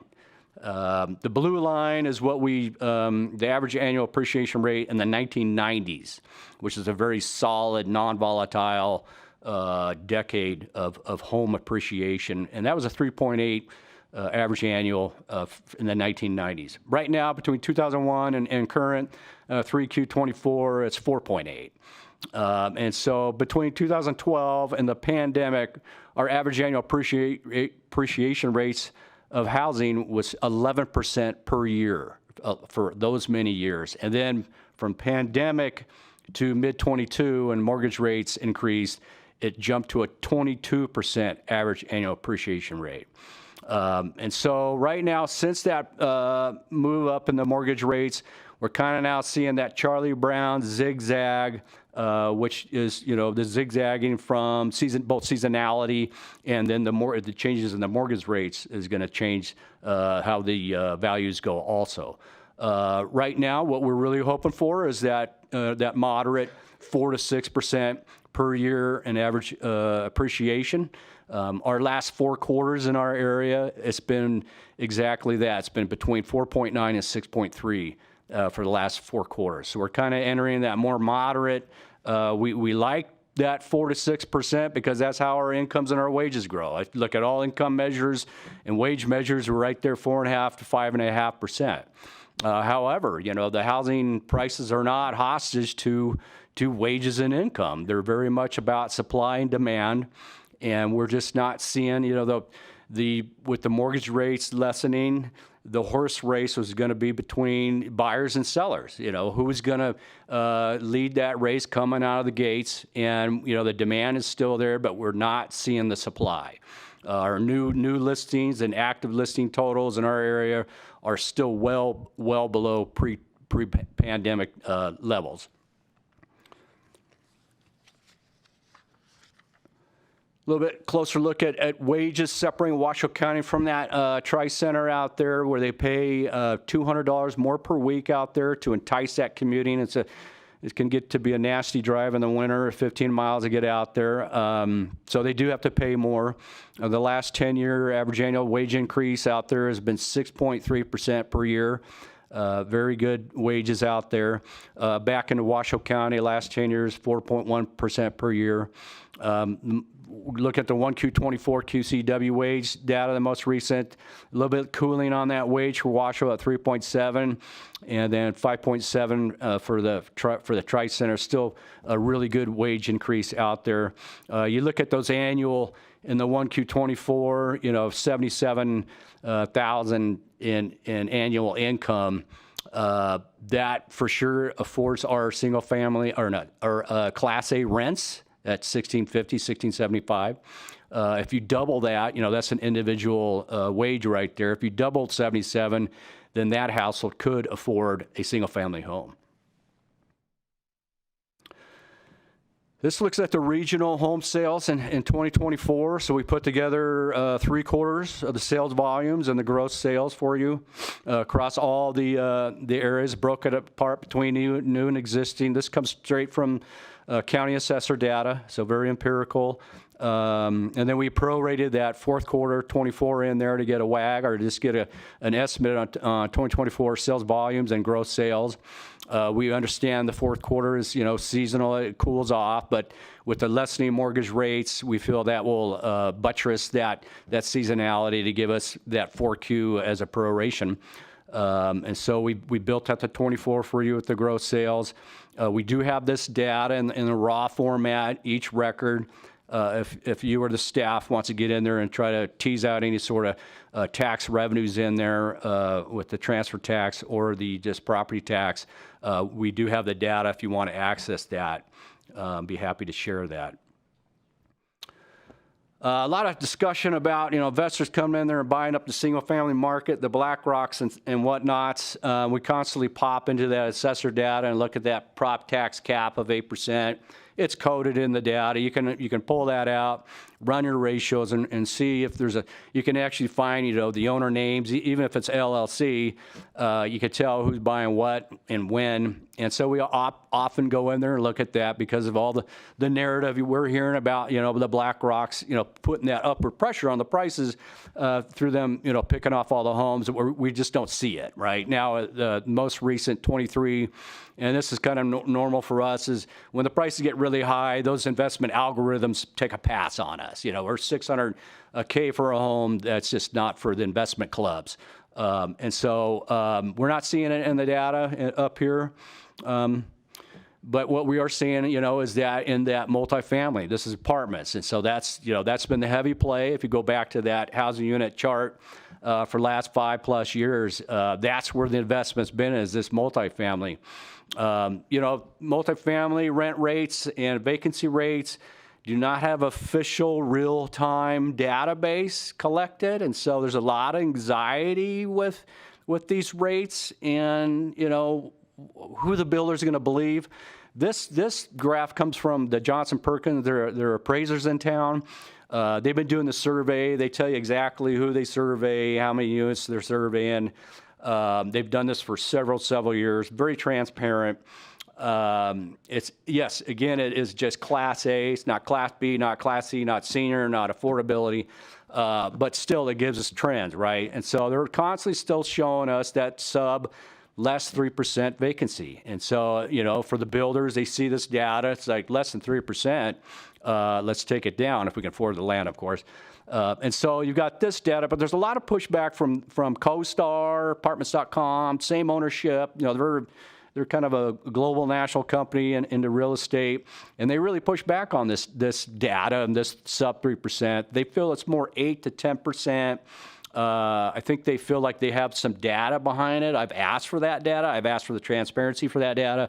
I get no response, and so I don't know how much I trust their data. Of course, the census data, ACS data, has rent rates and vacancies, but it's 2 years old. But when you look back at their data, it is still very low, right where this report actually had it also. So again, we're around the 1600s. You look back 3+ years on that, the rent rates in that red line, 3+ years are really plateauing out. Rents do have a seasonality to it also, just like home prices. And so the up and downs is just that seasonality, but 3+ years. So we're seeing that inventory really help with that rent rates. With that inventory coming in, is really help with that rent rates. We're just not seeing it in that vacancy rates. However, we're seeing the building permits, multifamily building permits. This is just Washoe County, down 29% in 24 through August, Jan through August. Compared to 23, down 29, and then 23 was down 42%. Between 24 and 22, the peak, we're down 59% in permits. Some of this I'm going to blame, or maybe a lot of this, I'm going to blame on interest rates and not have access to the capital to get into the buying the land and the construction costs, material costs, to get on that. And so, it's about that 6%. Mortgage rate. At this point, you've got stellar September job report. You've got an unemployment rate of 4.2, which is still a full employment rate. You got a GDP revised to 3% in 2Q. You got gross domestic income was revised in 2Q from 1.3 to 3.4%. And you got really sticky inflation still happening. And so for these rates, to drop in November, it could be a no-go if based on how the economy is going currently, if you look at those numbers. And so, getting to that under that 6%, watching the Feds come into the play with the interest rate to get that below the 6 is probably going to be well into 2025. Add that to the reshuffling of the deck and the politics at the local, state, and federal levels. I think the investors are really going to take a sideline and watch for, the Feds and who's going to be leading the show in 2025 before you're going to see any movements. Probably 1Q in 25 is probably going to be a really, a wait and see approach, I would imagine. That's on the short term. On the long term, in our region, we have a lot on our plate. And so we've got right now 4 economic clusters we're seeing it that are being driven by geopolitics, they're being driven by climate change, and they're being driven by changes in consumer purchasing behavior. And so that's all feeding into benefiting our economies in our region with the logistics economy, the federal economy, the renewable economy, and of course the EV economy, which now has its own little ecosystem with mining, manufacturing, and recycling, complete loop. Now, as we lightning pace accepting AI, we're now about to add a 5th economic cluster region, and that's going to be data centers. That is the big push in our region right now is data centers. I think Track broke ground in the Tri-Center on their first project. They'll have more, and that first project is going to require as much power as 1.5 million homes. And so here we go. This is really about then the renewable, getting grid capacity up. I'm hearing this is why there's the big march out west. It's because they're at a grid capacity in the East Coast. And so now we're seeing a tremendous amount of interest in data centers in our region. We still have a lot of land, of course, that works perfectly for data centers. And so, data centers is... there's a lot of angst, I guess, from economic development officials, maybe that because of the employment, it does not bring a lot of jobs. There are high-wage jobs, but there's not a lot. However, your local governments, they're the darling of local governments because there's very little cost of services. But imagine the amount in both property tax and sales taxes where they have to regenerate their machines every 2 to 3 years. And so, add that to the 5th economic cluster in our region coming soon. So that's how we see it. We're doing really well up here. It's just, again, we're kind of hostage to, capital costs, interest rates, what the Fed's going to do, and, of course, the elections.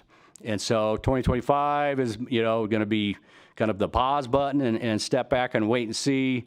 And then, but based on these economic clusters they're just budding, our region is, primed for a lot of growth. There's my email. If I'm missing anything, I did not talk about commercial real estate too much. I think that was kind of just parked into that distressed land of them, negotiating with their lenders through the year. Not big of a horror show as we were told to expect. So that stuff is just kind of sitting there. Of course, you got all those reports from CBRE and Colliers and even Dixon Commercial up here. They track all of that, rents and vacancies. On the construction side, of course, retail and office really off the table. Really what we're about now is manufacturing industry and now data centers in that commercial real estate world. Outside of that, if there's any questions. Thank you for that presentation. Any questions? I think we're all set. All right. Thanks so much. Thank you.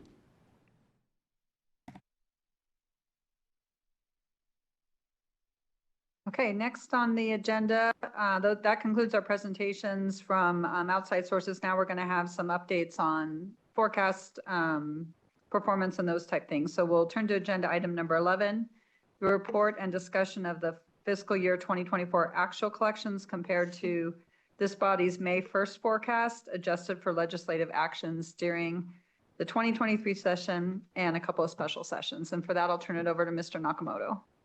Thank you, Madam Chair. For the record, Michael Nakamoto, Chief Principal Deputy Fiscal Analyst with the Fiscal Analysis Division of the Legislative Counsel Bureau. In the interest of time, I know that a couple of the members do have other commitments. We will keep these as brief as possible.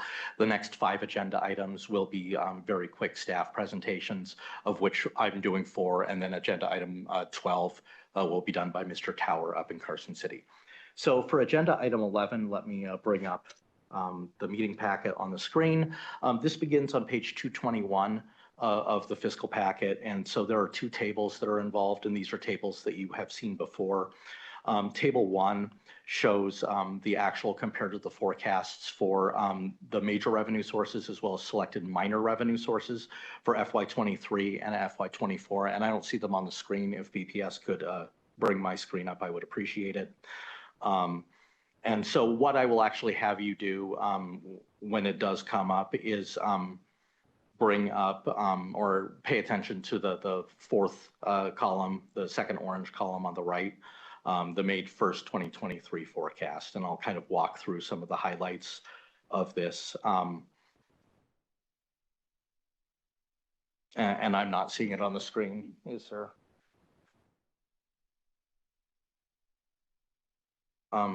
That looks like it could be the laptop in Las Vegas or in Carson City.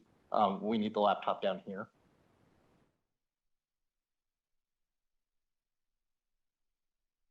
I'm just going to go ahead and proceed, and hopefully they can get that sorted out. So basically, this goes through and is showing the forecasts for each of the forecasters for the meetings, as well as the Economic Forum's approved forecast under that Economic Forum line. And so you can see we show the revenue and the actual collections as well as the forecast. So for example, the sales and use tax, the actual collections of approximately $1.79 billion were $52.9 million below the forecast.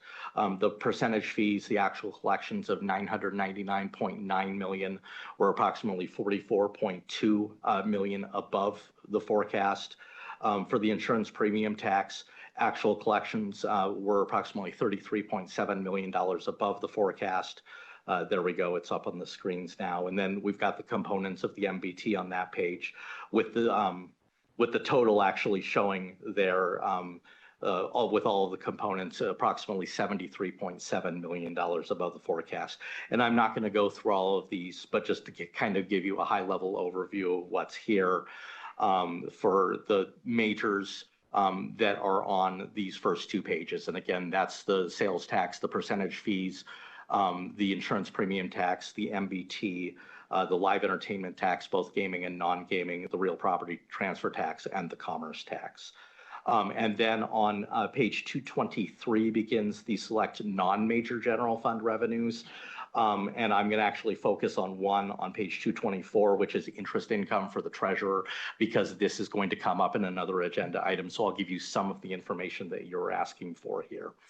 We finished FY 2024 at $224.9 million, which was approximately $54.3 million above the forecast, approximately 24.1%.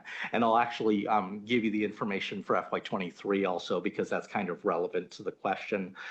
The actual collections of $142.6 million were approximately $25.9 million above the forecast. And one of the things that you will note is that the agency fiscal and budget forecasts were identical, and that was what the Technical Advisory Committee had approved as their consensus forecast, which was brought to the Economic Forum for its approval. So the bottom line is when we get to page 225 and 226, this is going through all of the tax credits and everything. But at the bottom of page 226, you will see that the total general fund revenue net of tax credits of just over $6 billion. It was $6,009,787,000 was approximately $285.2 million or 4.8% above the forecast. So given all the economic conditions, I think the Economic Forum did fairly well. So that's really what I have on this. Other than to note that table 2, which begins on page 229, it's similar information, but it's all of the revenue sources that are forecast by the Economic Forum, both majors and minors, for both the December and May meetings for FY24. And so you have all of that information there. So Madam Chair, that's all I really had on this. If there are any questions that I can answer with respect to any of the revenues or any of the information that has been provided, I can do so at this point. Thank you. Thank you. Any questions from anybody? Nope. I think we're good. Thank you very much. Then agenda item 12 will be Mr. Tower up in Carson City.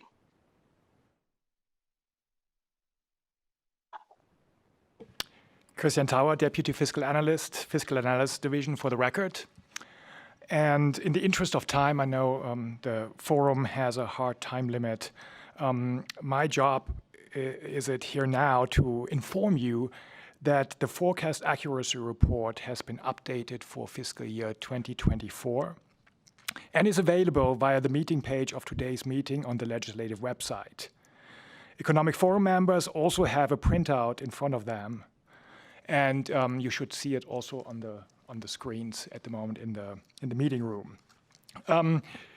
Just very briefly, the table of contents gives you an idea on what is included in the forecast accuracy report. You see here the major revenue sources under forecast error analysis by forecaster for selected revenues. And if you want to drill down and find information on these major revenue sources, how they did in terms of the forecast versus the actual collections, you find the page numbers and can drill down into the analysis.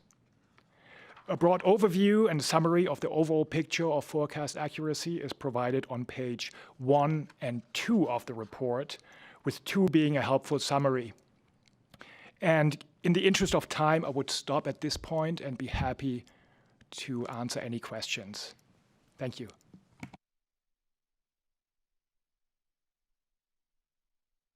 Any questions?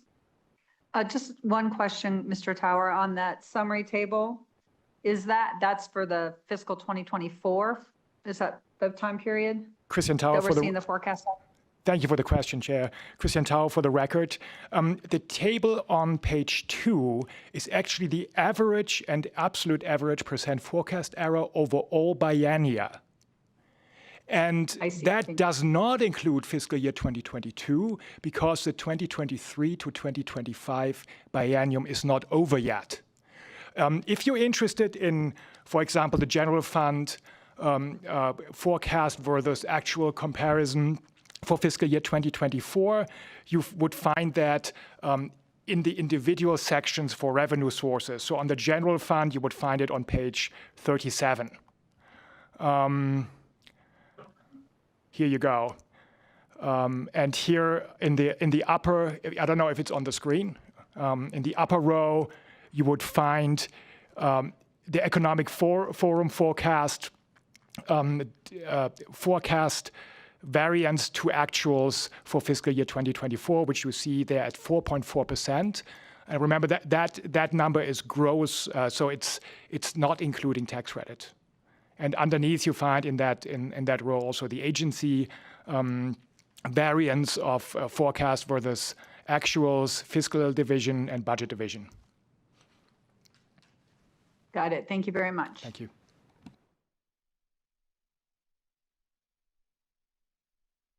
So for agenda item 14 or 13, we'll go back to Mr. Nakamoto.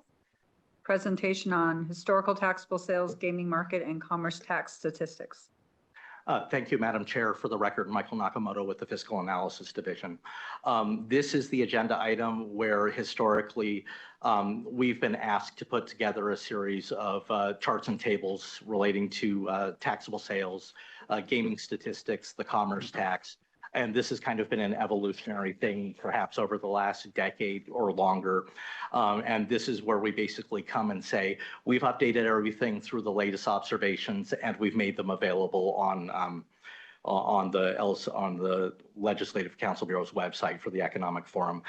With one exception, normally we don't print them out just because there are hundreds of pages that we would be printing out and providing to you. I actually did print one of them out, and that is the statewide taxable sales by NAICS business category for FY21 to FY24. I was actually anticipating some questions on the sales and use tax, so I printed that out, but that provides some information on kind of what sales tax and taxable sales looked like for FY23. It might give a little bit of insight as to why the forecast missed. And basically, it's a lot of these top performing categories just were not performing as well as we would have liked. And there are some other things that we're looking at in that, and that's something perhaps we can get into when we get into the major revenue forecasts for the November meeting next month, Madam Chair. But that's all I really had on that, is just to let you know, as usual, we have updated those and they are available for the members and the public. Thank you. The next agenda item 14, instructions to the Technical Advisory Committee on future state revenues concerning the general fund revenue forecast. Mr. Nakamoto. Thank you, Madam Chair. Again, for the record, Michael Nakamoto with the Fiscal Analysis Division for the record. And this is an agenda item we've kind of talked about in pieces throughout.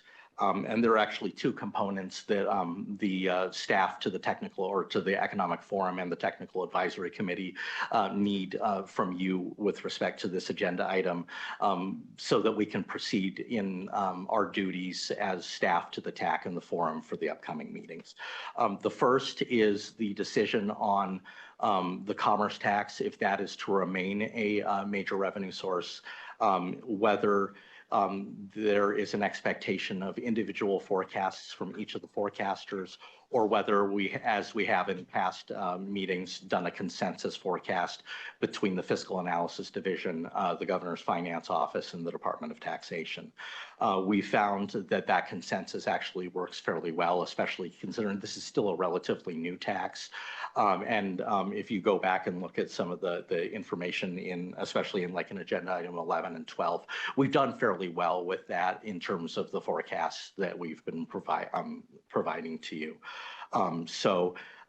We will defer, obviously, to the guidance of this body as to how we proceed with that. But that is the first decision with that, and I can stop at that point, and then we can go through the second part.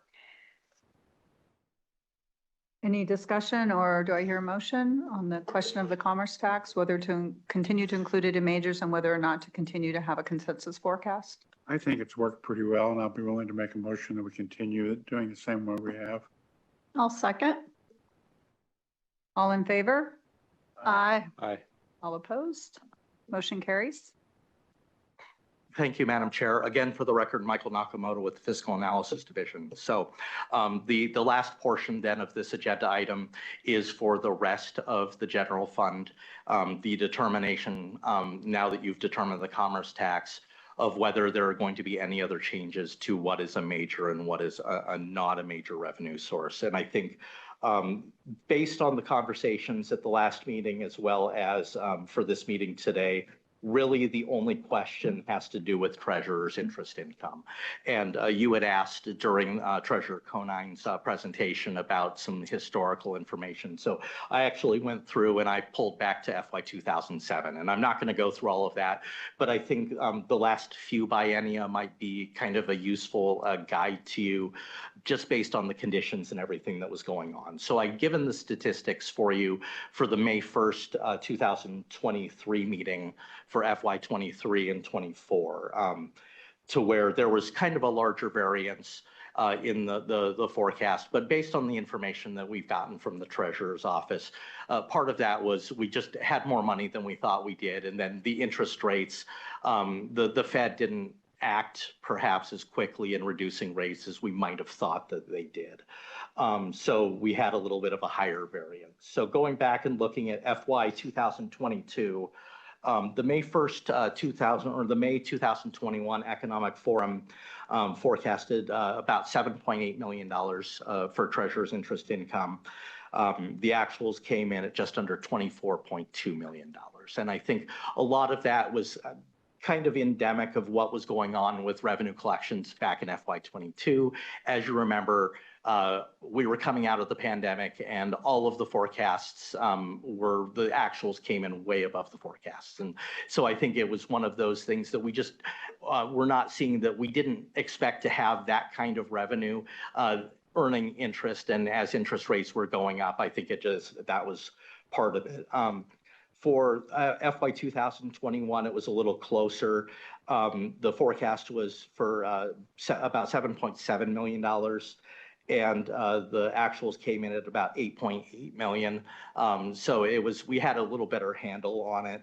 But that was also we were at the tail end of the pandemic and coming out, and things were, I think, accelerating a little more than we thought. So that might explain a little bit of that. And so then for the May 2019 Economic Forum forecast, so for FY 2020, this is probably revenues were a little more stable. This is pre-pandemic. Interest rates were stable and low. The Treasurer's forecast, which was what was accepted at the May 2019 Economic Forum meeting for FY 2020, was approximately $17.6 million. And actual collections were just over 20 million. And then for FY 2019, the forecast was approximately $17.7 million. And then the actual collections were at approximately $18.2 million. So I don't know if that necessarily gives you any guidance or assistance in having a decision. What I can tell you as staff to the Economic Forum and to the TAC is that regardless of the decision that you make, we can make arrangements for the Treasurer's Office to come in and give a presentation. So even if you do decide to leave it as a minor revenue source, when you get to that agenda item at the November and December meetings, we can basically have the Treasurer's Office come in and say, this is the forecast, and they can give you the explanation of it. And then you can make a determination of whether that's acceptable or whether you choose to go with something else. But as a forecaster, as forecasters, we think that the Treasurer's Office has done a fairly good job, all things considered. But again, it is your choice as to what you choose to do with this revenue source, and we will defer to the decision made in this agenda item. Thank you, Madam Chair. Any discussion or motion on whether or not to make a change with this revenue source? I'd make a recommendation that we move it up to a major, have them come and present for this next budgeting period, forecasting period, and then we can look at it again next time. I'll go ahead and second that. All in favor? Aye. Aye. All opposed? The motion carries. So we would like to go ahead and include that as a major revenue source going forward. Thank you, Madam Chair. And given that at this late notice, it is entirely possible that you will be receiving one consensus forecast that is presented by the Treasurer's Office. But we will make the arrangements with the Treasurer's Office and make sure that they are available to present their forecasts and include it as a major revenue source for the November and December forum meetings that are coming up. Thank you. And if it's helpful from my perspective, at least, I think it's fine to have a consensus forecast because I know they are the source of the information. We would just like to be able to talk to them, hear their inputs, and then have the opportunity to revise the forecast if we feel so inclined. Absolutely, Madam Chair. We will work with that office and work in that direction. Thank you. So I apologize, but I have to leave. I'm going to miss a flight. So I'm going to turn the meeting over to the Vice Chair, Okay. Jennifer Lewis, to run the rest of the meeting. That works. Thank you, Madam Chair. Thank you very much.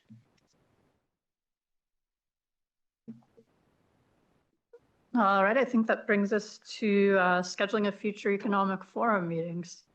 Thank you, Madam Vice Chair. For the record, Michael Nakamoto, Chief Principal Deputy Fiscal Analyst with the Fiscal Analysis Division. This one is going to be fairly easy. The 2 meetings of the Economic Forum for this cycle have been set. We have contacted all of you, and we have landed on Thursday, November 7th, and Monday, December 2nd for those meetings. They will be held in Carson City. I believe staff from GFO has reached out to all of you for travel arrangements to the extent the travel arrangements are necessary. But otherwise, that is all I had with that. I just wanted to make sure that it was on the record so that the public knew that those meeting dates had been set, and the meetings will be held in Carson City with video conference down here to Las Vegas. And so that is all I had, Madam Vice Chair, with respect to agenda item 15. So I think that's all we have for staff. Any comment on those items? All right, we'll go ahead and open up the meeting for public comment. Is there anyone in Las Vegas who wishes to comment? All right, seeing none, we'll go up to Northern Nevada. Is there anyone in Carson City who wishes to have a public comment? It's not a vast audience up there. All right, seeing no one wishing to comment up in Northern Nevada, is there anyone on the phone that wishes to comment? Thank you, Vice Chair. The public lines are open and working, but there are no callers at this time. Excellent. Then I guess we can close the public comment period, and we can go ahead and adjourn. And before we do that, I want to thank everyone we'll adjourn. I want to thank staff as always for providing us a lot of information. I want to thank our speakers for coming and spending their day with us, and staff for providing us delicious food, and our media staff for sticking with us. Thank you.